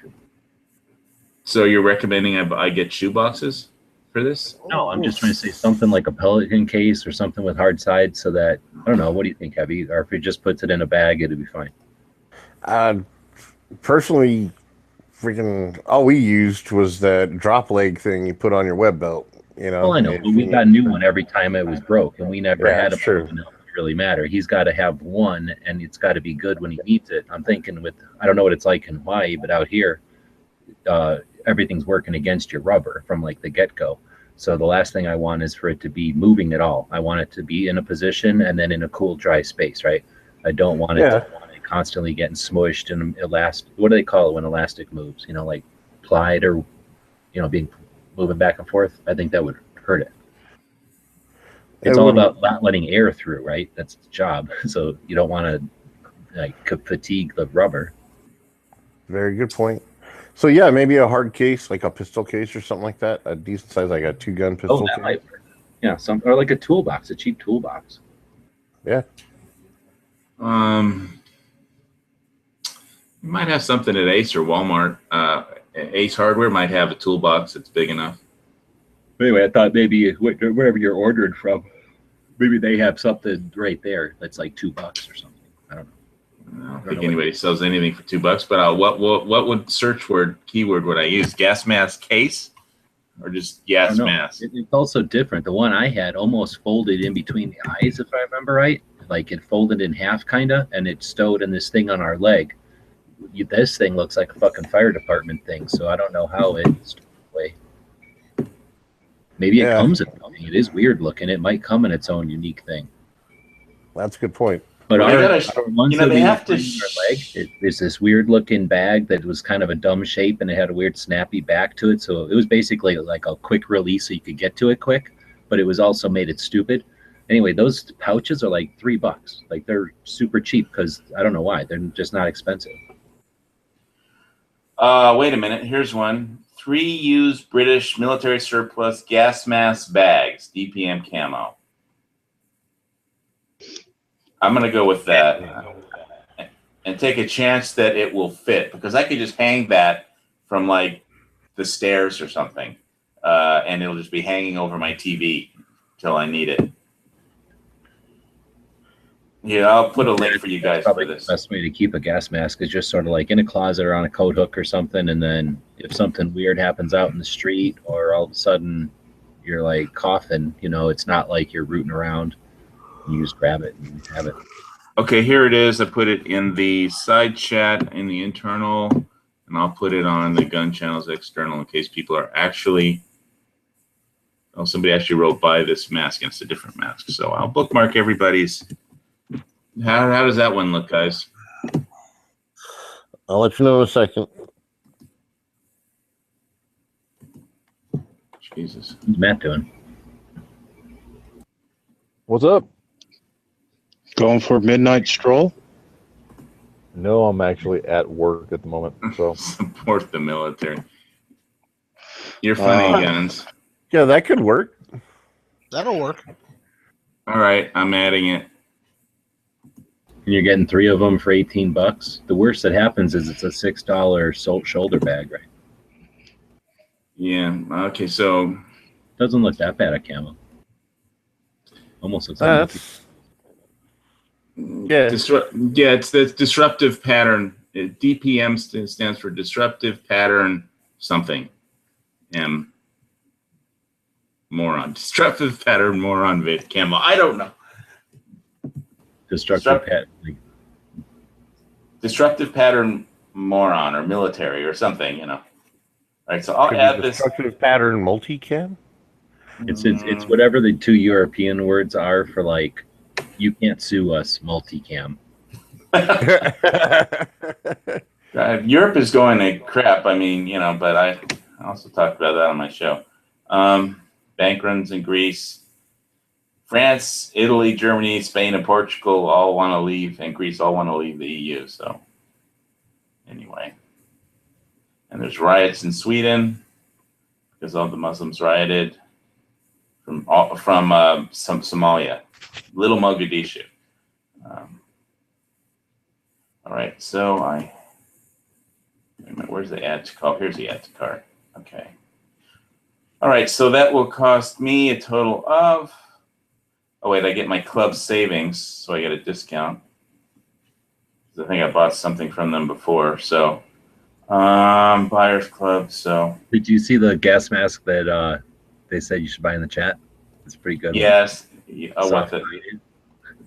It looks like a jockstrap, but you know. See that one heavy? That's a pretty good one. No, that's like what they use in China or in Japan, I guess, like a soft-sided. It's easy. I don't live in Japan or China.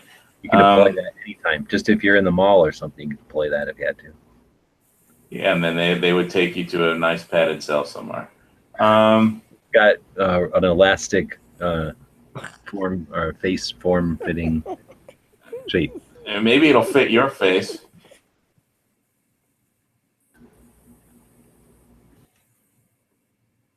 Whoa! They also have some other cool. Wait, what is this?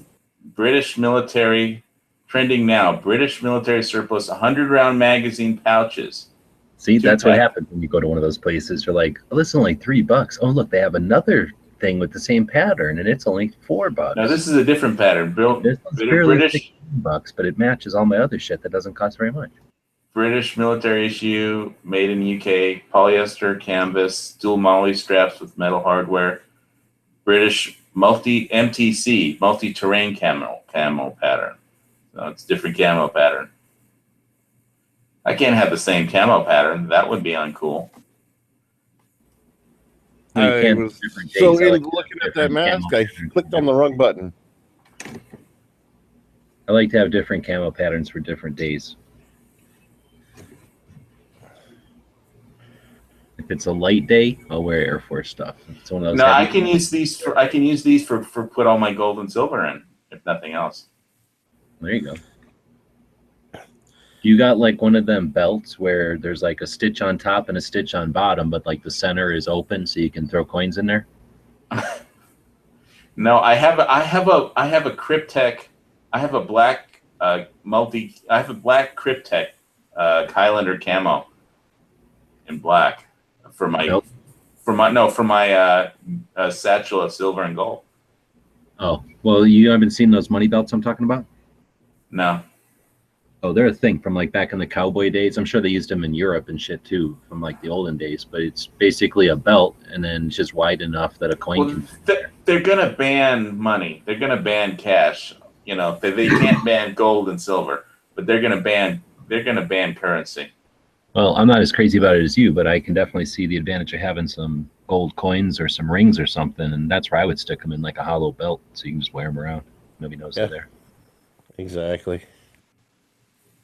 Well, why don't you buy some silver, keep it around, and then you can tell me where I should, you know, then you can, like, we'll have a common frame of reference of, like, you having to put all your silver someplace where you get to it. How are you going to commodity assume on me and silver shame me? I might have shit tons of silver right now. I'm mocking you because you don't got enough silver. Oh, I got over 200 ounces of silver, bitch. So how come you haven't bought platinum yet? But because I don't feel that's as liquid, and I don't feel that has as much of a upside potential as silver does. By the way, I'd just like to point out that you just outed how much silver you have. I said I have over 200 ounces. Put a weight point. I could have over 500 ounces. I could have over 1,000 ounces, but it's definitely over 200 ounces. So exactly, that's just a reference point. It's not any kind of indicator. Well, I got between 200 and 300 ounces of silver. You got between 200 and 300 ounces of bullshit, is what you have. No, I swear to God, I have been between 200 and 300 ounces of silver. Right. Look at how I worded that. I didn't say 200 and 300. I said 2 and 300. Well, I'm surprised you have more than 2. Nice. Oh boy, the late night lobby chat. Oh yeah, it's awesome, dude. You're distracting freaking- me from hitting the fucking buy button. The No, we're longer I talk to you, the more shit is gonna get on this shopping I'm sorry. cart. I'm sorry you can't talk and push a button at the same time. Yeah, we're sorry you can't multitask and you don't have the capacity for that. We're sorry. Fox Pro Gobbler Pro Turkey Pot call. There are Now you're distracting yourself. Yeah, exactly. Now you're doing the distracting because none of us brought up turkey calling. Yeah. He just doesn't want to pull the trigger. He's like, I need No, a gas I mask, just but want I to see if don't there's want to buy anything it. else I need. In this, Well, then what are you bitching at us trending for? now? You not clicking the button? You're still looking at shit. So fuck off. Yeah. What have you said? Ah. You kiss my ass. Come on now, you ain't gonna be like that. All right, I'll pull the fucking trigger if there's nothing else that I see that looks like I need. I'm just gonna click on camping once really Do quick. you have enough magazines for your firearms? Yeah, I was ever since that early watch where I think somebody, I don't know, was it Pink linked the 30 AK Bulgarian deal from PSA. Yeah. Yeah, when I bought 30 Bulgarian AK mags. I think I have enough AK mags. Now, did you check to make sure they fit in your AK before you do it? You put them away. I haven't done that yet because they're all like coated with oil and stuff, and that was going to require some healing, some cleaning. Travis a lot of P11, cleaning. he went and tried to use them in his AMD 63, and they wouldn't fit in his AK. All right, I'll load it up. I'll clean it and load it up tomorrow before I go to the range. Take one out. Just If one. it'll make you fucking happy. If it'll make you shut up, I'll take it out and clean it and load it up. Really? That's all it takes? Yeah. Really? That's all it takes? Yeah, sure. No, seriously though, dude. Yeah. Clean Make a those video things. about it. You know, you need more content. I've got more content than you'll ever have. No, I got a lot of That's- content. I would say that you have more recorded on video than I do. But you know, my Yeah, data- what you say is so brilliant that you could fit it all into 10 seconds of bullshit on a Google Hangout. Well, thank you. I accept All the right. compliment. It wasn't meant that way. Okay, check out. I saved $13 by doing this. So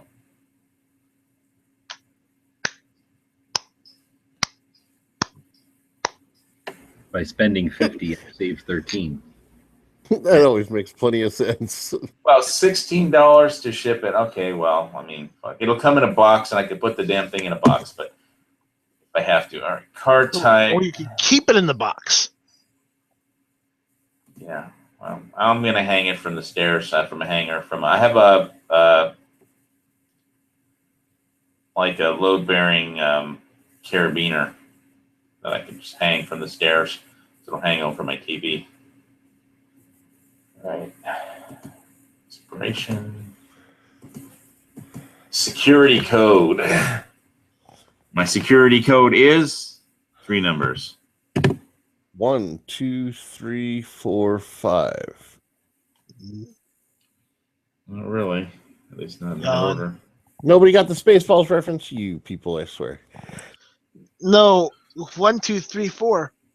Holy shit, that's the same exact code on my luggage. I need to get it changed. That's a combination somebody idiot would put on his luggage. Yeah, I love that movie. Shit, I need to get the combination changed on my luggage.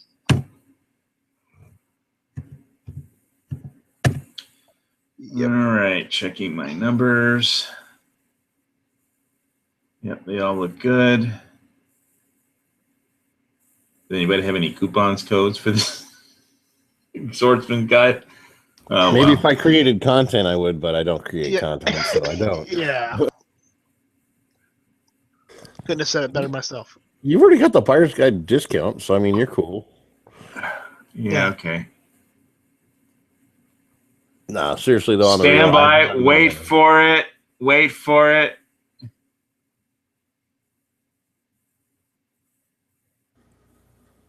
We're waiting. I'm tired of waiting for it. Are we done yet? Oh, he's just trying to build up I don't know that. No, I was What do they trying call to it? read the last stupid thing on here. Yes, in addition Dramatic to tension? Yep. Place order.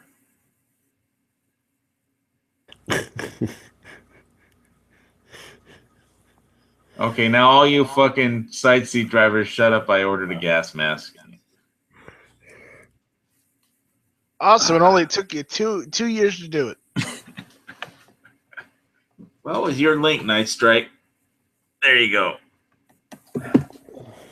So basically, buyer's club price $116.97 for the 2 surplus British 100-round magazine pouches, 3 used British military surplus gas mask bags, disruptive pattern military camo, and 1 U.S. military surplus full face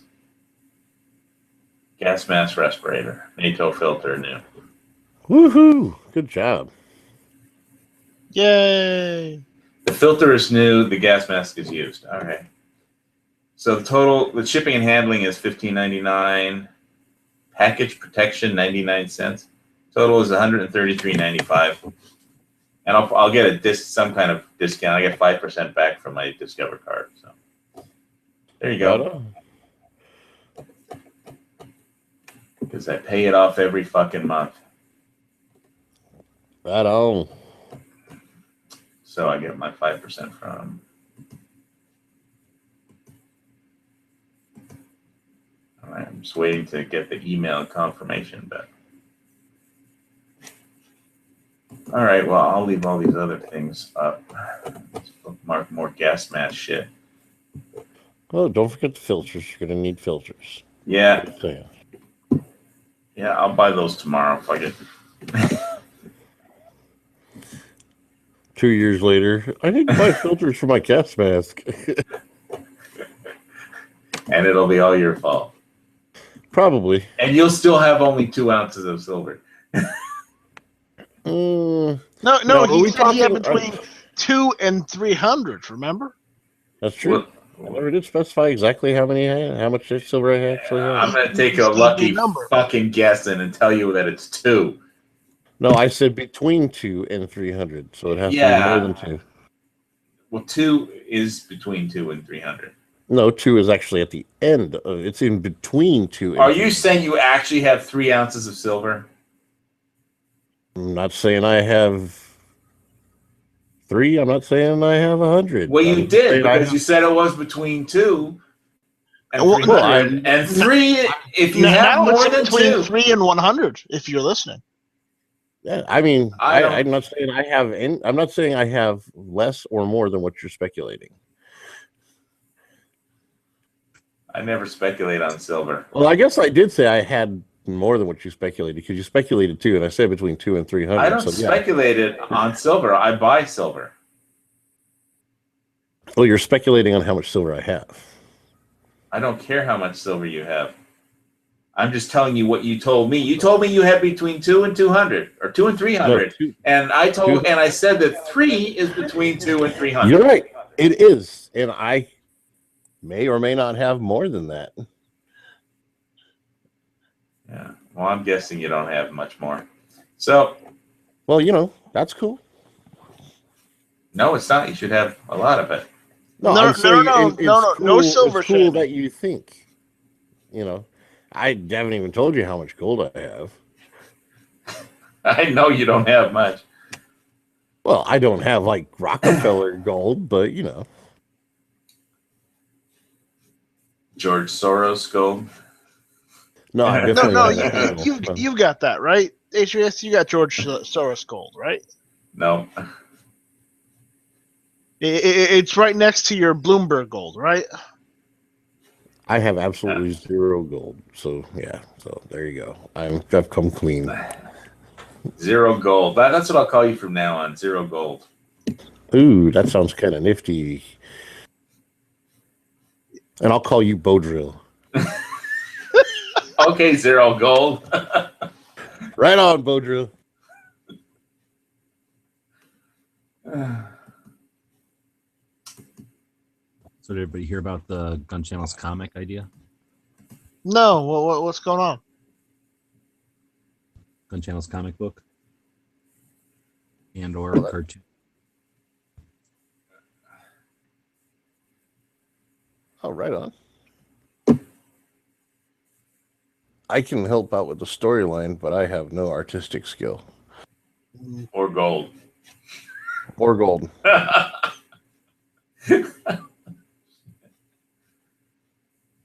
I take it back. I might actually have some gold. Fillings don't count. No, I don't. My teeth are good. No, I have several Marine Corps birthday coins, commemorative coins, and most of them are silver. I'm pretty sure they're all silver, but I have to go look through them again.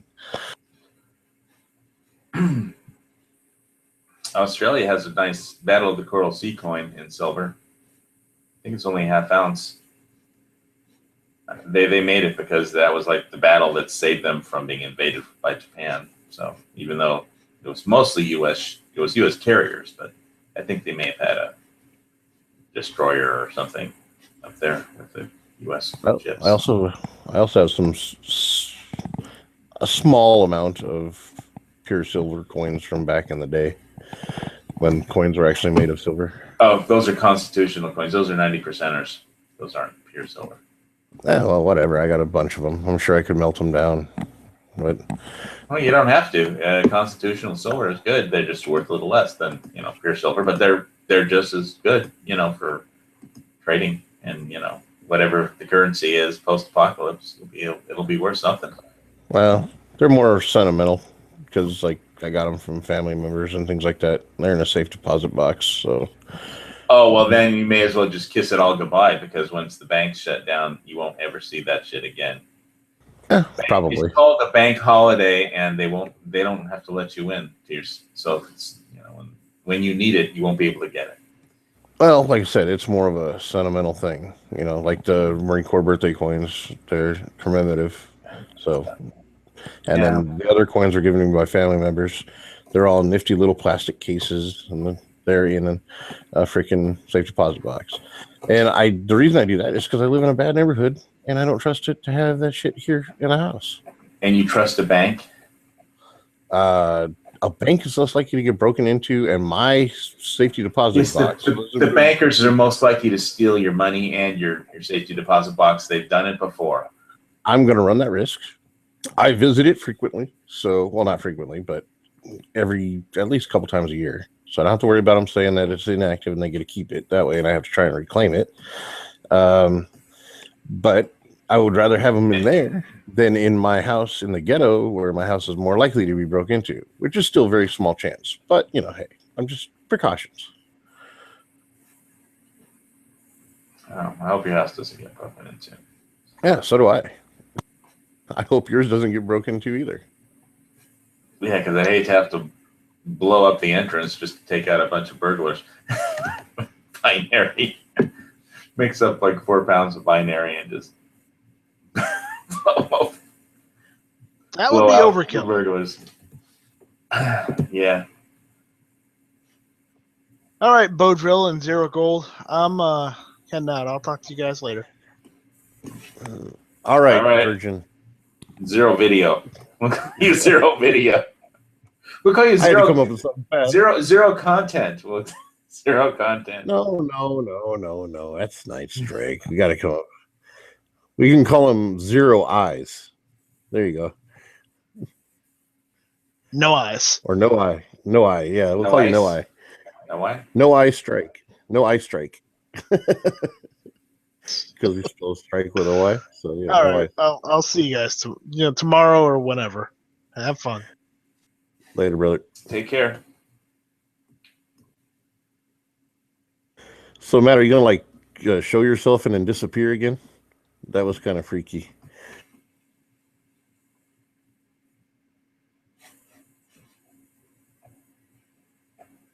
He said he was at work, so he's probably just listening. Oh, okay. I don't know if just a brief second, he had his phone on, he was looking at it, and then I blinked or looked away or whatever and looked back and he was gone. I was like, oh, that's spooky.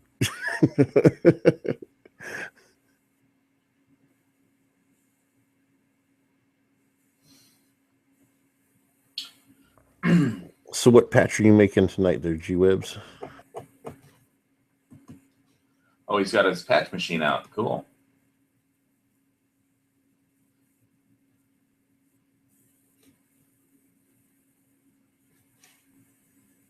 For the proper amount of silver or gold, I can be enticed to allow licensing of an H3S doll or patch. The problem is you don't have like an animated thing to do, like Matt or G-Webs or Pinks or even Flippy. Animated pineapple. I need to come up with an animated pineapple. I was thinking about, isn't there like a website you like pay and they make you an intro or whatever? You give them kind of like an idea what you want and they actually do it. I don't really know what I want. I just. Yes. Isn't that like Fiverr or something like that? Well, that's one of them, but I'm not talking about that or what I was talking about. I'm talking about just getting a bunch of people that have that ability and that interest and that talent, collaborate on and do. Is that you? No, that was Dusty. You jumped out and jumped back in. To collaborate on the project, just have some fun with gun channels, but then if we figure out how to make it work, then do Second Amendment comics. Story of our fucking cake being stolen all the time. Oh, that'd be funny. Oh, you're doing an early watch patch. Oh, that's cool. Or a Jimmy James patch.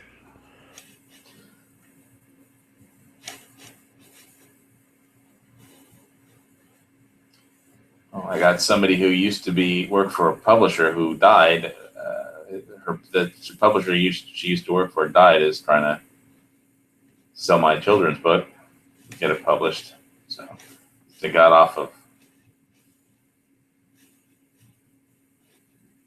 the starting block.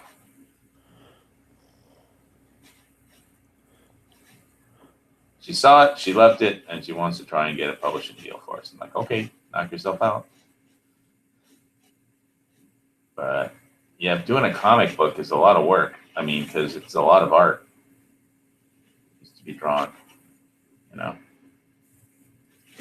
Books are generally a lot of work. Comic books, especially, because they're, you have to create characters, sketches. You have to have talented artists, storyboard ideas, concepts. It's a lot of work. Well, he's talking about getting like a lot of people that actually have that talent and ability together, and then like doing it together.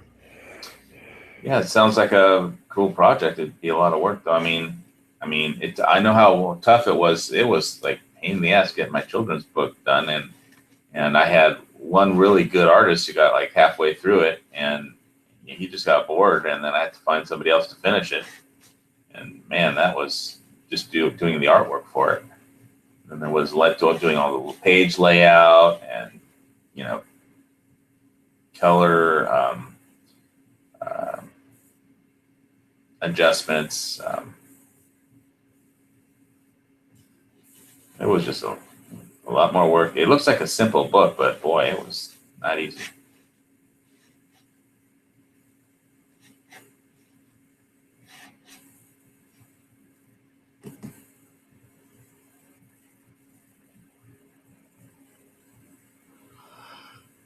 I ain't afraid of no hard work.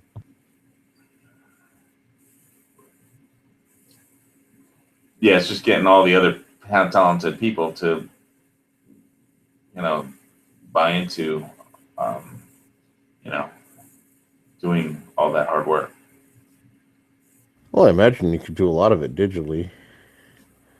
Art is art, whether they do it digitally or on paper, it's still work. And, like I said, Billy Barron, he got like halfway, he was really into it. He got halfway through it. He did a lot of great work, and then he just got bored and said, I want to draw other things now. So I was like, okay, thank you. Just find another artist to finish it. And I did. But it was just, musical artists. And the second artist needed a lot more direction than Billy did. Billy was just like, it's like a genius. You were probably really hard on him. We're not going to do that to our people. Hard on Billy? Me? Billy's 92. I could not be hard on Billy if I tried. You were like, can you put more silver in this? And he's like, it's a children's book. And you're like, I want more silver in it.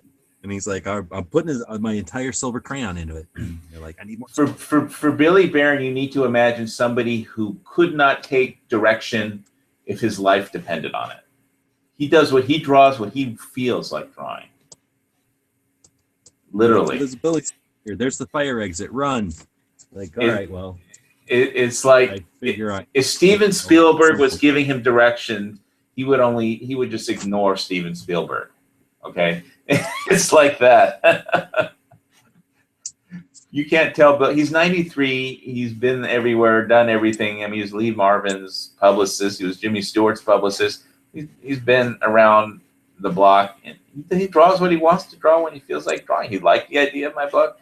He did half of the artwork, and then he said, "I want to draw something else. I want to go back to my political cartoons." And then I had to find somebody else. Okay. Fuck that guy. We're not going to let him help us then because of the way you describe him. So he's out. I don't care what he says. He's out. Oh, that's your loss. Oh, well. You just... Billy's awesome. Using him. He does political cartoons, too. Really? That's what he enjoys, yeah. He actually does lots of political cartoons. Well, he should have thought of that shit before he pissed you off enough to complain. He about never it, so. pissed me off. He never pissed me off. He's just not to direct. He's just impossible to direct is all.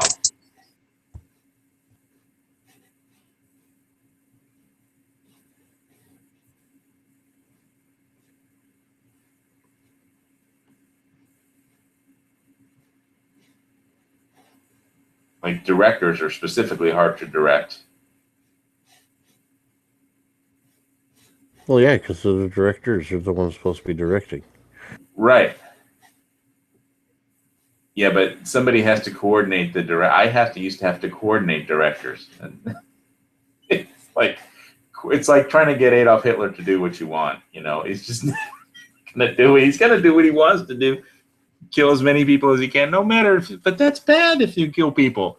It's like they must die or something, you know. It's just you know.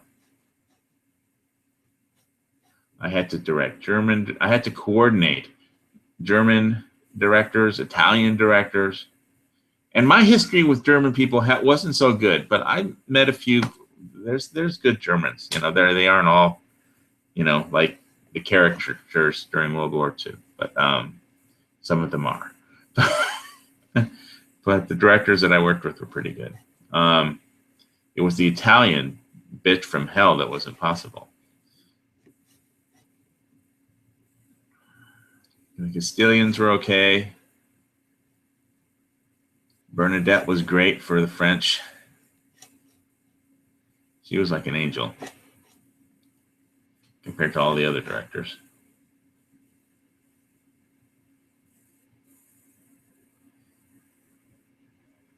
But it's like when you hire a director, they're the director and you're not.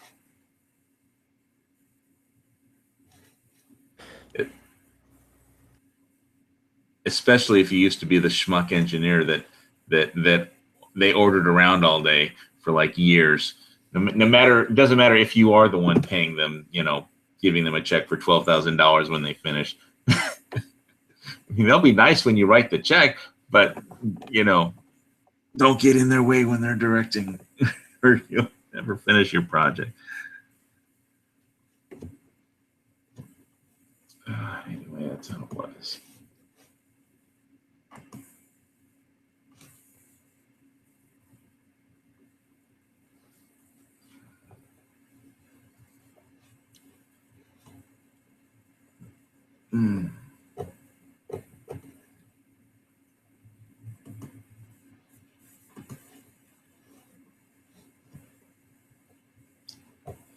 If anybody lives in Tennessee, there's some weird bushcraft convention going on. YouTube Palooza for bushcrafters in Tennessee in May. Well, that would actually be pretty cool. Yeah, there's a funny chat I was listening to earlier this morning about it on Handy Campers. Handy Camper was hosting it. Basically, some guy has a farm out in Tennessee, and he wanted to have like a bushcrafters convention there from bushcrafters on YouTube, and it was like it turned into YouTube Palooza, and he wanted to have like maybe 20 people that his farm can handle, but you know, it kept growing, and now there seems like there's going to be like 200 people there, and then you know they were making fun. Well, if it gets really big, there'll be 1,000 people there after the video rendered that they were doing live chat. And they were just dealing with, well, how do we? There isn't enough water. You know, there's not enough bathrooms. You know, there's one porta potty isn't going to be able to handle. So, are you saying a bunch of preppers off of YouTube got together? No, a bunch of bushcrafters. Oh, that's even worse. So a bunch of bushcrafters got together somewhere on the outdoors, and they're complaining that there's not enough facilities to accommodate them. Well, yeah, there's not enough water. No, So they not on his farm. They were trying to find hotels and a park where everybody could meet at the local park. But they have limits on the campgrounds of, you know, you need like permits to have like 200 people show up, you know, and camp out. You can't just, you know, have 200 people show up at the park and the campground without, you know, some kind of letting the park know up front. Because he just didn't want to have 200 people. He was trying to just have like 20 bushcrafters show up or something, and it kept getting bigger and bigger. And so more people wanted to go. So, but it was a hilarious chat. If you want to hear a funny chat, listen to Handy Camper's channel for his chat earlier in the day. Right on. Speaking of like bushcrafter, prepper type dudes, you still talk to Ron? He hasn't done any live chats. He sent me an Instagram message saying, or a Skype message or something, saying that his Skype has been hacked. So, I haven't been able to. I haven't talked to him on Skype. I don't know if he was just like.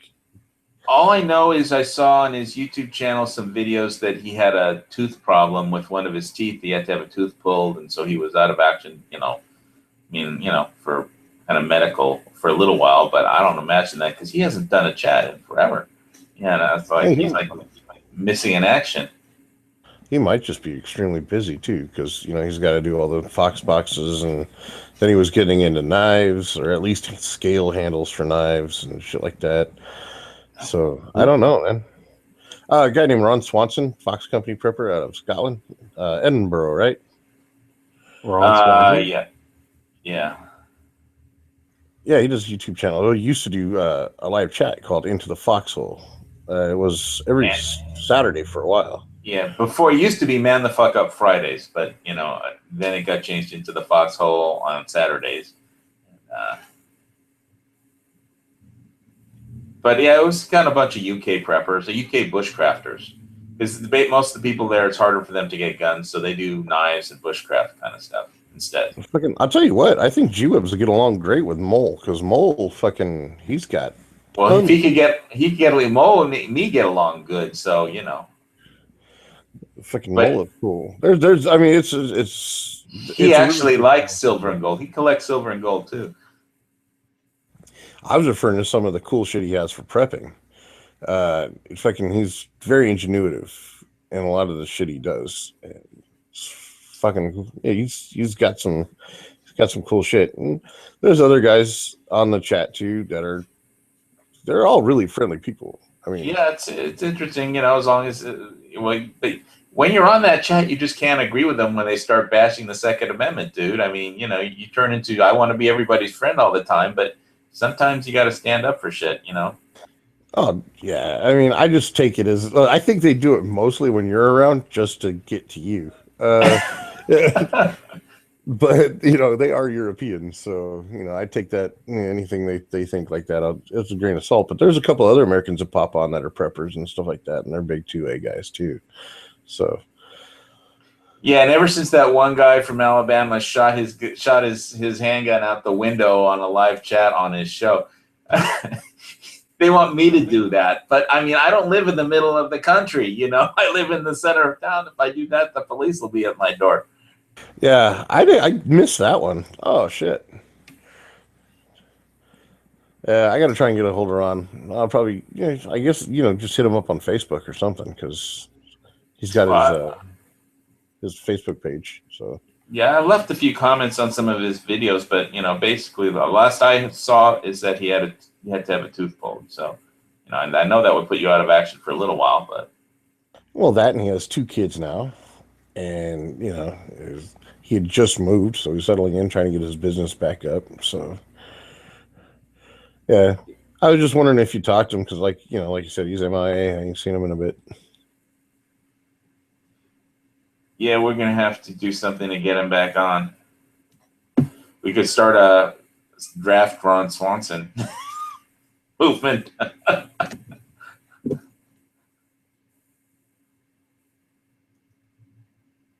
We could start doing man the fuck up Swanson shows or something. I don't know, and yeah, I guess we could. I mean, Or something. Well, we got to do, if we're going to do something, it's got to be organized. I'm going to try and hit him up on Messenger tomorrow and see if he responds.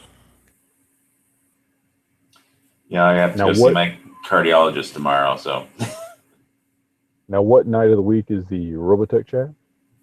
The Robotech chat will be Mondays and Wednesdays on the Never Enough Ammo chat. Please stop by and check it out. It will be starring me, Heavy B, and my co-host Matt from Never Enough Ammo.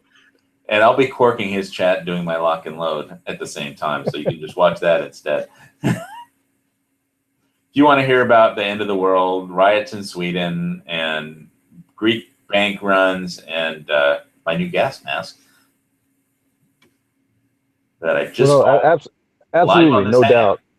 Yeah, if on Monday nights you want to hear about shit that actually matters, then just listen to Hawaii. If you want to just hear about movies and bullshit, then you can listen to our shit. But yeah, fuck. You missed my show. I sent you a link today, Matt. I did, but I was actually looking for it this time. I just was not at the house when it came in. It happens. I'll take that excuse this time. Wait, you actually have a life beyond YouTube? Occasionally.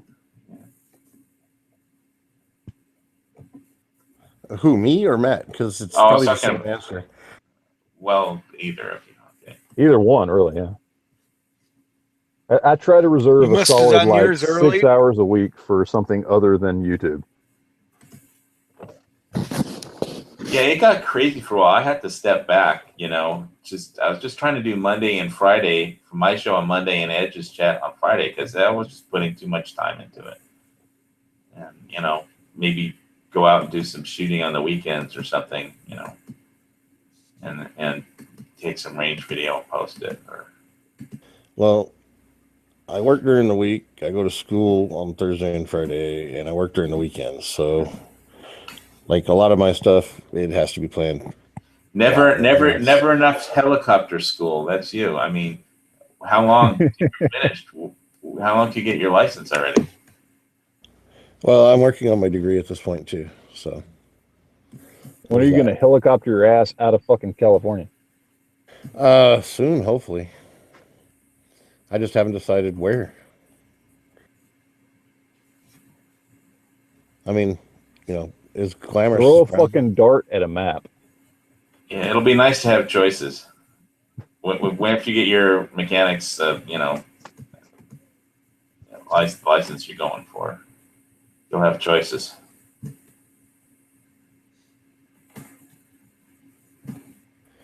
Well, yeah, you do. I mean, it is just what it is. But I mean, it is.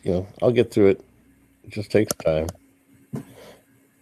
It doesn't help that I work, but I got to work to pay the bills. So there you have it. And I'm trying not to take loans and get into debt. So that would suck. That would suck really bad.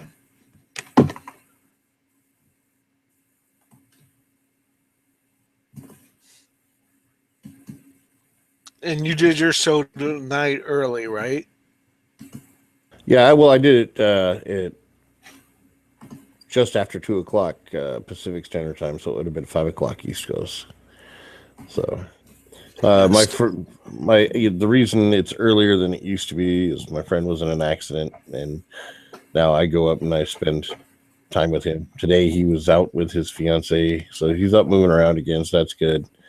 And so I was like, all right, cool, we'll just hang out tomorrow. So we're probably moving our days to hang out to Saturdays now after I get out of work, because I don't have to be work till later on Sunday, so it's a better day actually.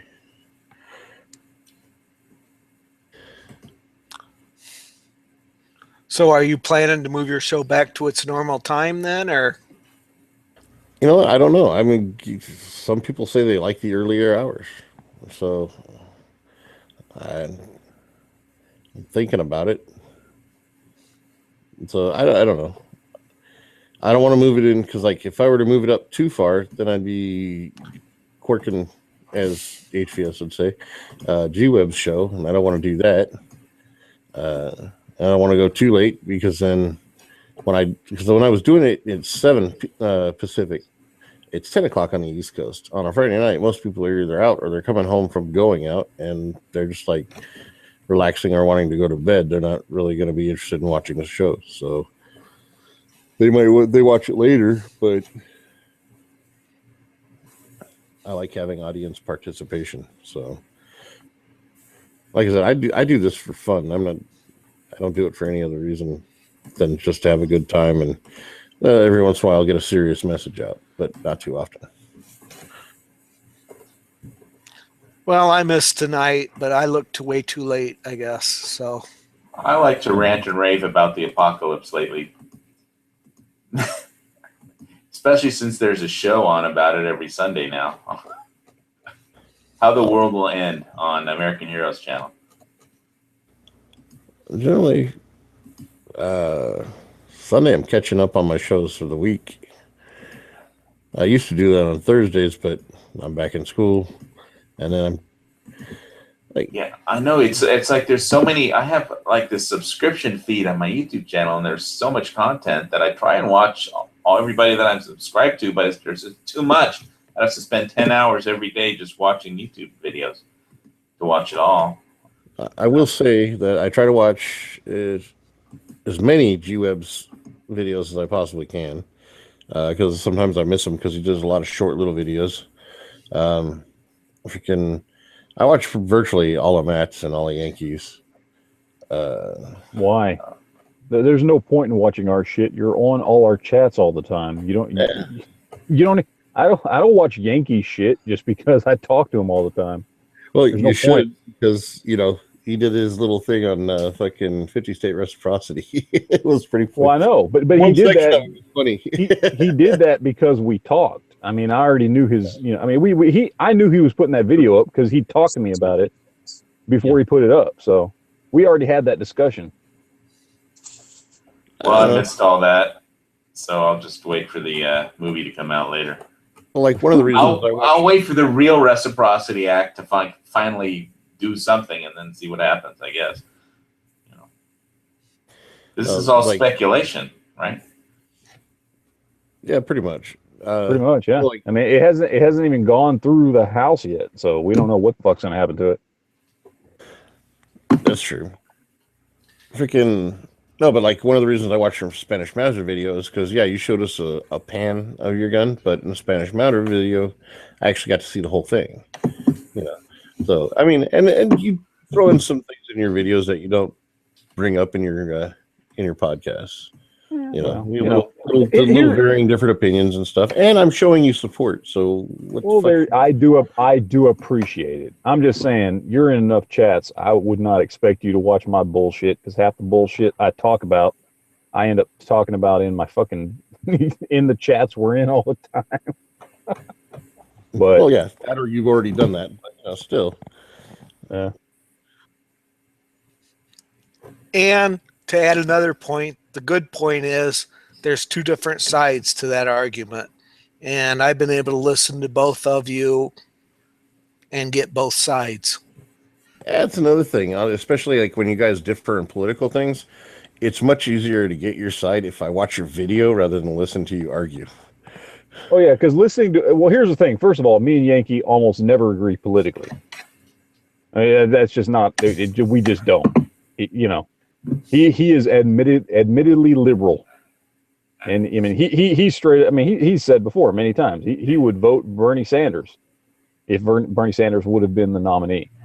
So I mean we obviously very much differ politically. So if it's a political discussion, well, you were all into getting like third party, and you were Mr. like you have to vote for a third party because Trump will never win, and then we'll be fucked because there won't be another party, which was all bullshit in the end, So because Trump, I was not because Trump wouldn't win, but because if depending on where you lived, your vote wouldn't matter. If you lived in a red state, your vote, it didn't matter who you voted for, your state was going to go red. If you lived in a blue state, didn't matter who you voted for, your state was going to go blue. The only thing I said was, if you lived in a swing state, then vote whoever you want to vote for.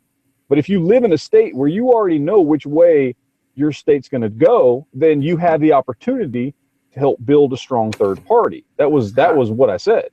And that was true. But my vote matters to me.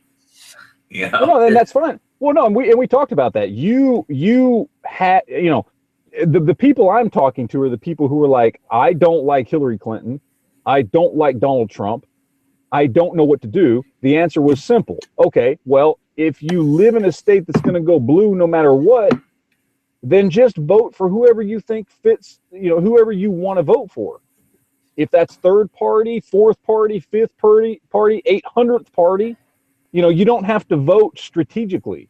You have freedom because your state is going to go one way or the other anyway. It's like you. If somebody, not you specifically, because you wanted to vote for Trump, but let's say in Hawaii, somebody else didn't like Trump, didn't like Hillary Clinton, and they were like, I don't know what to do. Well, you don't have, you just vote for whoever you think's best. If it was some random fucking person who only was going to get 100% of the vote, well, that's what you can do because eventually your vote's going to go towards Hillary Clinton or your state's going to go towards Hillary Clinton anyway. That was the only point that I ever tried to make. And there was a lot of Trump supporters and Republicans saying, you're taking votes away from Trump. No. You were. Well, actually, I wasn't. He may have lost a popular vote, and it was your fault.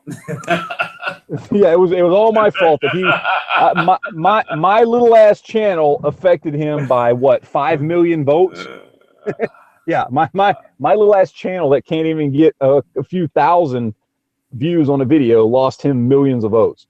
Yeah, no. Well, no, it was people like you. It was people like you that had your same philosophy. Well, yeah, and he's, but again, my philosophy was because I understand how the system works, which is it's the Electoral College, not the fucking popular vote that elects people. And I said that from the very beginning. You have two choices, and Trump is the better of those two choices. Period. I was very upfront about that. Even though I don't like Trump, I still don't like Trump. I like Trump. I still, huh? I love that he threw CNN out of the White House. Well, no, I mean, I like some of the stuff he does, but he still acts like a 12-year-old douchebag. I mean, he is still the same person who did all the same bullshit that I disliked for, years. But he is obviously the better choice over Hillary Clinton. Yeah, I mean, just imagine if it was right now President Hillary Clinton. Yeah, it would be god awful. We would be in a horrible situation. So absolutely, he's the better choice. But if it comes down to what do you do? I mean, it simply my whole point was play by the rules. Don't hurt the Republican Party. Don't hurt the conservatives. But there are other options you can take that doesn't hurt them, that plays by the rules of the Electoral College, and you can do something different if you How don't does telling want to vote people how does telling people not to vote for the Republicans not hurt the Republican Party? Because it doesn't, and it didn't. The proof is there. It didn't. You were it did not hurt them. Because I live in a state that they said there was no way that it would ever go towards Trump. And in the end, it went towards Trump. Yeah, he What state turned is a that? lot of blue states red, man. He did not turn a lot of blue states red. He Turned turned some. three. That's enough. That's enough. Three. Well, yeah, but that's not I a lot. live in Michigan. That is 3 states that, by the way, in the past have gone for Republicans. They are, I mean, it's not like it was unusual. But that's the thing. There's not like it's not like 50 states are up for grabs. There's only a few real states that are up for Yeah, grabs. it's only a few, and I think we were all very clear during the election. If you live in a state that has the potential to be a swing state, fucking vote Donald Trump. I said that God knows how many times. But Yeah, I but also said, if you live in fucking California and your state's going to go towards Hillary Clinton anyway, and you don't like Donald Trump, and you want to help make a third party stronger by giving them votes, then do it. Because your state's going to go towards Hillary Clinton anyway. You're not hurting Donald Trump in that particular situation. But you're assuming that if you lived in a state that people thought it was never going to go for Trump, but it did. It's like you're asking people to make assumptions that their candidate can't possibly win, even though he did. Fucking theoretically, But he didn't. That already did happen, and what Matt stated exactly is what happened. So, Yeah, I mean, everything I said was 100% correct. Everything turned out exactly as I said. Third party voting was up over last election because people decided to vote more third party this time, so they gained more support, and Trump still won. So there's no argument here. There's no discussion. What I said you could do to help build a stronger third party, people did. It built a stronger third party, and Trump still won. I mean, there's no Honestly, debate. I want a stronger Republican Party, not a stronger third party. Well, I would if they didn't keep fucking us over all the time. I mean, they're politicians. Third party, fourth party. You're going to get fucked over by politicians. I don't think that's. Well, I know, but when you let the same party continue to do it and keep voting them in without consequences, they get cocky, and that's where the Republican Party is right now. They're cocky. I know. I live in Hawaii. It's like all So, I Democrats. mean, you know how it is. So, I the only reason I like, well, I'm not gonna say the only reason. The one of the reasons I like third party is because by building them up stronger, it keeps the other two parties in check. As they see more and more people move to a third party, or not just a specific third party, but as they see their votes dwindle away from them to maybe several other third parties, it helps keep them in check and realize I they don't aren't think always so. going to retain all the power. I don't think it's the third party that keeps the Democrats in check. It's losing to Donald Trump that is keeping the Democrats in check, not the third party. Donald Trump. It's all of fucked it. by To think Donald it- Trump. To think it's any one thing is kind of naive. It's all of it. I mean, if people hadn't moved away from Hillary Clinton because they were like, oh my God, I can't vote for Donald Trump, but Jesus Christ, I can't vote for Hillary Clinton either. So they were voting Green Party or Libertarian or whatever. Yeah, the Democrats noticed that maybe it wasn't 100% what lost them the Democrats election. are in some kind of weird political coma. They still think they lost because of the Russians.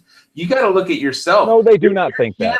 Your channel No, is all gun guys, and which means mostly you're basically peeling votes away from the pro-gun candidate. For What pro-gun? We didn't have a pro-gun candidate. We didn't have a pro-gun candidate this time. We had somebody who wasn't anti-gun anyway. Well, yes, that's true. Who was going to appoint a conservative justice, and he did what he said. He appointed Gorsuch. I mean, absolutely. No, he has so far. Donald Trump has done things that are uncharacteristic for him, and he has actually lived up to, for the most part, everything I can see. Granted, it's only been a month, but he's lived up to the things he said he would do, which is more than I expected from him. So I'm pleasantly surprised. I got no complaints at this point. I'm happy because it was never about, for me, people like, oh, you hate Donald Trump, you must hate that he's president. No, it was never about hating Donald Trump. It was about looking at his history. There was no reason to believe he meant any of the bullshit he said. The best thing I can hope for is that regardless of who gets in, they do shit that's good for us. And if whether it's Donald Trump or fucking whoever the fuck it is, I'm going to be happy.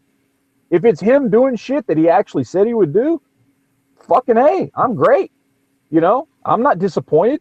I had no expectations for him. Well, you know, here's the thing about him that I like that he was a businessman is if you're going to say you're going to do something, if you're a businessman, you know, your word is your bond, because if you don't do what you say you're going to do, then nobody will ever, even though you're a politician, if you're a businessman, you have to do what you say you're going to do, or nobody will ever do business with you ever again, even if you are the president. Because if you come at it like a businessman, you have to do exactly what you say you're going to do, or nobody will work with you.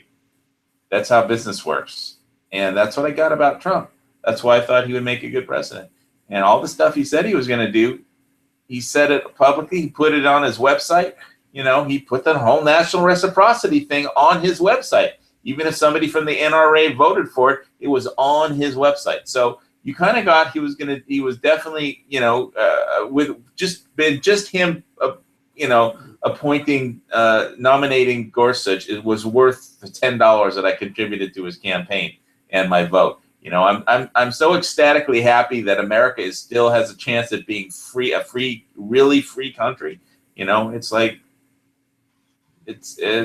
I'm happy to see it. Truly happy I'm happy for America. Yeah, no. Ultimately, the most and the best thing you can hope for from any politician is that they go back to the roots of what a politician is supposed to be, which is somebody who is a civil servant, which means above and beyond whatever they personally believe, they go and they do the things that the people who voted for them sent them there to do, right? Like that's ultimately, I don't, like, you know, my whole issue with Donald Trump the entire time was that if you look at who he is and his history, he was not conservative in any way, shape, or form. He believed in abortion. You know, he didn't give two shits about gun rights. I mean, he was not a conservative, voted Democrat his entire life, you know, was best fucking buddies with Al Sharpton. And my issues with him were, well, if he gets in office, he's going to be like every other politician, and he's going to bring in his personal feelings, his personal beliefs into that office. And we're going to end up with a fucking moderate at best, but probably a more liberal-leaning president. That was my issue with him. But so far, what he's done is go in there and basically say, hey, screw all the shit that I have, you know, believed and voted for my entire life. I know who got me in office. I'm going to do what they want me to do. So I see somebody who is going against what he has always believed and is just doing what the people who elected him want him to do, which in the end, I'm happy. If he's gone against type, he's gone against what I thought he would do, which is awesome. That makes me happy as shit. You know, I don't want to see our president fail, whoever that president is. I want to see our president do well for all of us and our country. You know? I think somebody said it on one of the channels I was watching. Like if you're on an airplane, you want the pilot to succeed. You know, you don't want him to fuck up. Absolutely. You want that guy to do well. Even if walking onto the plane, you go, oh God, I don't know if he's going to do well. You don't get on the plane and go, haha, I said he wouldn't do well. And now look, I hope he does a shitty job, because then you're screwed too. You don't do that shit, right? And it's unfortunate because I know people personally who, like me, didn't like Donald Trump. But unlike me, now that he's actually doing things that are good for our side of the political spectrum, they're like, they're still trying to find reasons to dislike him. And I'm sitting there going, hey, look, I was just as much against him as all of you, but I can actually sit back and go, hey, I like what he's doing, because I'm not that guy that wants the fucking plane to go down just to prove I was right. You know what I mean? I'm not going to be that guy. I'm not going to be that asshole. That's just, you know, it's bullshit. It's the same thing that liberals and Democrats have done for a long time. They just want to see somebody fail for whatever reason, just because they want to stick to what they believe or whatever. I'm sure Republicans have done it as well. You know, that's not what we should be as a country. And you know, I mean, let's just be fucking glad that somebody got in there and is actually living up to some of the fucking promises they made. whether or not we liked him or not. I mean, you know, in the beginning, I had every reason based on his history to not trust him. And he has proven me wrong. That's awesome. That doesn't make me feel bad for being wrong. That makes me feel great for our fucking country and all of our rights. You know? So whether you like him or you don't, you should be glad I want that him he's to doing some good shit. succeed too, but it's like, you know, this debt bubble and like not just in America, but in Europe and the banking insolvency crisis, it's really gonna there's gonna be, you know, some consequences. We've got some. We have I believe, and I've believed this for quite a while, that we have a severe economic crisis coming at some point. Now, depending on where it starts and how it hits, and I mean, there's many, many more aspects to this than I am smart enough to ascertain and figure out. Okay, you know what I mean? But I believe at some point we are going to have a major financial crisis, economic crisis, that I hope can be mitigated by policies we have here. But we've seen it growing since well before 2008. I mean, this is something that's been growing for, you know, probably about 15 years now. Actually, in all honesty, it's been growing, you know, for 2 decades. But we've started to see a lot of this stuff bubbling up in the last 10 years. We are going to at some point deal with something. Now, hopefully, we have policies in place. We have people in our government in the right positions, doing the right things, that as things start to break down and get worse, that we don't suffer, you know, the hardest consequences from it. That's the best case scenario. But at some point, it's going to happen. I mean, we are not when I say we, I don't just mean our country. I mean, our quote unquote global economic society that is so closely tied together, it's difficult to separate. We are on a path that is unsustainable at this point without some sort of breakdown. Yeah, there's almost always a market open somewhere that can crash. You know, that will affect absolutely. everybody. Yep, absolutely. And you know, there's so much shit going on. Like, you know, we got the South China Sea thing boiling up. I think they sent the Stennis in there. You know, with orders to, like, you know,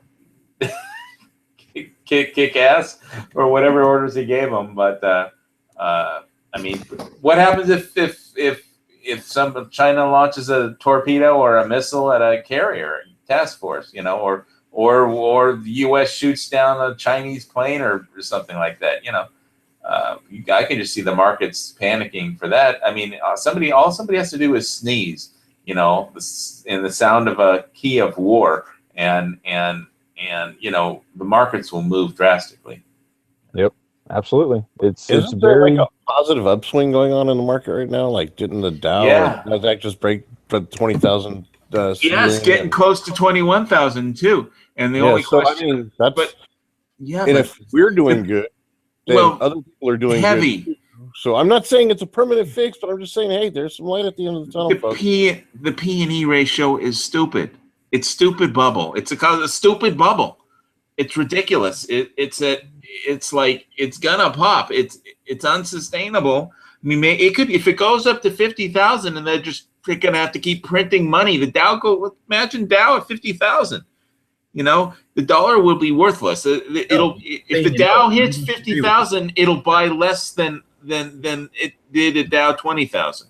No, I don't agree with any of that. The economy's been shitty. Yeah, you're wrong. You're always wrong. Okay, go ahead. The economy's been crippled for 8 years. It's going to turn into a thrive, and we'll be fine. There's every single person wants it to succeed. There's no individual that can just make it topple over.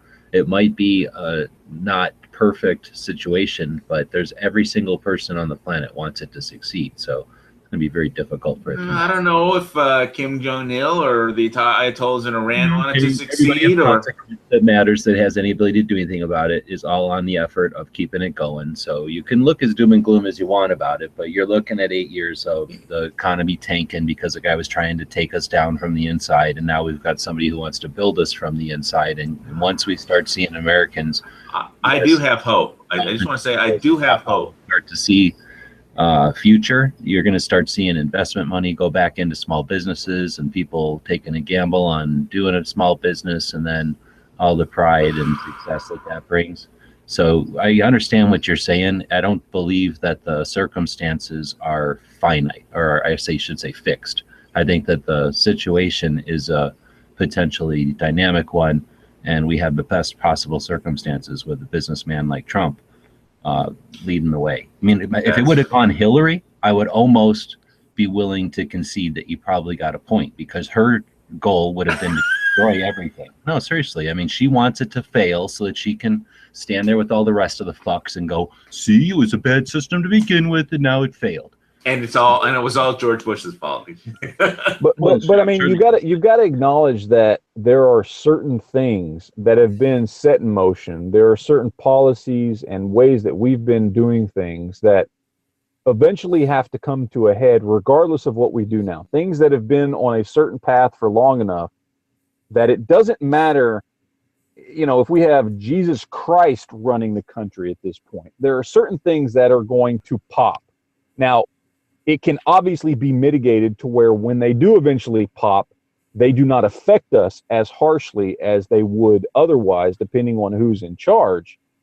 But there are certain things, and again, it's not just in this country, it's globally. We are tied into a global economy, and we have, unfortunately, over the course of the last 30 years, become more and more tied into a global economy every single day of our lives. To where every single thing that happens all over the world affects everybody else. I mean, there are just certain consequences that we have to be ready to face. Now, again, exactly what you're talking about, G-Webs, with somebody like Trump, hopefully between him and the people he will hopefully be smart enough to bring in with him to give him the right advice, to take the right steps, because it's not just all about him. Okay, the president can do certain things, but he can't do everything. And he's going to rely on bringing people in to make the right decisions at the right time and make the right moves when need to be made. But stuff, I agree with you. But for the business stuff, I think that he's been in business and a successful business person in the United States long enough that I'll bet you he's got some really solid ideas of his own on how to make. I hope so. I hope so. But you also have to understand, he's, you know, I mean, there are different aspects. There, you know, it's one thing to say I have this business and I'm going to take care of this business and I deal with other countries versus now I don't have a business. I have an economy which cannot be completely controlled by me. There are decisions I can make, but you know, I mean, it's a complete. I mean, I don't want to say it's completely different, but I'm just saying.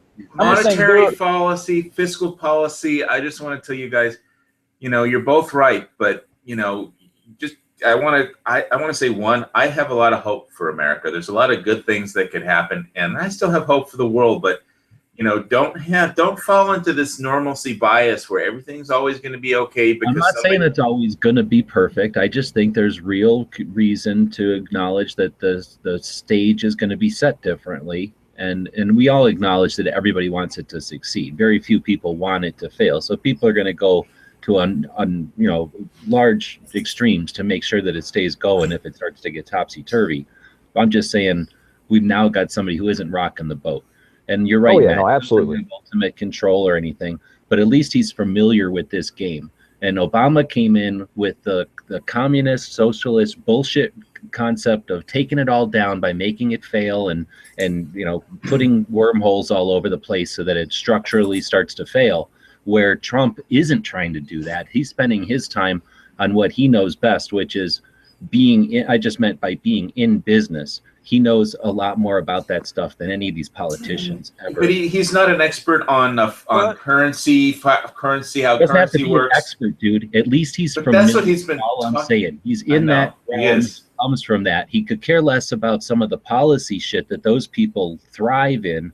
And he's going to let people who, like Matt says, who know what they're doing, do that stuff. I'm just saying, I think with the economy stuff, he's going to have a little bit more insight than any of the other presidents we've had in a long time. Oh, absolutely. I think we're definitely in a better position than we would have been with Obama or Hillary Clinton. But that being said, I mean, there are still things that are going to come to a head that we have to be ready to deal with. I just think we're in a much, much better position to deal with them now than we would have been otherwise, to the point to where before maybe it would have been completely economically crippling, and now it may just be a hiccup, but there are certain things that it'll be more than a hiccup. well, maybe, and you may be right. I mean, I have no idea. I mean, I've been one of those people for a long time that's been very pessimistic on the economy. I've just kind of been sitting back and waiting for everything to blow up. I mean, it's one of the reasons why I got in like hardcore into prepping back before, not a couple years before, I started on YouTube, but I because I saw these economic problems coming and that kind of stuff. And now it's just, I've kind of, I haven't, gone to the point where, everything's good, but I'm stepping back and opening up the possibility that things, when they do finally come to a head, maybe they won't be as bad. Maybe we'll be in a better position to handle it and manage it to where it won't affect everybody on as wide of a scale. I don't know. I mean, I just I'm not a gas mask on this chat, so No, I know, I get it. I get it. I'm not going to say one way or the other. I'm not going to be Mr. Doom and Gloom, and at the same time, I'm not going to say everything's all going to be perfect, right? But I think we are in a better position now with Obama out of office and with Hillary Clinton not winning. We're in a better position, and honestly, we'd be in a better position regardless of which Republican won. The fact that we don't have a Democrat in office that's doing that gives us a better starting position. But being said, said, this is not just about us in this country and what our president, whether it be Trump or whoever it is, can or cannot do and what their experience is or isn't. This is a global thing, and there are certain things that have already been set in motion. Yeah, there are certain things that we are already dealing with. Yeah, like if China's economy goes bad, then that's the flu that everybody else will get. If they really go into recession and stop buying, raw materials from Australia, or it's like everybody else will get sick, and yeah, no, absolutely. Yeah. And who was it? It was just here a couple weeks ago, wasn't it? Somebody just stopped using the dollar for trade. I can't remember what country was it. Greece wanted to, but they didn't do it. One of these countries just stopped using, and it was a smaller country, but it was one of these. Iran, thank you. Yeah, and so it's a smaller country that isn't too big of a deal, but it is certainly, it's something to watch out for, because it doesn't take but one or two countries to do it, and then next thing you know, it starts to become a trend economically based on whether or not it makes sense for certain countries. Well, let me give you an indicator to know when the apocalypse has happened. That'll be, you can tell when the exact date of the apocalypse will happen, because that will be the day that G-Webs agrees with me on anything. Obvious why Iran stopped using the dollar, because they got sick of Obama sending them boatloads of cash. They sent them so much money that they just said, fuck this. This is like, what are we gonna do? We can't even recycle this stuff. G-Webs in Hawaii just agreed. It's the apocalypse. Oh, shit. Fuck you, asshole. Run for your lives. Run for your lives. I'm going home. I got to go bury myself in my fucking gun safe. Grab your silver, bury your gold. Shit. So far, our dollar has been so much above other countries, and that's why we stay with the dollar standard. Well, another thing is that our debt is to us. Majority of our debt is to us, whereas a lot of other countries, their debt is to us. So, like, our debt to us is the biggest thing for us. Like, but we can control that. China is the same way. Their debt is to them, but everybody else's debt is, like, not everybody, but a majority of the world's debt that is tied into the U.S. dollar is. Matt's bugging out. I can hear his car door. He's getting into his car door and he's bugging out. I'm out of here, man. I'm gone. You're getting the fuck out of here. Shit's going down. You got a gas mask, dude? Oh, yeah. Fuck yeah, I do. I got a full bug out bag in the back of my goddamn Suburban. I'm gone, man. Shit, I'm waiting for mine to get here from Sportsman Guide still. Dude, I've had mine for years, bro. Gotta catch up. I'll have to use I have a CPAP machine that it has a filter on it, but You're aware those things have expiration dates, right? Oh yeah. You Yeah. got to keep up with them. Well, mostly just the filters, not the masks themselves, but you got to keep up with the filters. I've got those old. Oh those, no, what are they?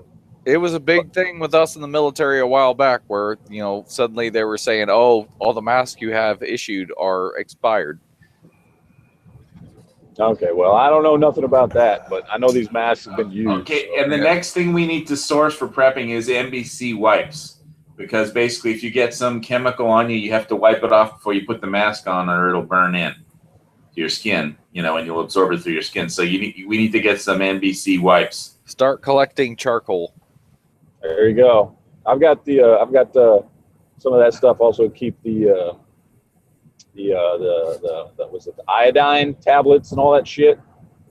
Stocked up on that. We're good to go. Got me tons of colloidal silver. Ready to go, man. I got some colloidal silver gel. I've been putting it on. I've got the gel. I've got the spray. I've got the big bottles. I've got the iodine pills, the tablets, the fucking big bottle. I'm fucking set, bro. Let's go. I bought a scale. I have a scale. And most importantly, Fukushima, who?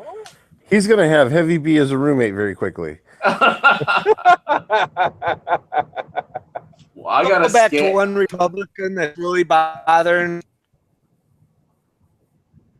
Go ahead, Dusty. You're kind of botting there a little. Okay. There's Okay, one I hear you now. Republican that's really bothering me bad right now, and that's from the state of Arizona. Yeah, what McCain is out of control, man. Is that McCain? He is out of control. He's senile. And we need to do. Now, fill me in on what McCain's been doing lately, because I have spent years ignoring him because he's so not a Republican. He is so much a fucking moderate Democrat at this point. He went overseas to Europe and basically compared, what Trump was doing to what Hitler was doing. Oh, okay. So yeah, he's still a moderate Democrat at this point. I'd Fuck say he's that gone guy. full retard in that point. Munich last week, and But did nothing he's honestly, but he's been that way for decades. I mean, it's not like he's ever been a hardcore conservative. He is This a isn't moderate about progressive. conservative. You don't go over to Germany and compare him to Hitler. Yeah, no, that's absolutely. just stupid. I want to punch him in the face. But honestly, I am again. I don't keep up with what McCain's doing because I've known he's this way. It's I've hated him since I've known who he was back. I don't remember, early 2000s when I really started paying attention to politics. It's just that I think you have to be senile to make that kind of comparison. Yeah, I think he's lost it. no, absolutely. But honestly, I don't. It doesn't surprise me coming from him. That's how much that's how little I think of him as a conservative Republican. Is for him to make that comparison does not surprise me one bit. So but it's time for him to go the fuck away. He needs to just disappear into. He needs to be a good obscurity. soldier. Just don't die. Just fade away. That's fine. I mean, and I'm not going to knock his service or anything like that. He's done some good in his life, but as a senator, no. There are many but people he out was there just who are much elected better. by Arizona, so he has a 6-year sentence. So it's G-Web's Honestly, fault. I think This is all G-Web's he's fault. been elected by Arizona because of lack of choice. That he is the Republican that they have to vote for. Who the fuck else are they going to vote for? The Democrat? I'm going to blame G-Webs because he said in the side chat that he'll be back in a few, and he's not here to argue with me. So No, but seriously, I mean, in a situation like that, when you have a guy who's been around for so long that nobody will oppose him, what are people in Arizona supposed to do? Just not vote for him and let the Democrat take over? They It'd be can't. the same thing, wouldn't it? Yeah, well, it would. Would that except be a bad probably- situation? At least with, and I'm not defending McCain in any way, shape, or form because fuck that guy. But at least with McCain, you can be reasonably certain that probably 30 to 40%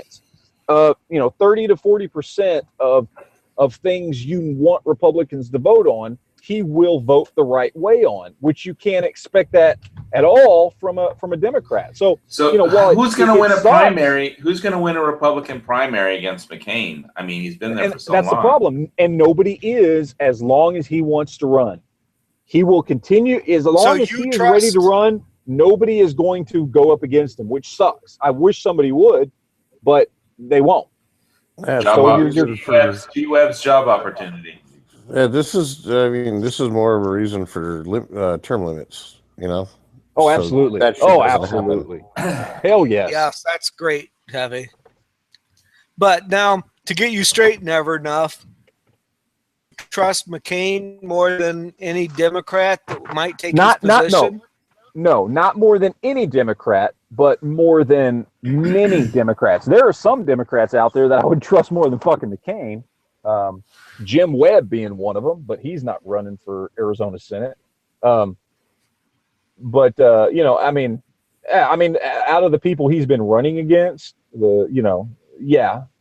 I'd trust him more than. I mean, and again, it boils down to this is for me. This is the lesser of two evils. If you're looking at this from the perspective of you're in Arizona, you can vote for McCain or you can vote for the Democrat. You know, I mean, at least McCain, you know, maybe 30% of the time he's going to vote the way you want him to. Whereas the Democrat's going to vote. The Democrat's never going to vote the way you want him to. So while it still sucks because he's a shitty Republican, at least sometimes he might vote right. If he's your only choice in Arizona, the primary, the problem is the primary. I mean, who is going to, you know, get funding enough to campaign against McCain and win in a primary? That's the problem. Nobody is.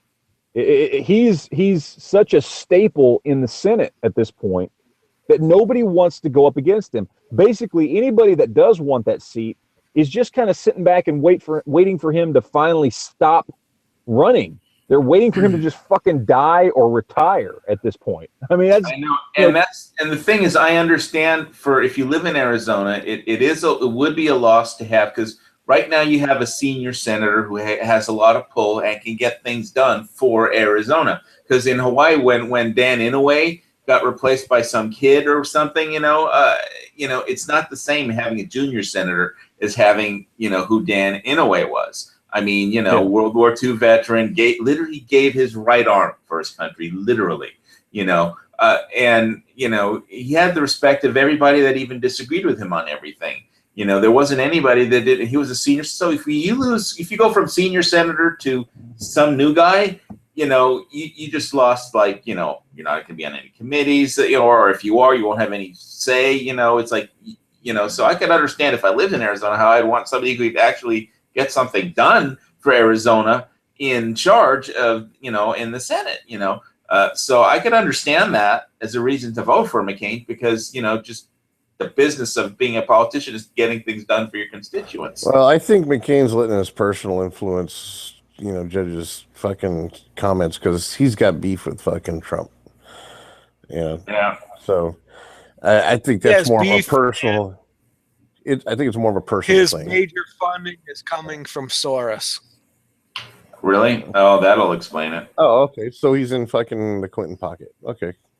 Yes. Well, let's be honest. At this point, one way or another, everybody's funding is coming from fucking people like Soros. No, I have my own gold and silver repository. Well, I mean, politician-wise. I'm the governor of my house. Can I get some Soros money? I just need one infusion. I will never do a thing I will do everything he wants me to, and then I'll never ask for another dime from him again. As I don't do anything. As I don't do anything he wants me to. I mean that he wants me to. No, you're in California. You might as well just do everything he wants you to anyway, because it's going to happen anyway. So might as well take the money. But I will say, I can advocate my chair of governor of my house and then go move someplace else. Where it's safe McCain to is keep your doing gold the and most silver in your damage house. right now he can. Well, he's not doing anything good. That's for sure. All right. So have you reached your bunker, Matt? I'm firmly buried underground at this point. Ah, dude, it's amazing. You got great signal. Yeah, no shit, right? See, and you were gonna put me in your damn gun room, dude. I could be living in your bunker, you bastard. Yeah. Now you'll have more fun in my gun room. You'll get to see all How the many things people you've never have been a able to bunker own now? before. Oh, but I've shot things you've never been able to shoot or own. You'd be surprised. You ever get to shoot a Mark 19? No, you're right. You ever get to shoot a Ma Deuce? Fully auto? Yes. Ma Deuce? Yes, I have. Oh, okay. Have you got to shoot a fully auto Ma Deuce out of the back of a CH-46? No, but out of the back of a dude's Ford F-150 that he had specially mounted and bolted down, and he drives around town with a fucking Ma Deuce bolted to the back of his fucking Ford. What So, state do you live in? Texas. Oh, okay. Like that was a question. Freaking. Okay, have you got to shoot? Well, have you got to shoot an M60 before? No, I have not. A saw. 249, yes, yes. Have you ever got to shoot a M203? No, I have not. How about I was not in the Marines, so there are some things I have not gotten to shoot. How about an actual Australian Steyr AUG? How about have you shot a Tavor? No, I got to shoot a military issue Steyr AUG from the Australian Army. Well, I've shot an AUG, but not a legit Australian military AUG. Well, you know, select fire, you know, cool thing. Yeah. I got to shoot an actual AK-74.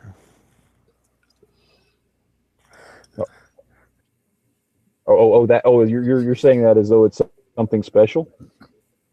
No, I mean like an actual Russian military issued to the Russian Navy AK-74. Okay, yeah, my local gun shop has one of those. So select fire and everything. Yep. Texas. Cool. Texas. Yeah. I've got to shoot If an it's MP5 full, SD. if it's full auto, then chances are, I mean, like, you know, whether it's it's obviously some stuff no, just because I just haven't run across it yet. But you know, like the AK, whether it's a 47, 74, old school AR-15s, M4s, whatever, select fire, 3-round burst, full auto. I mean, all that shit. I fucking played around with that stuff. Oh, that's cool. So I mean, it's just I've got just I don't own any of that, but I got to shoot it. Yeah, I don't own any of that shit either, but I you know enough people that own enough gun shops that are class 3 and all this shit. You get to play around and have fun with that stuff. So, but my local gun shop now that I've been have had good relationships for about the last 5 years or so. They're the guy that owns the place. He's like real hardcore. Like, I mean, he's just a big. He just loves this stuff. I mean, you go into his shop, you can just see he's got all his stuff hanging on the wall, and every time he can get a hold of something, he's bringing it in. He'll pay. He doesn't give a shit, and he's got guns he's paid $75 grand for just to have it there. Wow. So that's I mean, money. he's a gun collector and a gun lover to the extreme, and he just took that passion and opened up a gun shop. Even though he's like a fucking high-end, like fucking rich-ass pilot. He flies around all over the place. He's one of these dudes that flies rich people all over the fucking country, you know? And so, and he was actually, he was in the Olympics too. He was on the Olympic shooting team back in, when was it? This would have been early 90s, I think. He was on the Olympic, I don't know. Honestly, I never paid attention to Olympic shooting, but he's got in his shop, he's got the gun he used back then. This fucking thing that doesn't even look like a gun. It almost, I don't know what the fuck it is. It's a rifle. I don't even know what caliber it is. This fucker is so, like, looks unlike any rifle you've ever seen, you know, with this weird ass thumb hole stock and all this shit. But Sportsman's Guide is done the Kerflooey on the fucking. They always get my apartment number wrong. Whenever they ship me something, I went through hell last time. because UPS, it's like they have this policy where they send it out that they can only change the shipping address. Only the sender can, not the recipient, can change shipping address. And instead of a 0 for one of the numbers of my apartment, they put a dash because it's their fucking system. That's why I just remembered why I hate buying from Sportsman's Guide, because they can't get my address right, and I have to go through hell with their shipping department to get them to authorize it, because of UPS's. They have this you're not allowed to change the shipping address without permission from the shipper, and they get my address wrong every time. Don't they have like a 24-hour? No, they don't. Customer service line? Oh, looks like you have to call them in the morning. I literally just, in fact, on Monday, I'm waiting for something to show up from them. I ordered a gun from them the other day. Really? Pray tell. Oh yeah, no, you guys know I've been on a little milsurp kick. Those Polish P83s. Okay, so you got one. Yeah, I got one, and it was $199. I ordered that fucker on what was it, Wednesday I think it was Wednesday. And they said it'll be here on Monday. So I'm waiting for that fucker to show up, man. Woohoo! Add to my little building milsurp collection. So. Yeah, basically, it's like it's supposed to say, apartment 303, and it just says 3-3, because of their computer system. So it's like, how they fuck that up? It's their fucking computer system. It's not. It's I entered my right address. It says 3-3 every time I buy something from them. So I'll have to call them. Are they open on weekends? Is their 800 number open on weekends? I don't think so. No. I'll have to call them Monday, by which time the fucking thing will already be on in a way, and they won't be able to do anything about it until the UPS or post office gets here and says, oh, there's no such place as 3-3, and then I have to call them. No, they hold it for 30 days, and refuse to deliver it anywhere, and until I get on the phone with I have to go through 2 layers of customer service to get to somebody who can actually authorize, changing a delivery address. It's stupid, So, but for my gas mask. Hey, let me ask you this: have you ever tried, when you're entering the information in, instead of 303, 303, like the letter O? No, I just put the actual number because that's naturally what the number is. I know. I wonder if you put an O instead of a 0, which to them, it would show up the same way as far as whoever's printing out labels and doing all that kind of stuff and sending it. But of course, their system might just register it as an O and not turn it into a dash. And it might actually get to you when it's supposed to.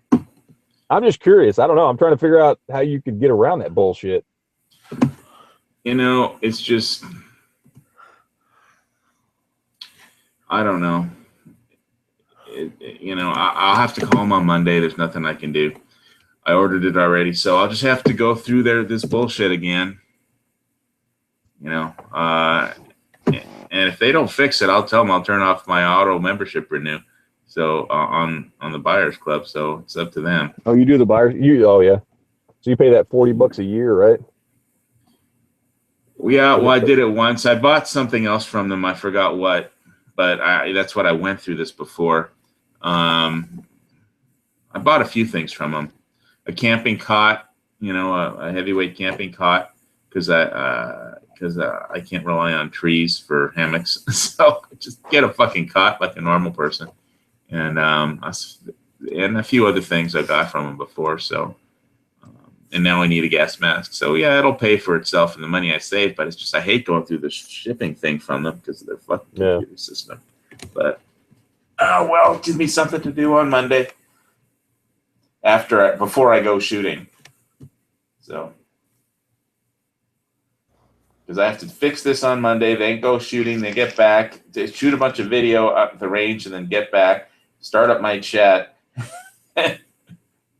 And so Monday will be a busy day. have to also figure out something to talk about on Monday. I don't have a clue yet. Fucking talk about Sportsman's guy fucking up your shipment. I do a show about that.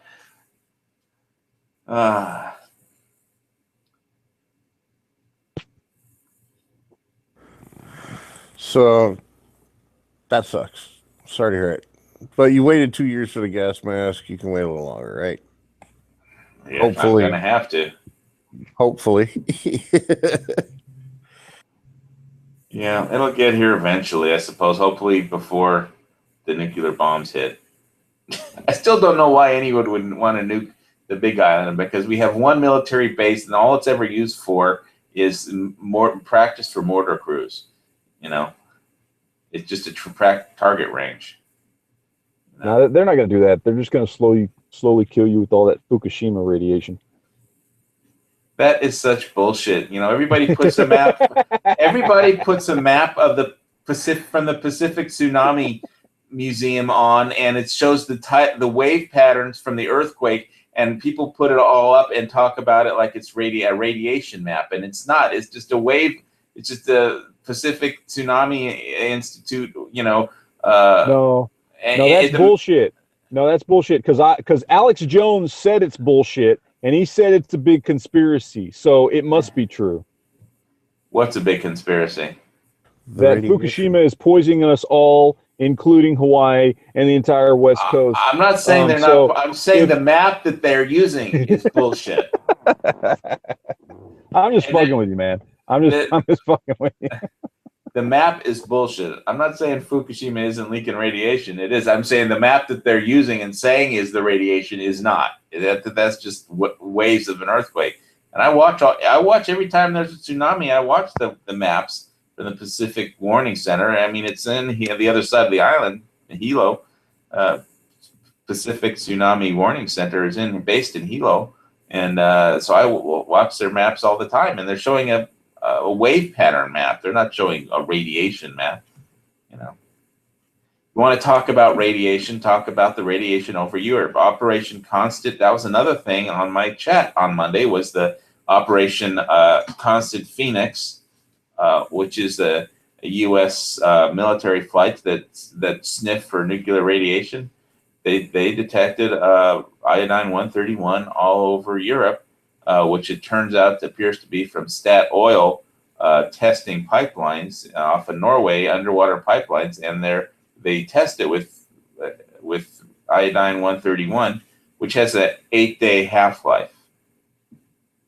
What was funny about my chat, if you listen to it, is that when we're talking about it, we were trying to figure out, okay, we know what the half-life of radiation is for this iodine-139 that's all over Europe, and we know what we know how long we have to have. You have to drink IPA beer within 3 months of its manufacture, expiration date. You got 3 months after its manufacture date before the IPA beer goes bad and loses its flavor. But we didn't know what the service life of gas mask filters was. I was like, what fucking kind of terrible preppers are we when we can't figure out what the effective lifespan is? Well, concerning the beer thing, I think you guys are on point. That is definitely more important. Well, it was important that I figured that I couldn't, buy just cases and cases of Castaway IPA beer from Kona Brewing Company, because IPA beer is a beer that won't last. But there are other kinds that will last. Actually, I think that's kind of wrong. I mean, didn't they make it? Didn't they make IPAs extra hoppy so they would withstand the voyage? All right, I'm still here. Dusty, you're up. I mean, didn't they make IPA extra hoppy so it would stay fermented from the time or drinkable anyway, from the time it went from fucking Britain to England or England to Britain, whichever way? The beer will still be good. It will not spoil it all.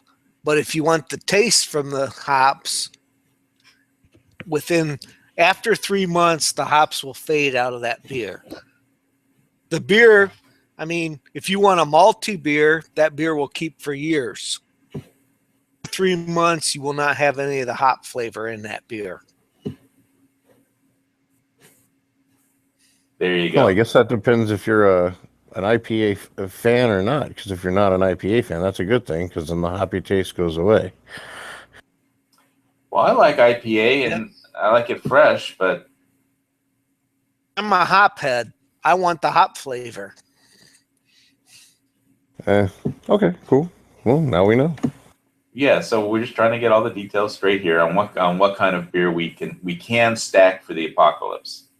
So we're saying that stouts are okay to stack. Anything in a dark Stouts, bottle especially- or a keg. 9 or 10%, they're going to keep forever.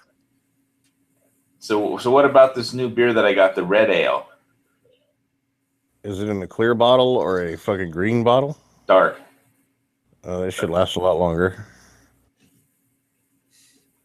All right. Well, I'll try and do a report tomorrow after my cardiologist appointment in the morning, because I'm not going to get really drunk tonight.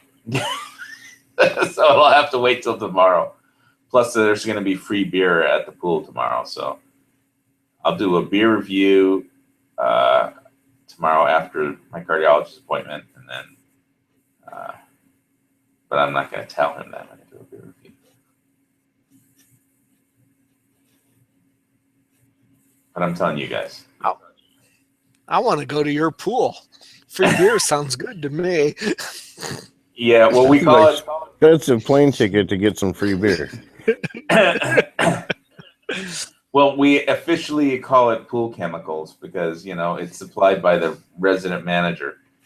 And I think he offered to give me pool chemicals after, he made the claim that the American flag hanging from my lanai was an eyesore, and he didn't want me to shoot him. So he said, "I'm going to buy some pool chemicals. Come by tomorrow." That's okay.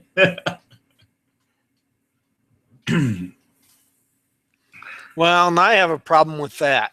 I really do not think that your manager should ever have made that comment to you. Well, he was basically the guy from Oklahoma came. He's the asshole president of the place. Walked through the game, and who I have a problem with anyway. And he was saying, "What is that who put up that American flag up there?" And he said, "Oh, it's Steve." And he says, "Oh, fuck." So yeah, it was an eyesore. But if he's gonna give me free beer, I can not shoot him for a day.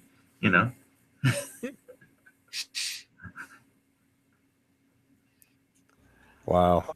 You should have a right to fly a flag if you want to. Absolutely. I mean, I have a right to fly a flag if you want to. Yeah, well, I told him, I specifically told him, if somebody wants to take that flag down, they're going to have to pry it from my cold dead hands. So, I was, that's about as clear as I could possibly be to him. And he knew I meant it and that I have a lot of guns. Because the first suggestion that I made was that why don't you they're having the annual board meeting tomorrow, so why don't you tell somebody from the board to send somebody down to knock on my door and demand that I take the flag down and see how that goes. And he was like, I don't think they'd probably send me, and I'm not going to do it. It's the situation we like to avoid. But I don't think it should matter if you own guns or not. No, American citizen, you should be flying a flag. Myself, I think it's a responsibility rather than an option. Yeah, well, I love America and I want to fly an American flag. Yeah, he said it was an eyesore, and I said it was a beautiful symbol of freedom. I literally said that, and it is to me. So, somebody doesn't like it. If the board president doesn't like it, let him knock on my door. And then then we'll see how that goes when he tries to tell me what to do with the flag in my own house. And I know I told you in one of the texts yesterday afternoon, since it was nice here in Michigan, that's basically what I went out. afternoon. I replaced the rope on my flagpole and put new snaps on it, and I hung a brand new flag yesterday. I also put a brand new light on the flagpole. Half the day yesterday working on my flagpole. Thing that I enjoy all year long, and that's what I wanted to do yesterday. Cool.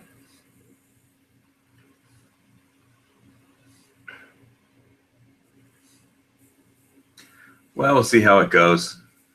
All I know is tomorrow I get free beer. Yay for free beer. And I'm doing a beer review on the Aloha beer, pale, the red ale. Yeah. See how that is. Free beer always sounds good to me. Yeah, sounds good to me too. So brew beer tomorrow. Make a video. I'll watch it. I like to watch a beer brewing video. I've never really figured out how to do that. I don't. Maybe I'll try sometime, but You get a camera, you turn it on, and you go. Hey, you don't even really have to get a camera. Just use your phone. Yeah, turn on your camera on your phone. Hit record.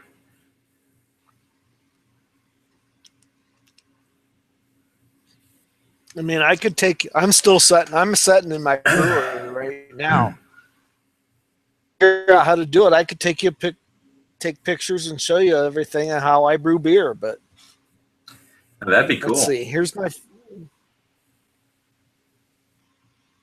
Yeah, it looks like my phone went dead, so I guess I can't do that. You gotta have battery power to do it. Yeah. Well, at least I bought totally. I bought a gas mask. For when it actually gets here, I can't say. Well, you're halfway there. Think of it that way. So in 2 years, you should have your gas mask. I'm sure the world will end before then, or somebody will shoot a nuke in the air. We got plenty of time.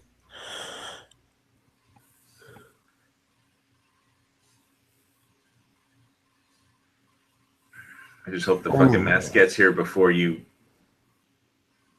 actually buy it. Actually, save up enough money to buy a piece of gold. You got it. My 2-year projection seems about right then. It better get here faster than that. Don't forget to buy filters. Yeah, I'll deal with that. I'll deal with that eventually. Monday it's got to be call Sportsman's Guide, try and get the address changed to the right address, and then cardiology. No, wait, that's tomorrow. Then go to the range on Monday, shoot a bunch of range video, take all my long guns and blast it, blow up some binary, and I don't know if I'll use that, and then I'll come back and do my luck and load about something, and then I'll go chat.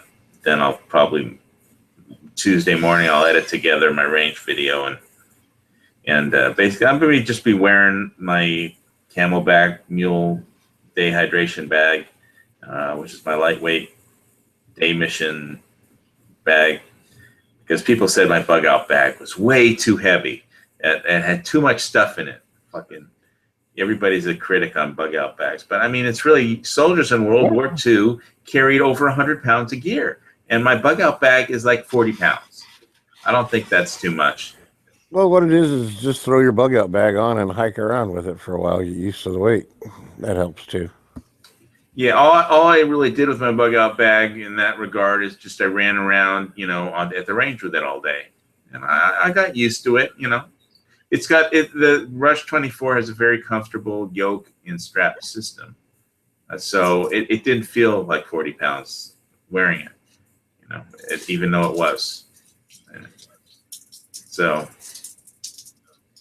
but I'll run around all day with the Camelback Mule Hydration bag, and it's a lot smaller. There's a lot less stuff in there. I did a quick loadout video. I'll have that in the front of the video, and then I'll just have me running around shooting stuff all day, and then I'll just say what my impressions of wearing it all day was, as it is. That'll be my mission for Monday. Gas mask shipping, range day, range video, and then lock and load. And maybe I can send you some video by Monday night on making beer. Yeah, that'd be awesome. Which I plan to do either to Monday, so maybe I can make a video of some of it and you can edit and put it to your site. Well, I mean, don't you have Windows Movie Maker? That's what I use. It comes with Windows. Maybe it is on this computer. I'll have to look. Yeah, look for Movie Maker. Windows Movie Maker. Just type in Movie Maker. You should find it. It's on most Windows systems. It's not that hard. You don't need to send stuff to me to edit it for you. It's pretty easy to use. Not really a computer person. Neither am I. It took me forever to figure out how to use Hangouts, so. Yeah, no. Besides, it should be on your channel. It shouldn't be on mine. I don't know how to make beer. I know how to drink beer. I know how to do beer reviews. That's about where my knowledge ends. Well, I wouldn't even know how to make a channel. Well, don't you have one? Yeah, you got a No. YouTube or a Google Plus, don't you? That I know of. Well, how do you get into Hangouts then? I usually join from a link in the lobby chat. Oh, okay. You might want to. I don't know. That's right, because you never made a video, so yeah, you wouldn't have any content. Well, you only made 3 videos, Heavy. So. Yeah, it's true. Well, actually, technically, I've made 4. Cause, all right. Well, maybe 5, because I got a couple on Instagram too. They're short. I find making YouTube videos a fun, creative outlet for creativity in general. It always feels good to create something.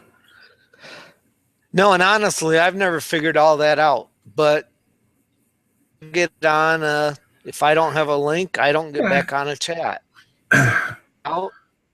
I usually don't find it again. Well, it doesn't matter. It's just the internet. But it would be cool to start your own YouTube channel and throw a few beer making videos on there. I'd watch. Well, it might be something I have to try sometime, but not a real, I don't know. I'm not sure I could talk very well in front of people. Well, you've been doing it on you've been here talking. I know, but it's took me a long time to do it. You're not really in front of anybody, except you're just in front of your computer. Or your phone. And we're not real people. We're just avatars. Yeah, we're a bunch of digital images. Actually, I'm just somebody who gets paid to do this from China. You get paid? Well, Google, And I'll be honest, can wait for Google to send me $100. I'll be honest with you. I spend more time on gun channels listening to videos than I actually do jumping in on videos. Well, there's a story about a wise old bird. The more he listened, the more he learned. Wasn't that a wise old bird? I think I left out a verse. Well, it works. There once a wise old bird. I listened to you all for a couple hours tonight before I ever jumped in. I was listening to a handy camper on that. I was trying to set up that bushcraft meeting in Tennessee. Oh, that was funny. Handy Camper was one of the people on Ron's channel. I think I don't know if he was in some of the chats. I know he commented in a lot of the side chats. He may have been in on some of them, but that was funny. That chat tonight. It was totally off the rails, out of control. And really, I've talked with you quite a bit, and I have talked with Heavy a few times, but there's not a lot of. I mean, I kind of tried to talk with Matt a little bit tonight, but there's really not many more people that I've really talked to on these sites. You Just know, keep doing it. You'll get to talk to everybody eventually.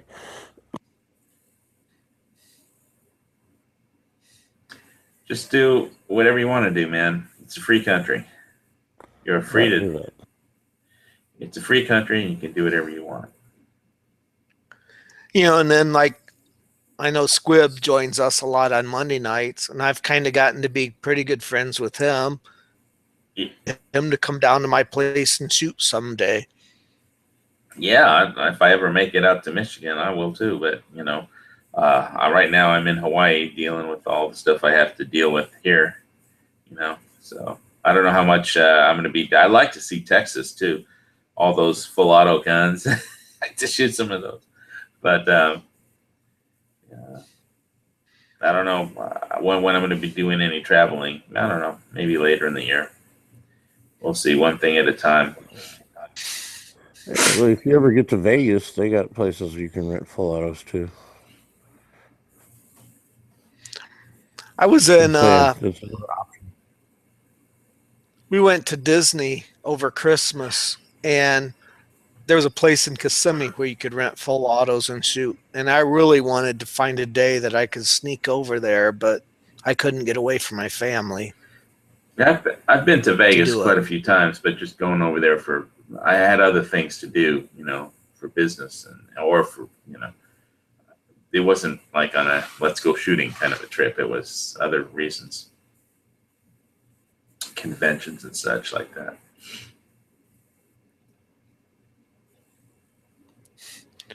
But that's kind of one of my pipe dreams. I would like to shoot a full auto gun sometime. Well, you should, that's what you want to do. It's like, what was that line from Braveheart? You were born free. Do have the courage to follow, you know, do what you want to do. I forget the line exactly. It was something about that.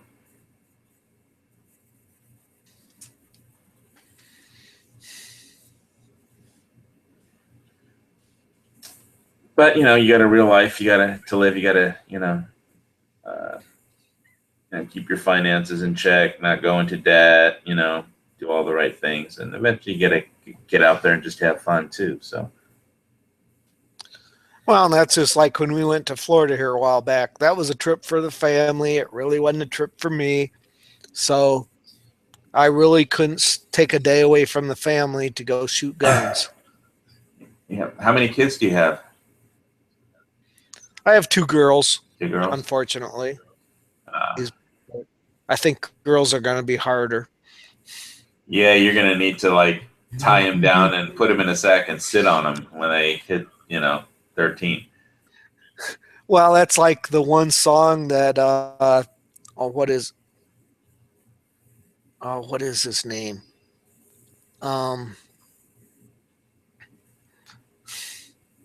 Gov is the one my girls like, Miley Cyrus.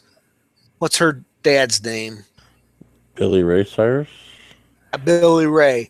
You know, he sits there talking about cleaning this one gun, you know, cleaning my guns during his song. And that's what I tell my oldest. I said, first date you go on, I'm going to sit at the kitchen counter and I'm going to clean a gun. Well, just make sure when they go out of the house, they're wearing clothes. Okay.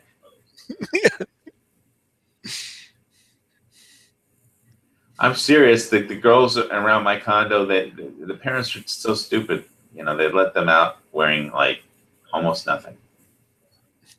Oh, that would never happen in my house. Let me tell you. What happens in my condo all the time, you know?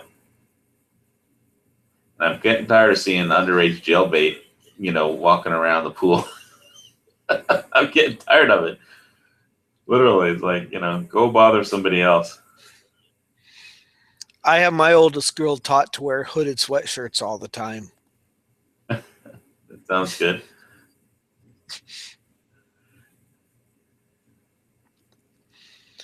Oh, I don't expect any real problems, but I know problems can arise because I was a kid once myself. Yep.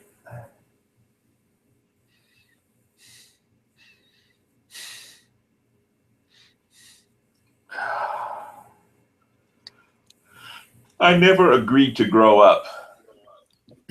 Me and Father Time have an agreement, which is he wins the battles, I get old, but I don't have to act like I grew up. So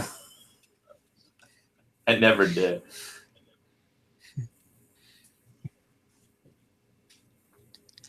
And if my kids only do half of what I did, I probably will be happy. Shit, if my kids do half of what I did, I'd beat the shit out of them.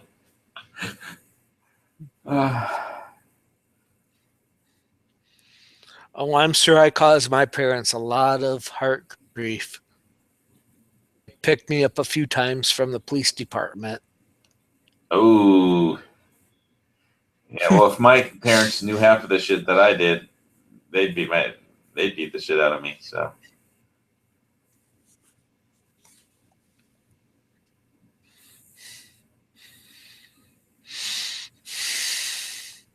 So if I never have to go to the police department and get one of my girls, I'll be happy.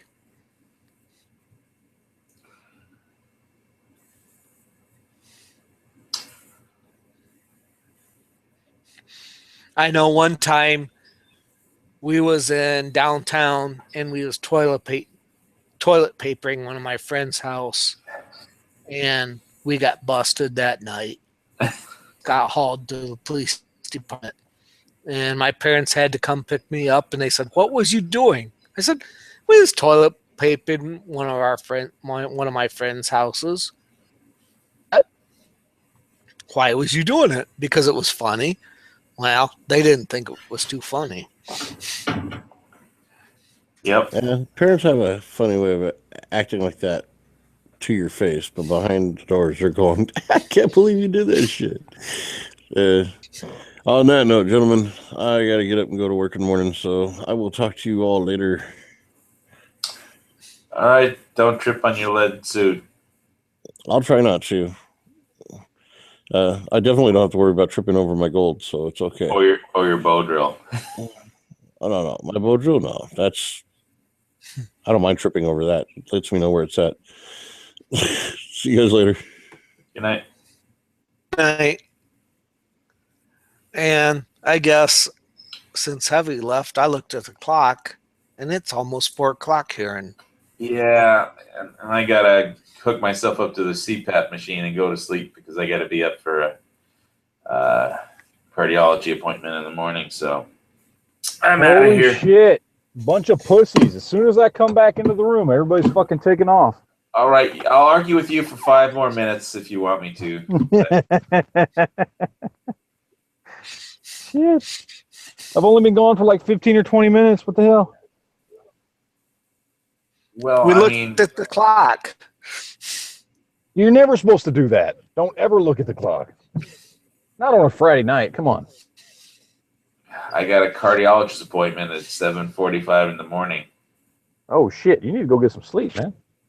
Yeah, I know. I gotta hook myself up to the CPAP machine, and so I can get some deep sleep, so I won't have some crazy readings at the office in the morning. Because I don't want him to call up the thoracic surgeon and say, "Hey, maybe we should go back in again and fuck with his heart some more, rip open his chest again." Oh, yeah. No, you got to go get yourself checked out, man. Yeah, it's just a standard follow-up after a quadruple bypass surgery, but it's been no big deal. no big deal. You guys live in the wrong part of the country because it's probably what? 10:49 p.m. See, it's 4 in the Hawaii. morning here. morning in Michigan. Oh, go to sleep, dude. Shit. Well, you're an hour. You're an hour ahead of me. So right now it's only about 3 in the morning here. So Okay. Why are you that's still all. up? Only 3 in the morning. Why are you still up? I'm at work, dude. I thought you were in your bomb shelter. No, well, yeah. There you go. My quote unquote bomb shelter. Do you work in a bomb shelter? Yeah, that's it exactly. You work in some high tech. You must work in Blackwater's Texas underground shelter office where they control the world. From. Yes, that's it exactly.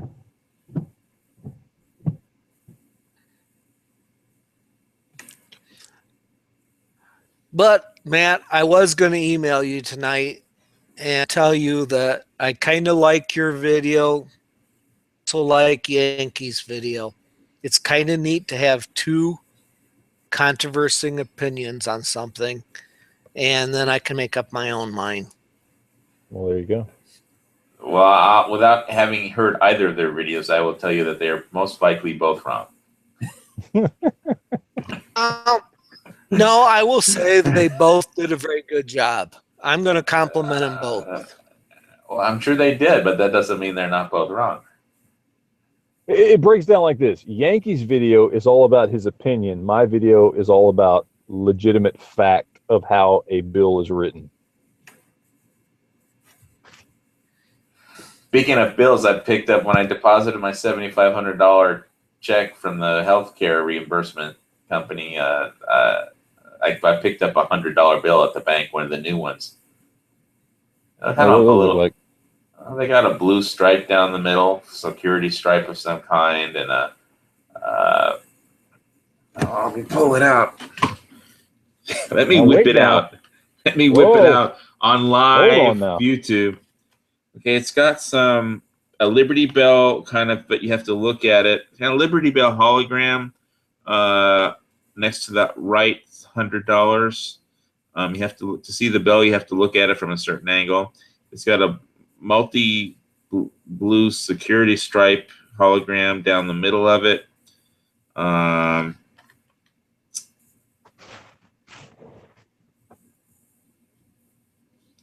Most of the security features seem to be on the front. You haven't seen the new $100 bills? No. I'm looking at basically a 4-part blue security strip right down the middle. It's like about 2 millimeters wide, maybe 1 millimeter wide, from the top of the bill straight down to the bottom, just on the left side of Benjamin Franklin's face. I mean, looking at it, it's on the right side, but from Benjamin Franklin, it's the left side of his face, and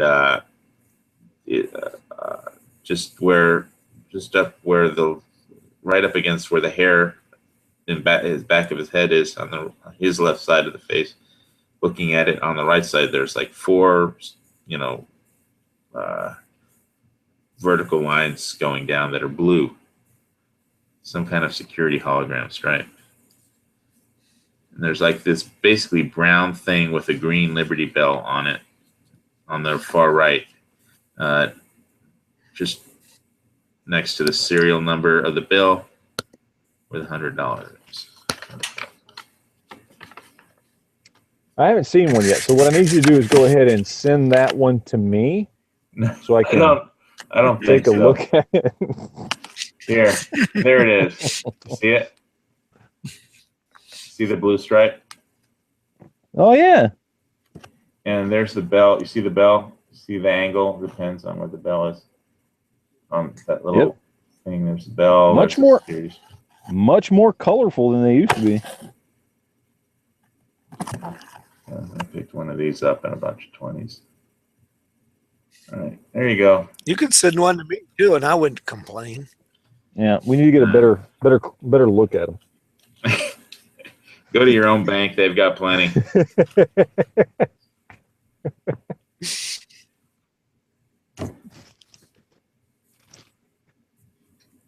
Oh man!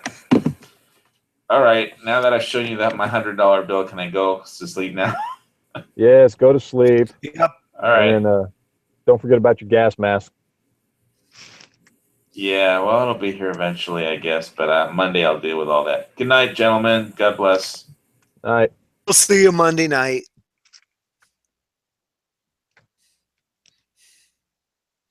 Jesus, Pink even like said a word in the last 5 hours. He's off doing something. I else, have isn't he? not heard Pink or I've not heard G-Webs. Jeez. I don't know. I'm on my But- phone, so I don't even know who's out there on gun channels right now. Well, the last hour it's kind of been Hawaii, Heavy, and me. Hmm. Which I know you don't know me, but I'm from Michigan. And I jump on every now and then. And you like car pistols.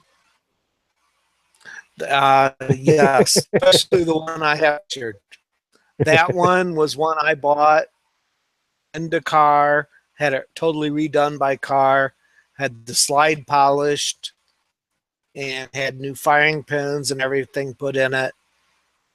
But basically the reason I like car is because I have tiny hands. Real well.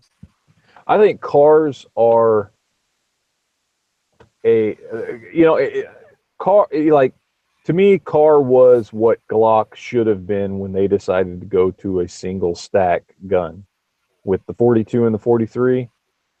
Like, it should have just been a car. Car is you know what I mean? Like, if you're looking for a good polymer single stack gun, car is the best one out there on the market. I used to have one of the CW40s, and it was just an amazing. The trigger on that thing was beautiful. It was just a great little gun, fantastic little gun. But the CW40s and the CW series is car's cheaper line. Oh yeah, no, that's the bottom of the barrel too. That's bottom of the barrel, and it was a great gun. I have is the P series, which that gun has a lot of are not available in the CW series. Yeah, no, the car makes fantastic guns in my opinion. I like their stuff a lot. If you're looking for a good single stack gun, that's one of the best choices you can make. Which I also have a Glock 42 that I bought thinking that maybe it would be a carry gun, but I like this P9 car better than I do that 42, so I carry the P9 all the time. Yeah. Oh, I don't blame you. It's a good gun, man. So.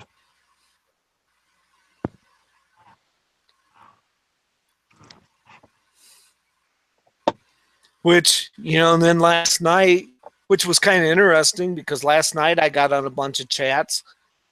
I've been thinking that maybe I wanted a Glock 43 to go along with the 42 I had. I talked with a lot of people last night that said maybe I should look at a 34 or a... Yeah, I mean, when it comes to single stack guns, there are better options out there than Glock. Even barring car, if I'm looking for a single stack 9mm, I'd much rather have the new Ruger LC9S. They're a striker fired single stack 9. It's beautiful gun, fantastic trigger, better than the Glock 43, in my opinion.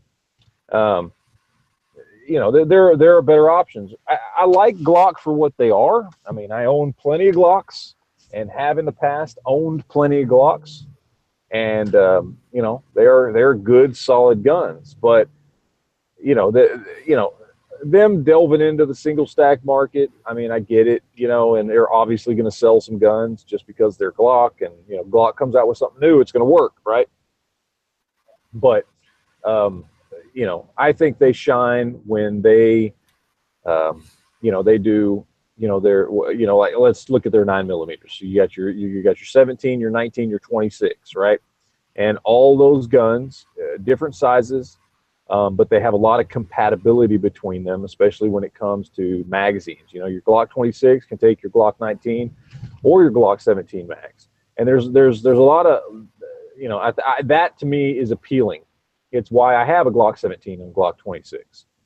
And that's, you know, they've managed to do something and capture a market that works really well for them.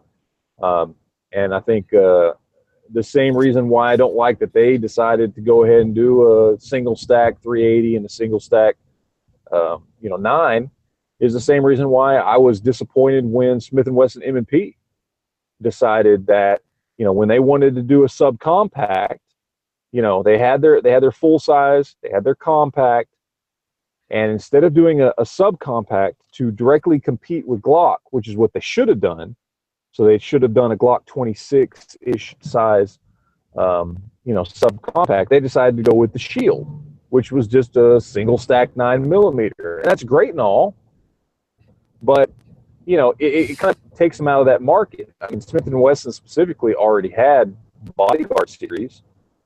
They could have easily done a single stack version. They already had the 380. They could have done a 9mm.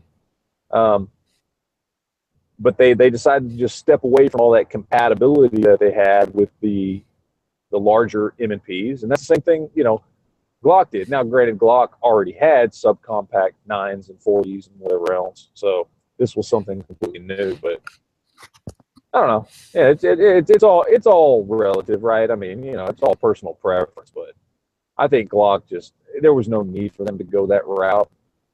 You know, given what they're already good at versus how many other really good quality single stack guns there are on the market, you know, I think the 43 or the 42 and 43 were just unnecessary guns in my opinion.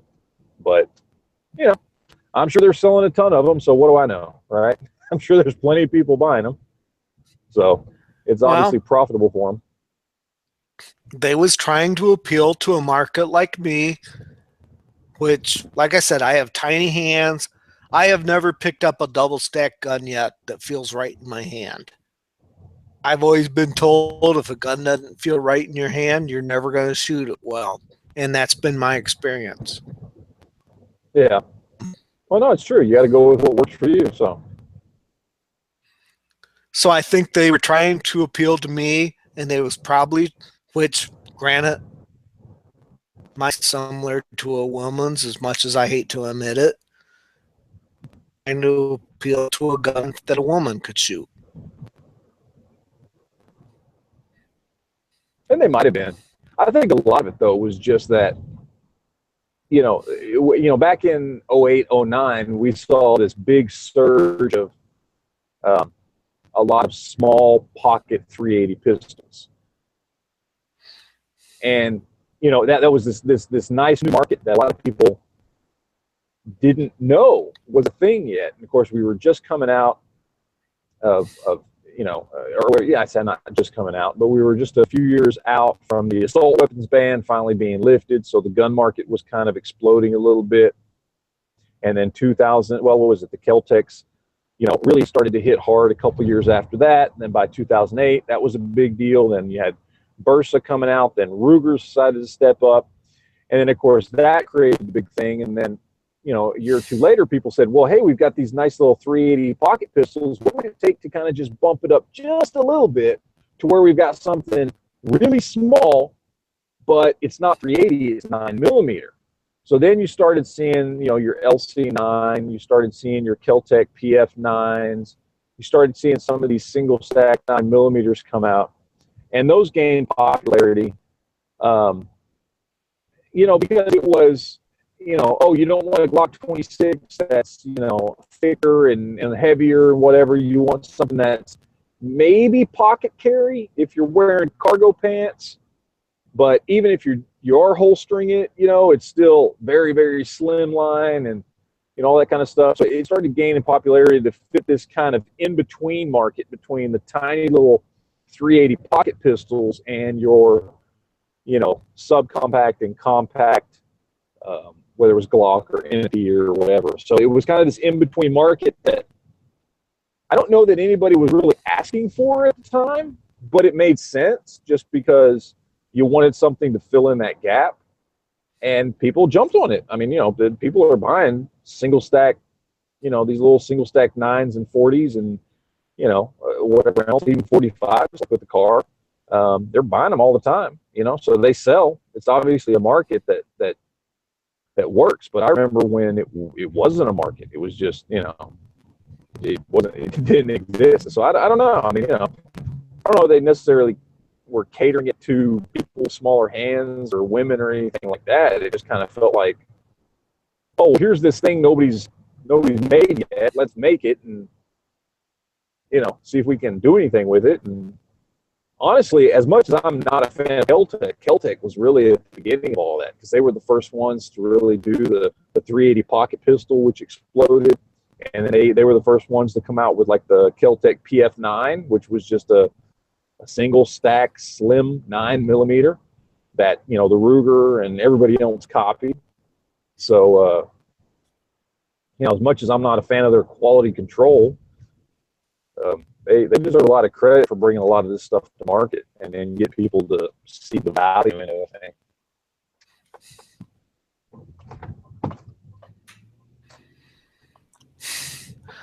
And I guess I'm kind of every gun I've bought, I've sent out and had redone to where I tried to make that gun fit me to where I could shoot it right.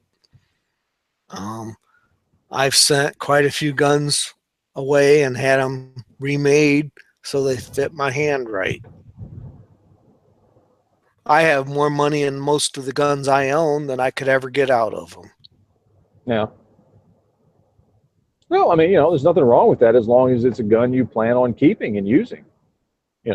There's nothing wrong with putting time and money and effort into your guns. Well, sold one gun and I still regret selling it. So I don't sell guns. Once I buy them, I keep them. I can't tell you how many guns I've sold and traded over the last 20 years. It's ridiculous. If I had just kept every gun I've ever owned, I literally would have a fucking arsenal. I'd have a one room that would just be wall to wall fucking guns. So my problem is I get impatient and I get bored with guns and I'm like, I'm going to get rid of this one and get something else. And, if I don't have cash to buy another gun, well, I'll look through my collection and go, which gun can I get rid of now so that I can buy what I want right now? So, which ultimately it results in things like the fact that 1911, like, I don't know, 15 times, I love 1911s. It was the first handgun I ever owned, but I'll buy one and then I'll go, I'm going to get rid of it because it's not as practical as all my Glocks and my M&Ps and everything else. So, I'm going to sell it.